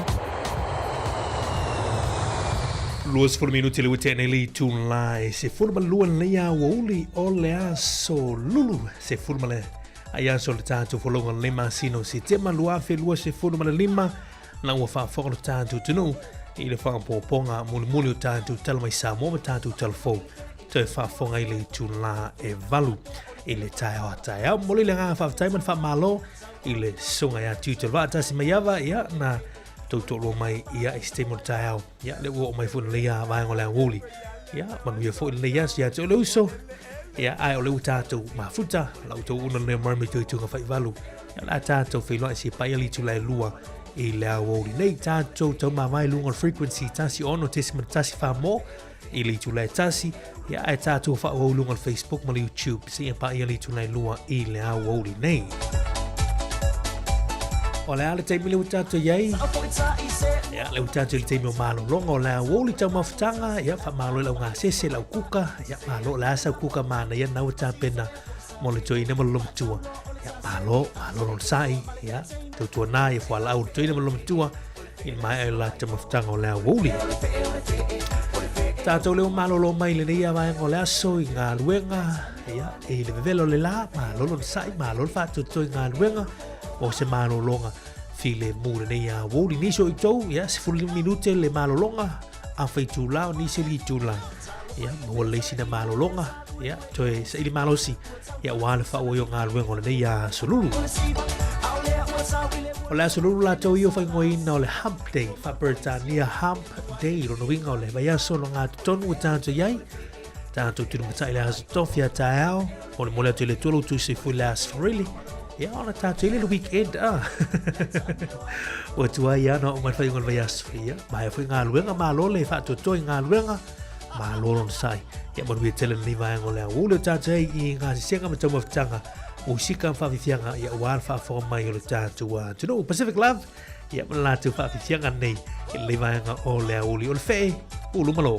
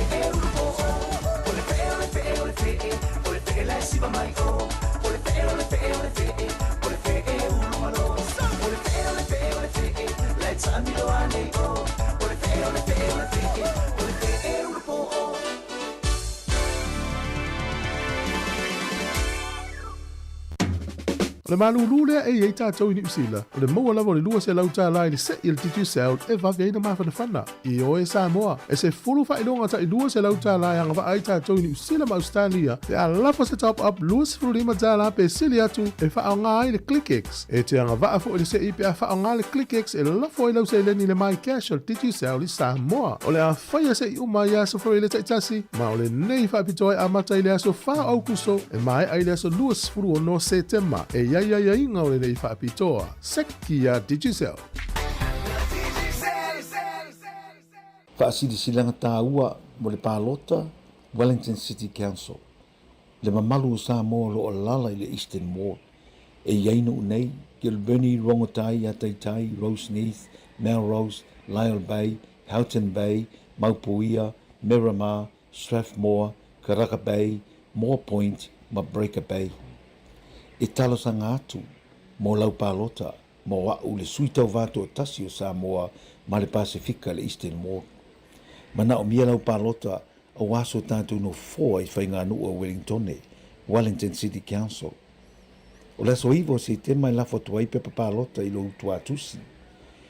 E te talaiona e palota e whaangata i lea sefulutasi o ke topa i le sefululua le awauli. A mai o na tusi nu mela o lau palota o na tuule le teu tusi o saunia ma lafo i le whalemeli post office. Pe tu i kalone lanu moli o saunia e supermarketi po whale tusi. Mana tua e whaangata uma palota i lea sefulutasi o ke topa i le utula e sefululua le awauli. O le Eastern Ward e sefulutasi sui tau vā. Ai na o le tolu no foa e avanoa. O le fautuanga, pālota lava na o le tolu tangata e te manao iai, e te le tau pālota i tangata uma e se fulu tasi o lo iai le lisi. Tusi le numera tasi i talane o le ingoa o le tangata e te maasani, maua e filifilia e numera tasi iai lau lango.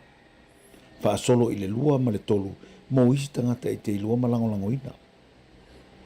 O lau pālota mo wau, o lou sao fo ile na il fa le leo poulenga le council fa ititia rates ma rents tupi tu tongi o fale fa le lea au wala fa le lea no fanga fa tele e pe o paka swimming pools fa le tusi fa tele ni avanoa ma no fanga mo tamaiti ma tupulanga ta aloai fa le lea pasi la upasese i taimi ma no fanga ta le fea ngai mo tangata matustua fa ititia tangata mo moi fafo fa le loa ma aisi tupe ai na e afia i pisinisi ma le saunga le mo tangata whaatau.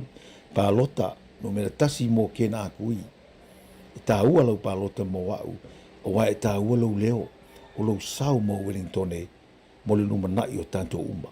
Whaafitai, kena akui, sui tau wā Eastern Ward mo tu kairangi.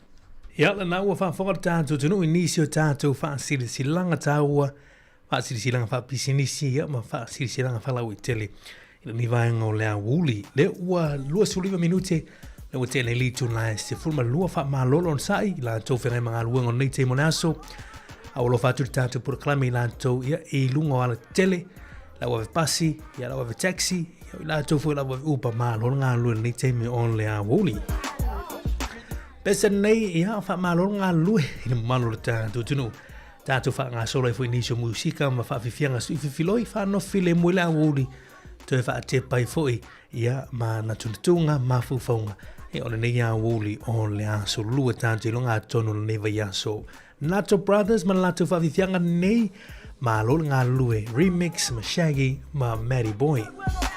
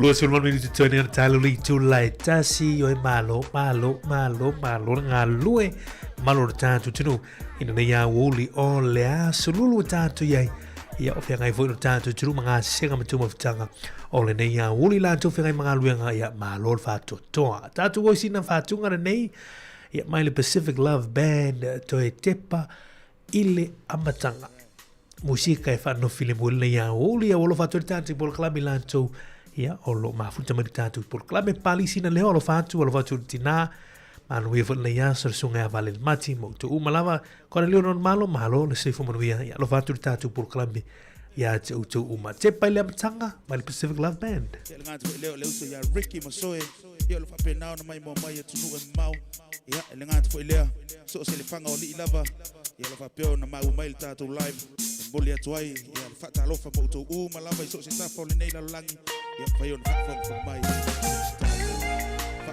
piano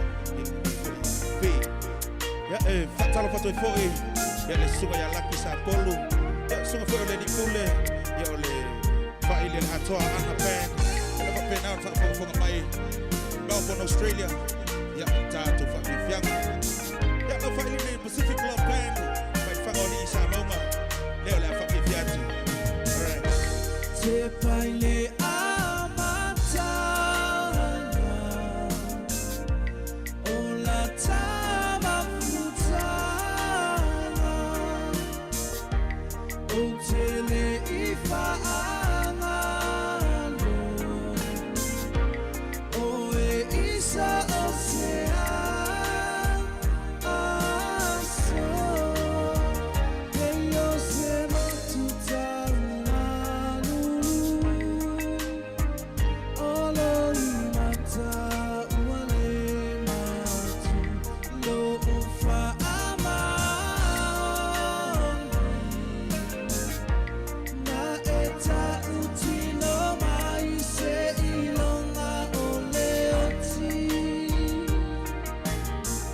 Fatalo fatu foi ya le sunga foi ya yo fai balu ya le ngat foi le ya le fatu ya Jennifer tai tu unga fai balu ya sikasi foi yo o mamai ya la fa ile le Pacific Love Band ya alo le soi fo mawa le sunga ma tu ua o onale alo fa ua o ya uto tata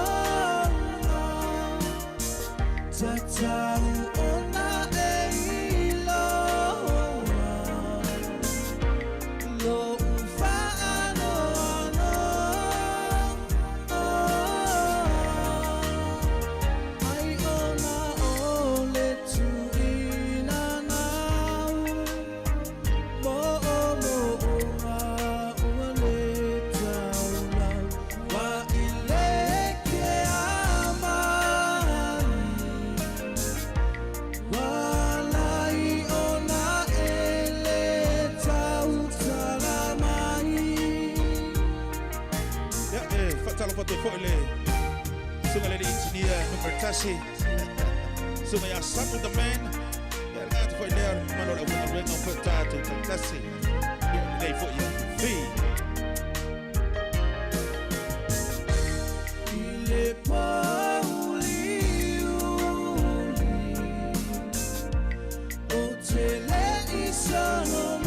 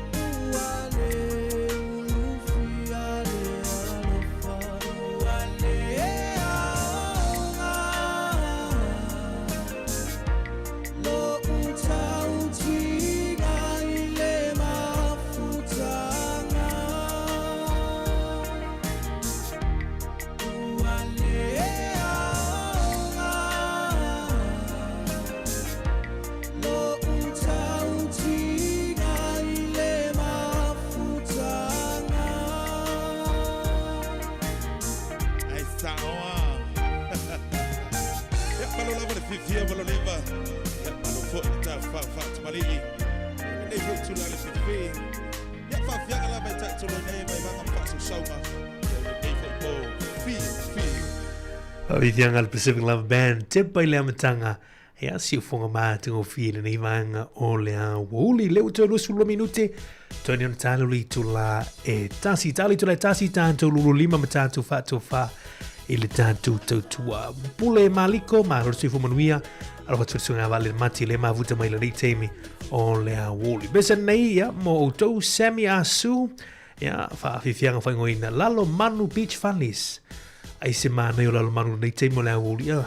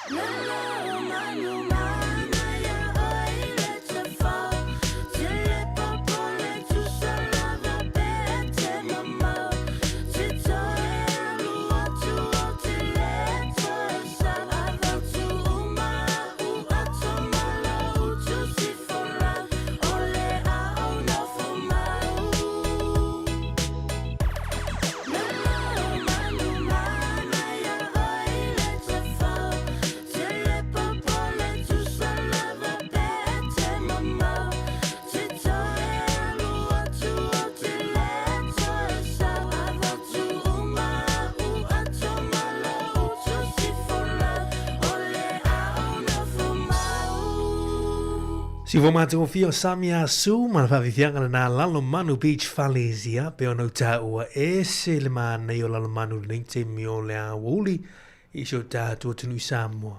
Ia, mana ia, sa vili mālule le aso, ia, mana ia. Amu i au tau pēr whenai, tō te mafuta mai Lalo Manu. Sa ori tala li silo matua fure na o mo o ngā whaiva vale. Ia, e le tau nu. E le aso i le teimu tau e fo i Samoa. Ia na me tu na me mane te whao i nai lano manu pe ona i whawhiwhianga o nei teimo le a wuli tu nā tu pesene o lo whatu tātu polo kalame a tu malawa ia nei tātu ainga mua pa anga o lo mafuta mai ia malo le whātu toa nei a wul bese nei mai le sunga ia mauto tasi malwhanatua ia lena sa au tu ese lo wata ai se au tu ese lo wata ia whaafongan bese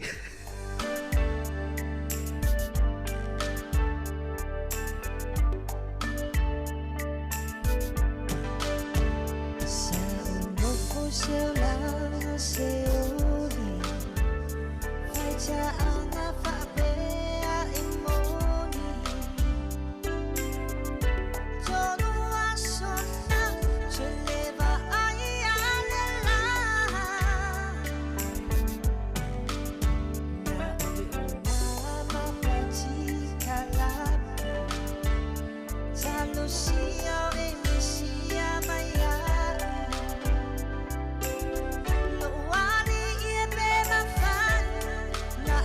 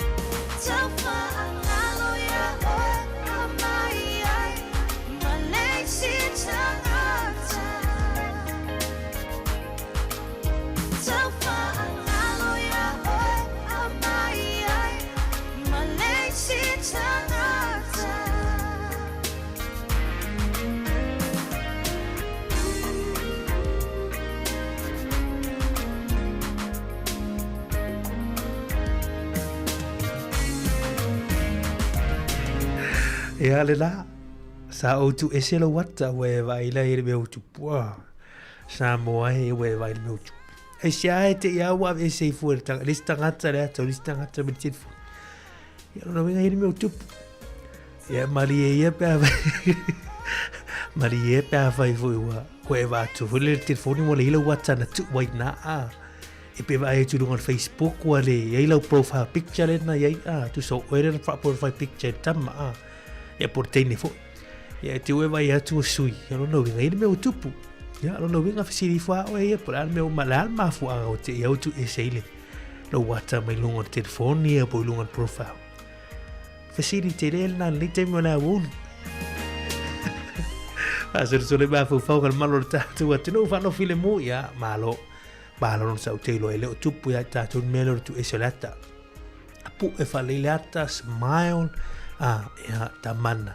Awane tatu te tatu te wasor solo inisio musika fa fianga nei a wo li tulanga e tupu lo langa ni ya ai tanga te alu leli I mawa leli mawa foi mafta ya na ma lolon sa le tatu tino le temo la wo fa talo va tu nga petelo alosio le mafuta mai nai Perth ya Australia ma lo after il mafuta mai le temo la woli ya ile na foi va ngole pitunu o Australia lo mafuta mai tatu tunu ma le tatu paanga ole ua to is 4 minutos to ne tano li tun la ia etasi on tatu fa ma vai le lungo tatu frequency ia tatu fa o lungo tatu Facebook ma tatu YouTube ia le latu atu pesen ne o lo fa tatu programe la tu uma lo mafuta mai tu mau Australia America fe la vola mafuta mai pesen ne moto mai le fantastic band ia le vanga o le awuli mai mo mai foi ni shotana ia o Samoa I se vai I sa la fai le motu fai mea ma fai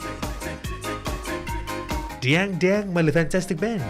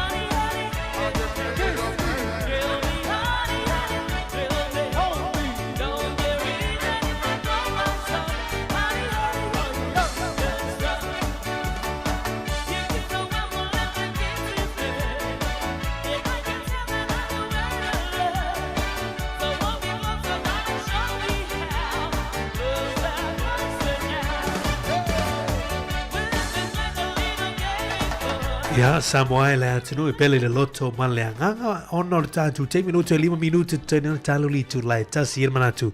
Ia uta ulunga fu tatu tu ilunga le tatu frequency tasi ono tesi mane tasi fa mo ina nei vaanga o le aso ma lolo sai ma lolo fa tu fe manga luenga o lo fi tai tunga ilu tatu o tunu.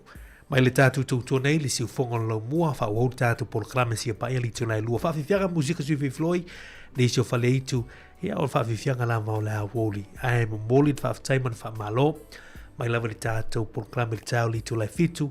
Le o tātou mai le nea vaenga le awoli. Mātou te mo le atu le kanga fa tai.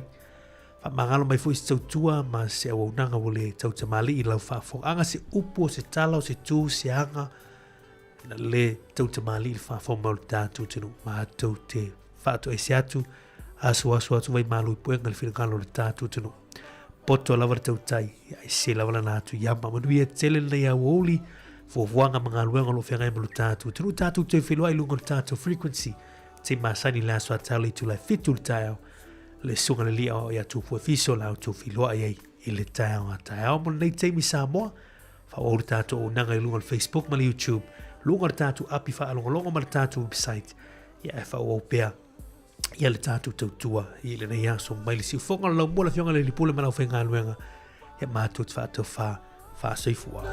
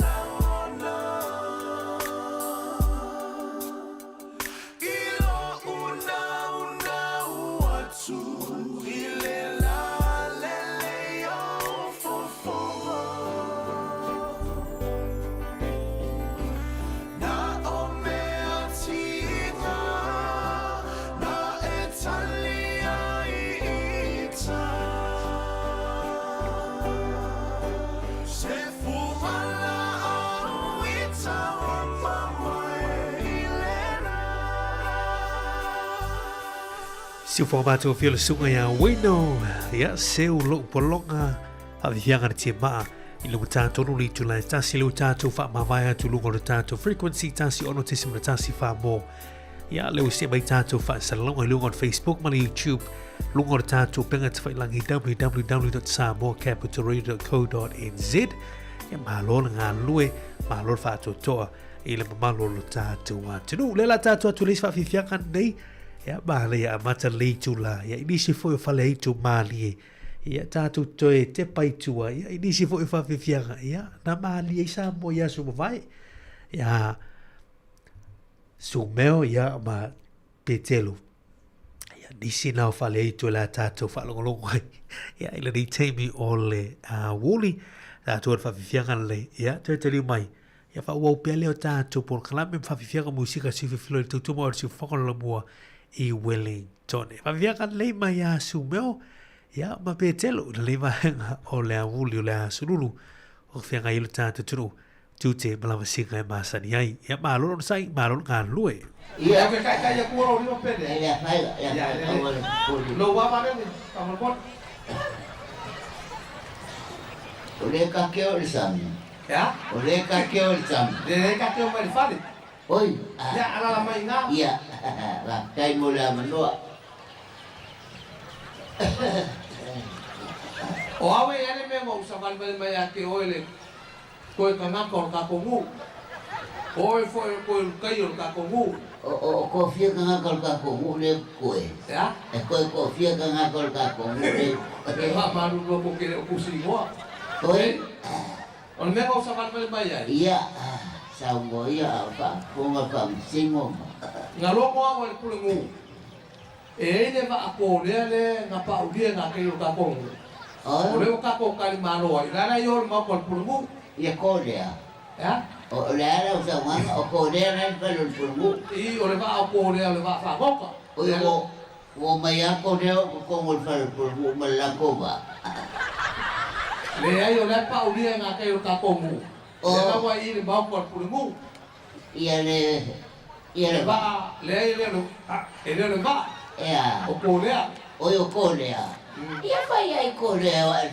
pulgu ia la vai ai o ma ko pulgu la de tingal e kolea o le akau mal pulgu ya o le akau kolea mal pulgu ko le ai go sa mal mai ke afioa ia por hacer cala foi la voy o ma ko pulgu ia e se me le ngai e vai lo ne ba ko que se oi fa manu ba ko mai Ponga que lo cojo fa. Yo que popula vaya le ba que mo voy mal lo mo kwa. Yo amaru. Na eu so mal mo ku ka pe nga eu so mal ba man. Le ko so fe ku ko. Se o ba lo le ba fa wa. Le ngai ka ko mo mal pula mo. Pero ko mai ko fa mala mama.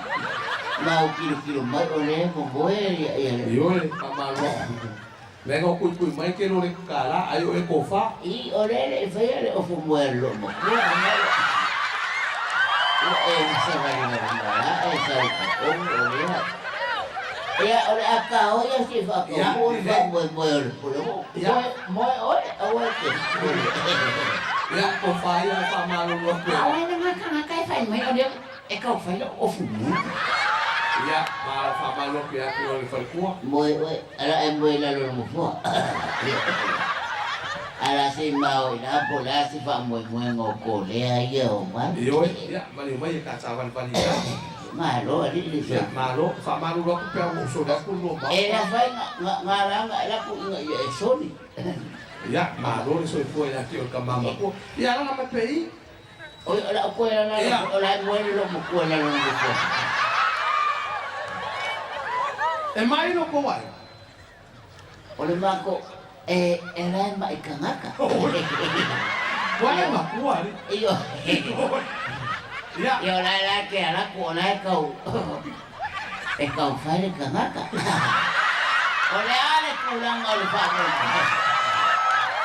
o la o kanaka o le aka wa nga se sefa mukaranga o ya na ngai ate mga e fa se ya ko le ai Olala wa muere lo mokuela lo faka ngaka. Ale la ka o me ya ko le. Le Ya, la ilo manatu lewa kabali pulengu. Aya pa ai fa kolia.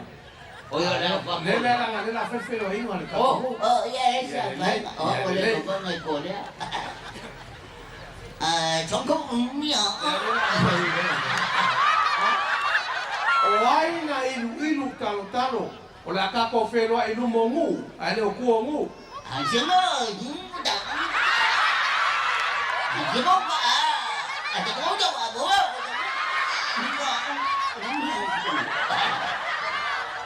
Pamalu luatu to va fangota. Ora papa o mea. Wa wa nga yen ko va. Ada ko da. Adiyo. Da. Ada ko da ba mo. Ada ko.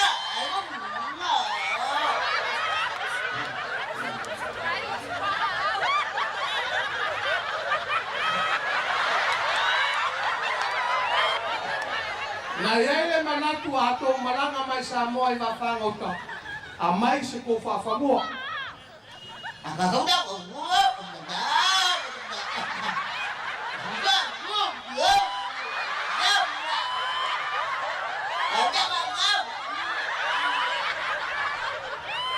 Ai whaftai ne lofo le tua. Wa tato whelo ai fia. Ma se whea I tō wa. Adi kau ngā. Yo,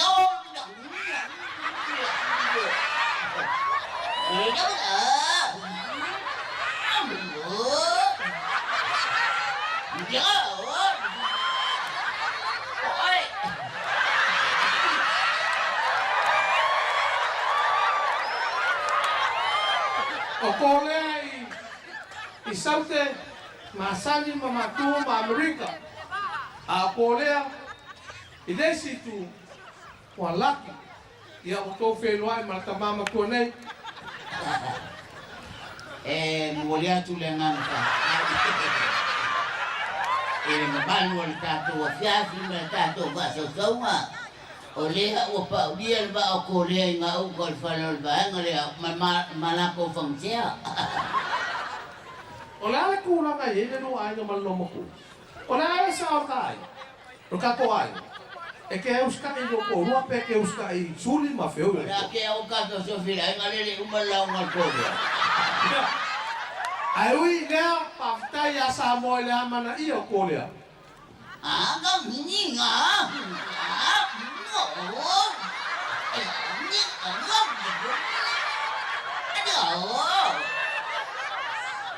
Le kore ai o fea ke moi ai ngai a fia. O ke moi fasiko.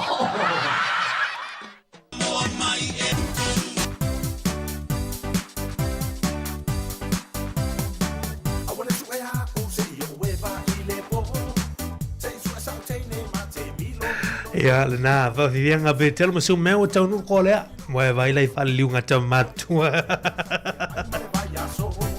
Valmino te lo tene tu la tasil ne ya woli tato fanga solo I pa fianga musica si filo I la tu sai tu sei si a faletu tu na tu stai mortato por clamor dia woli mi si lo kisua kisi mama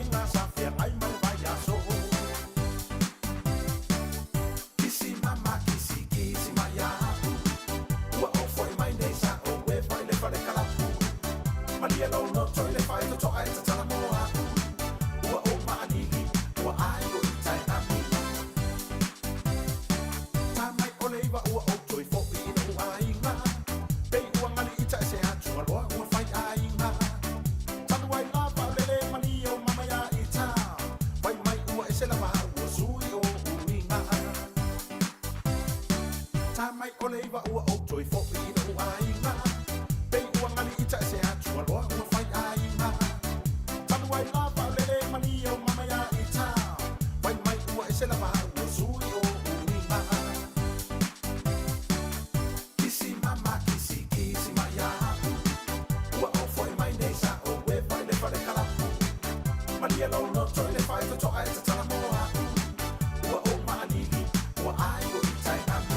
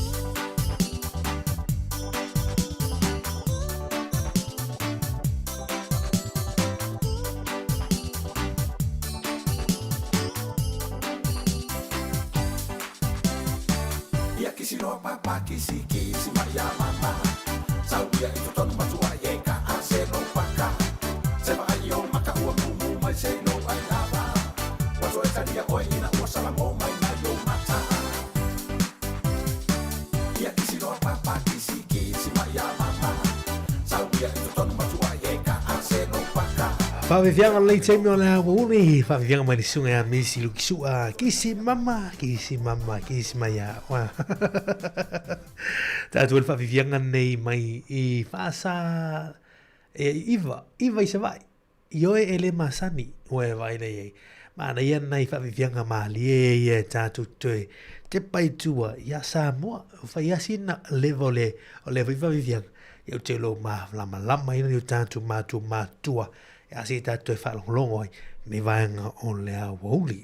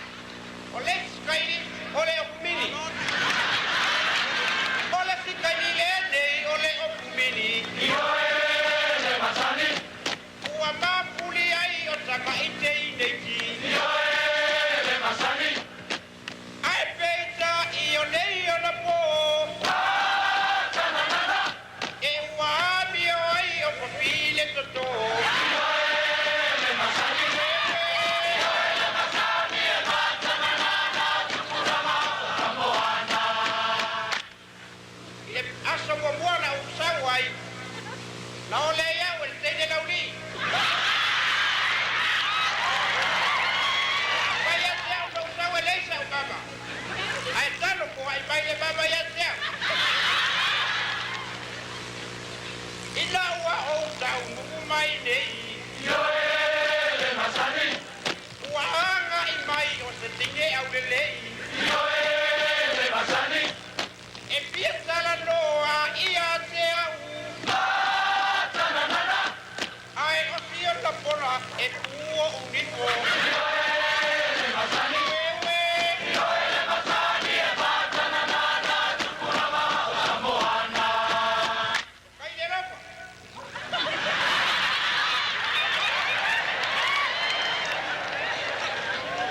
Toagala etani e. Yo le masani. Ai awale ila ko maya oni tupe. Yo le masani. Ele oa upo I o se vale. Vai a tupe a e toutani e. Yo le masani.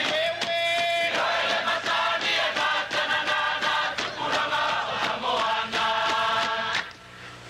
Ole a ua saule toia I ta male pepa. Anga I mai e toia watulau pepa.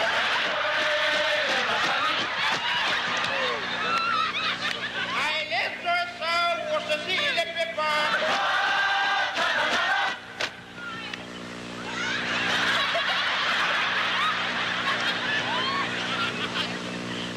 Ia. Tanuai. Atonu ele lau sila pia tutu ina nei. Sa malola tanu nunga le bango vaya. O le lei tangata o Robert Louis Stevenson. Ai bawa tuka tangata Pavelo Inzaga.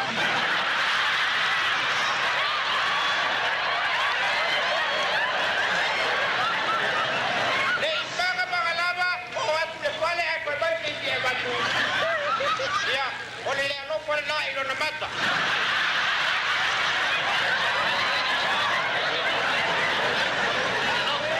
Kai de ropa.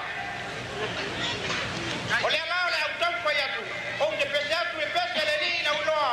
O le ritu stala Robert Louis Stevenson. Te iloga lava e mamai tarante le watu au watu. Te wapea au tau e batua se mea. Nako. Nako. Nalo ole lagi. Tau. Nalo ole lagi mafeto. Eli ai sotu.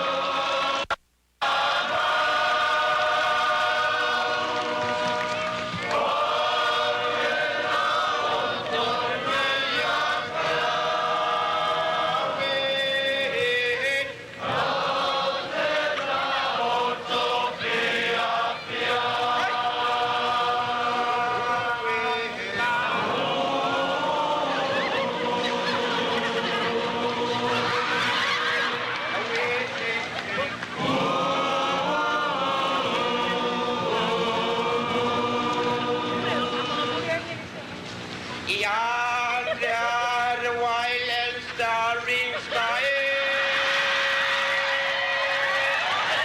the brave and let me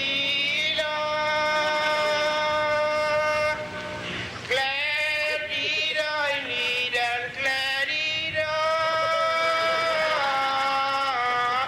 and I let me down if I will.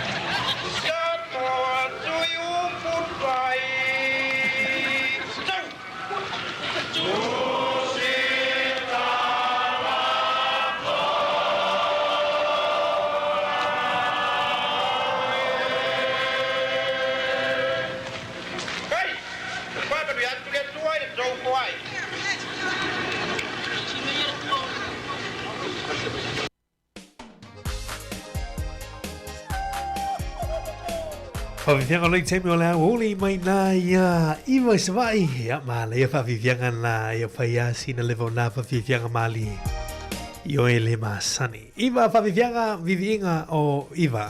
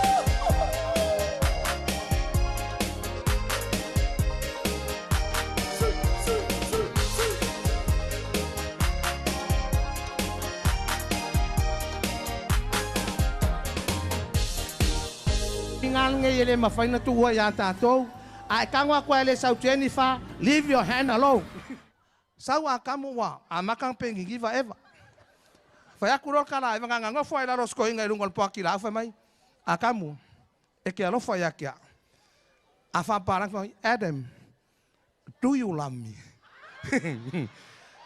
porque se la fiel kala akamu a oasis eu que manga o que alo fa de puru o le ao me fa pena nga la o fa tu anga Adam do you love me who else oi au avai ai ko se so ia ko que fa pena ia pa le pangai pa pa que fi ai ma tono que le ma le fa tai ia pe ano to si la fiata filipino ia wa mai nei o le mea o te fia ia taia. Tai whai tu la le alu se whai se whi au. A sa whai mea i ngele o le matua. Woi ka fio lai. Ia, maua ni kou le kala. Wa koe foi ia Adrian ia Jennifer. Ioi. Ia nai wha upunga na ai te ango o maua. Ke ia wawiri mai Filipingo whai. Mai po a mai ka kou whaku. Ngare whai amma ko wola koe lalu whaka porengi whai makimu. Ia whai mai ale kala Adrian anikou. Nga sau Adrian faku ni ko ngo foi la loi no foi la no face to face is better than a letter. Whoa! Vai ko e la fai kukusi ai. O aso ia tatou fai atus. O le upo palangi tia hani. Al fai tusi al Samoa. Tia my sweetheart. Tia my lili my vanu. Tia my puata unofo. Ala me ke le fai ai tia la ulo le popo va ke fia lo. Va ke fia lo le popo. Yoi. Tia mai lo le popo. Foi le upu fa pena ya ke ya le fai mai ya. Amaka no fai mai. Se mai ai o se tanga malu. Ai o no atu i lunga o le falafala susu. Ke o foi lo le limongi ai ngama. Ia vai lai upa ni kou na fai a Adrian. Adrian. Why you start feeling more your love on me because of Jennifer? I know, Adrian. Look at me. You double back your love on me because of Jennifer. Boy, makavale idivan. For your information, Adrian, the baby I had carried is Benicia's property, not you. I don't want to sell this property to you. If I have a baby from you, Adrian, I will carry it for 12 months, not 9. You see how love of my stomach to you, Adrian. For your information again, Adrian, Jeremy, o le mea foi lewa mai tauina le pone, o le mea lewa lau kukua isi, o lau ke vai akua, vange aku, lesi lima lesi momonga ku, so le, o le upo le tusi, mo le mauri fai fe au, e tauto, e te alofa, e a Maria, o ke alofa, ai a whaafe, ke alofa le ka maula inga, ke alofa, ai whaafe pe aku le mbele ka maula inga wheelchair, I don't love.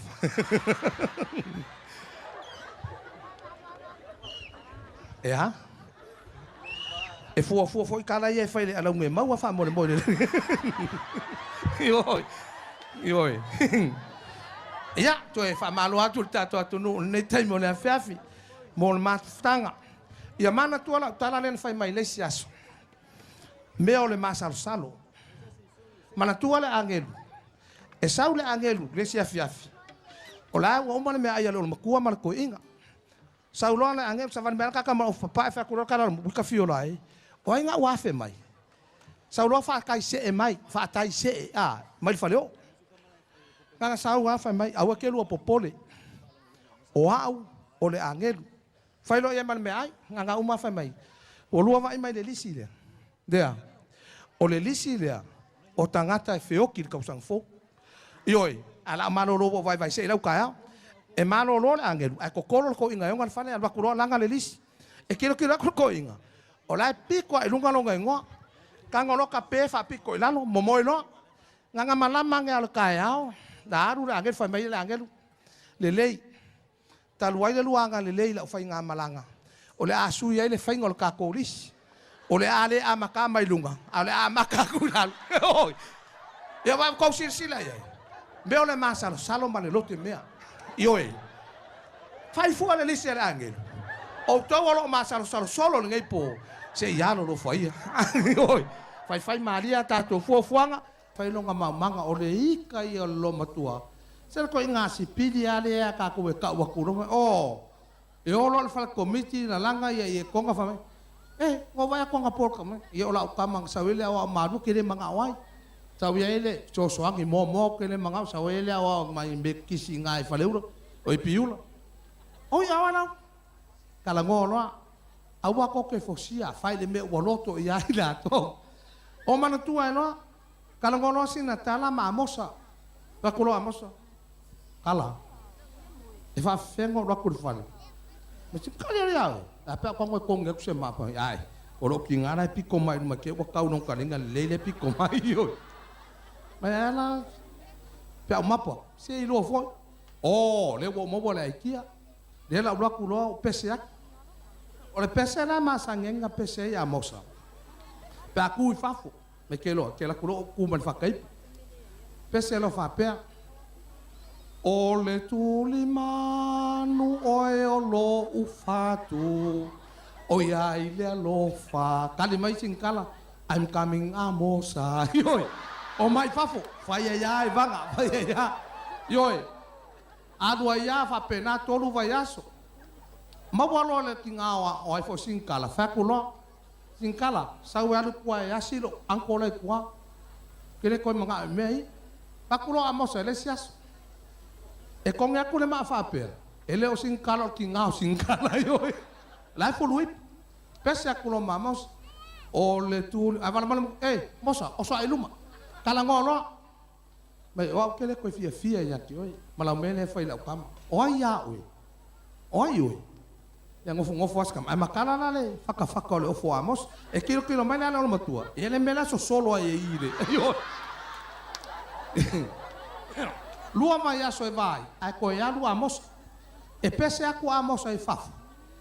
O le tuli manu oe o lo ufatu. O iai le alofa. E kali melo ma koe kong. A o le tuli manu o lo ufata fata. O iai le lafa. E lei koe o iai amosa. Dei koe o iai. O le tau te vai tau o tau ngutano so i fuanga. Ko ke sila e le au su e maliu le ia ngei. O mana tua e lola maliu le singu. Lai wala amale ko inga lai kai ia le wala kulonga le lang. Kale aku ngai ku. Kulong. Kulonga le lang. Kulong. Se sala lola wali ia. Ele lola wali kai me o so mel fa finga i. Ko wala amale kulonga le lang. Ai wala ko fa fing. Mana la lolangi.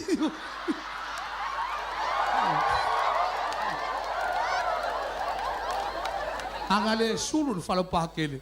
E oki papi.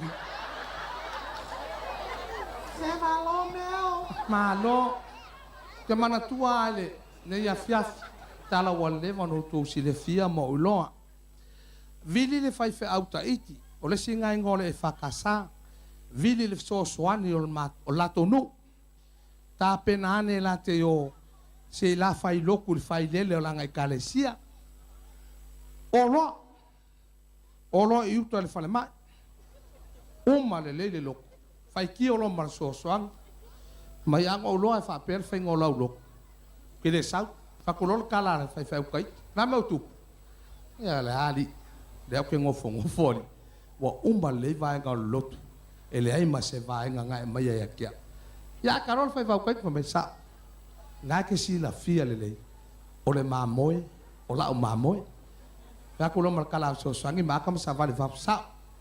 O le mamoe, o lau mamoe. Ai anga le hei lau mamoe, ele mai lau mamoe.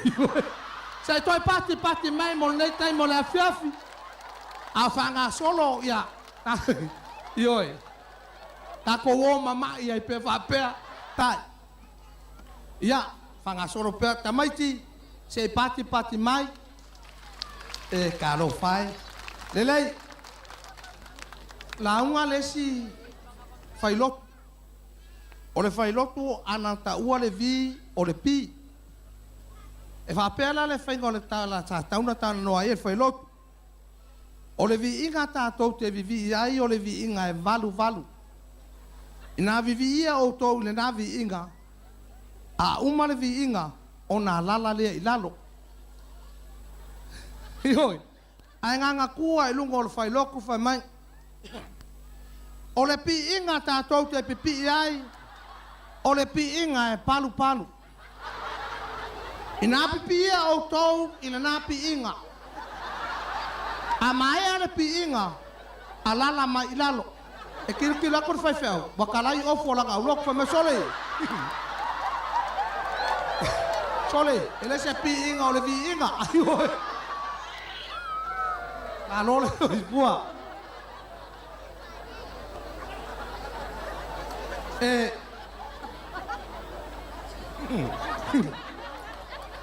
Ia o tātou mawale anganga o le 5,000. Ioe, o pō whapene ua o māsani ai. E mawhai fo ana pe pelo e le ki ngāo le ainga ka maula inga ka oko oko aku se mako o maka mai. A mai lo ta mai ti whapiko mai luma. Ai le lo po anga kalango e kua. so le so ia ko ke ola le anga fa penga masalo wa to fa fonga so o le solo nei sa malo ai le sita matiti le ato no na ma fa fa ai ao na fa fonga mai la to ta mo fa ya polo polo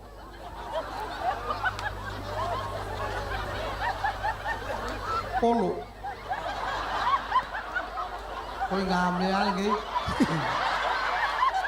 ele a matale solo a wo o ma fa fa wa le sila ke o fo ya ke o ko le to le fa mai no le upo la la unga mai ai le fai fa ya so la to tam fa ya polo polo polo o le polo e la poto poto a popo e fifi solo a pae ma numi ala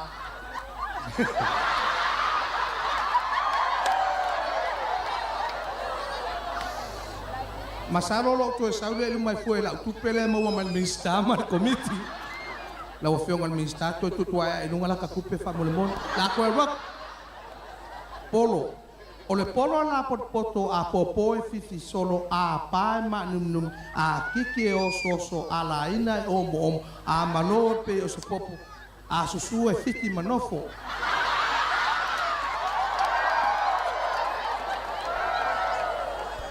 ele é Sao Paulo polo ai tai no ya oi maula ngona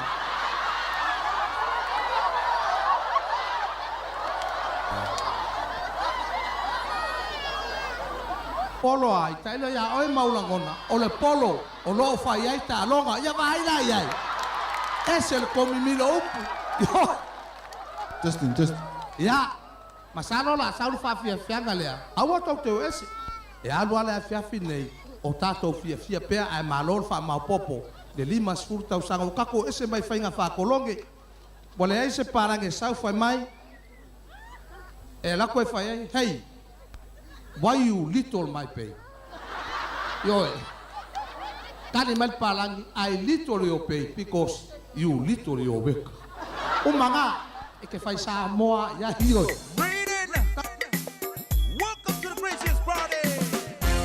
Introducing Living Love Band live from the Bangladesh Samoa, all the way from the big island of Samai.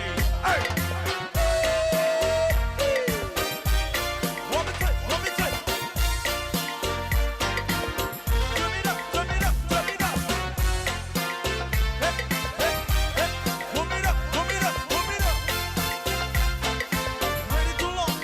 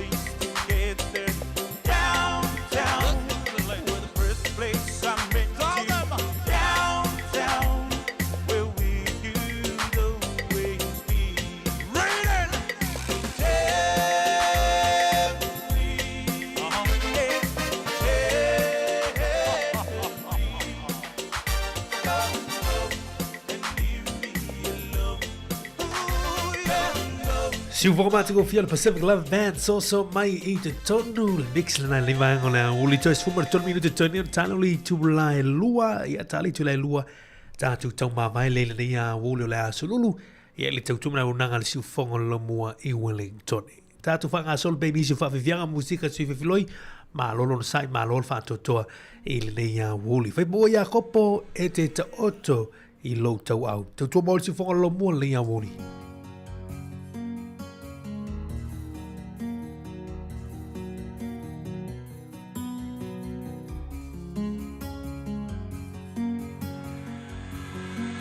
Yeah, the face so awesome. I tell no phone, it's a millionaire. How to fire, how much I feel. Tell love, fire to oil, for the vow. I ain't tiny, to solo yo, no matter. I ate to find my fana. It's a valley to you wala. They to ear low by Shima. It's a sea lava alunga. Ya afuya suma Etita otilo utu au Na oe mau Efa abava Answer For ilene Somali It's for you honor, hey oh se vai, vai tu mama, eteluia so uma, it's si la valuta alunga, luta ye afuya so.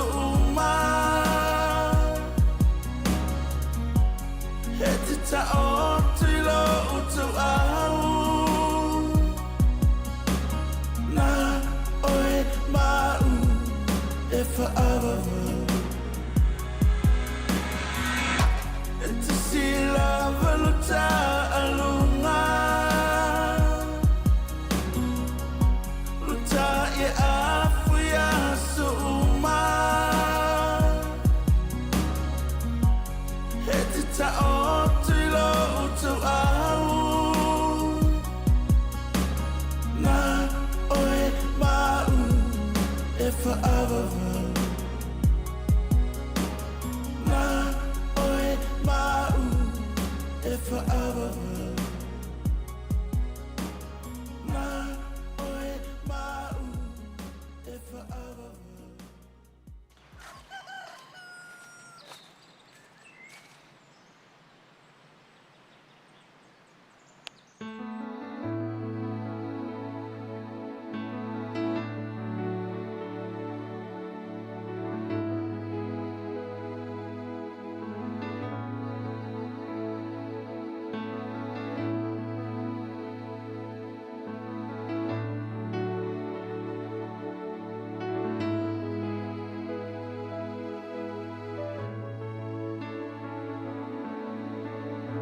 Sawi oe la upele Boane I mau tala e tele Watu I ailo ufatu Nalole alofa no avatu La au roe fa pele pele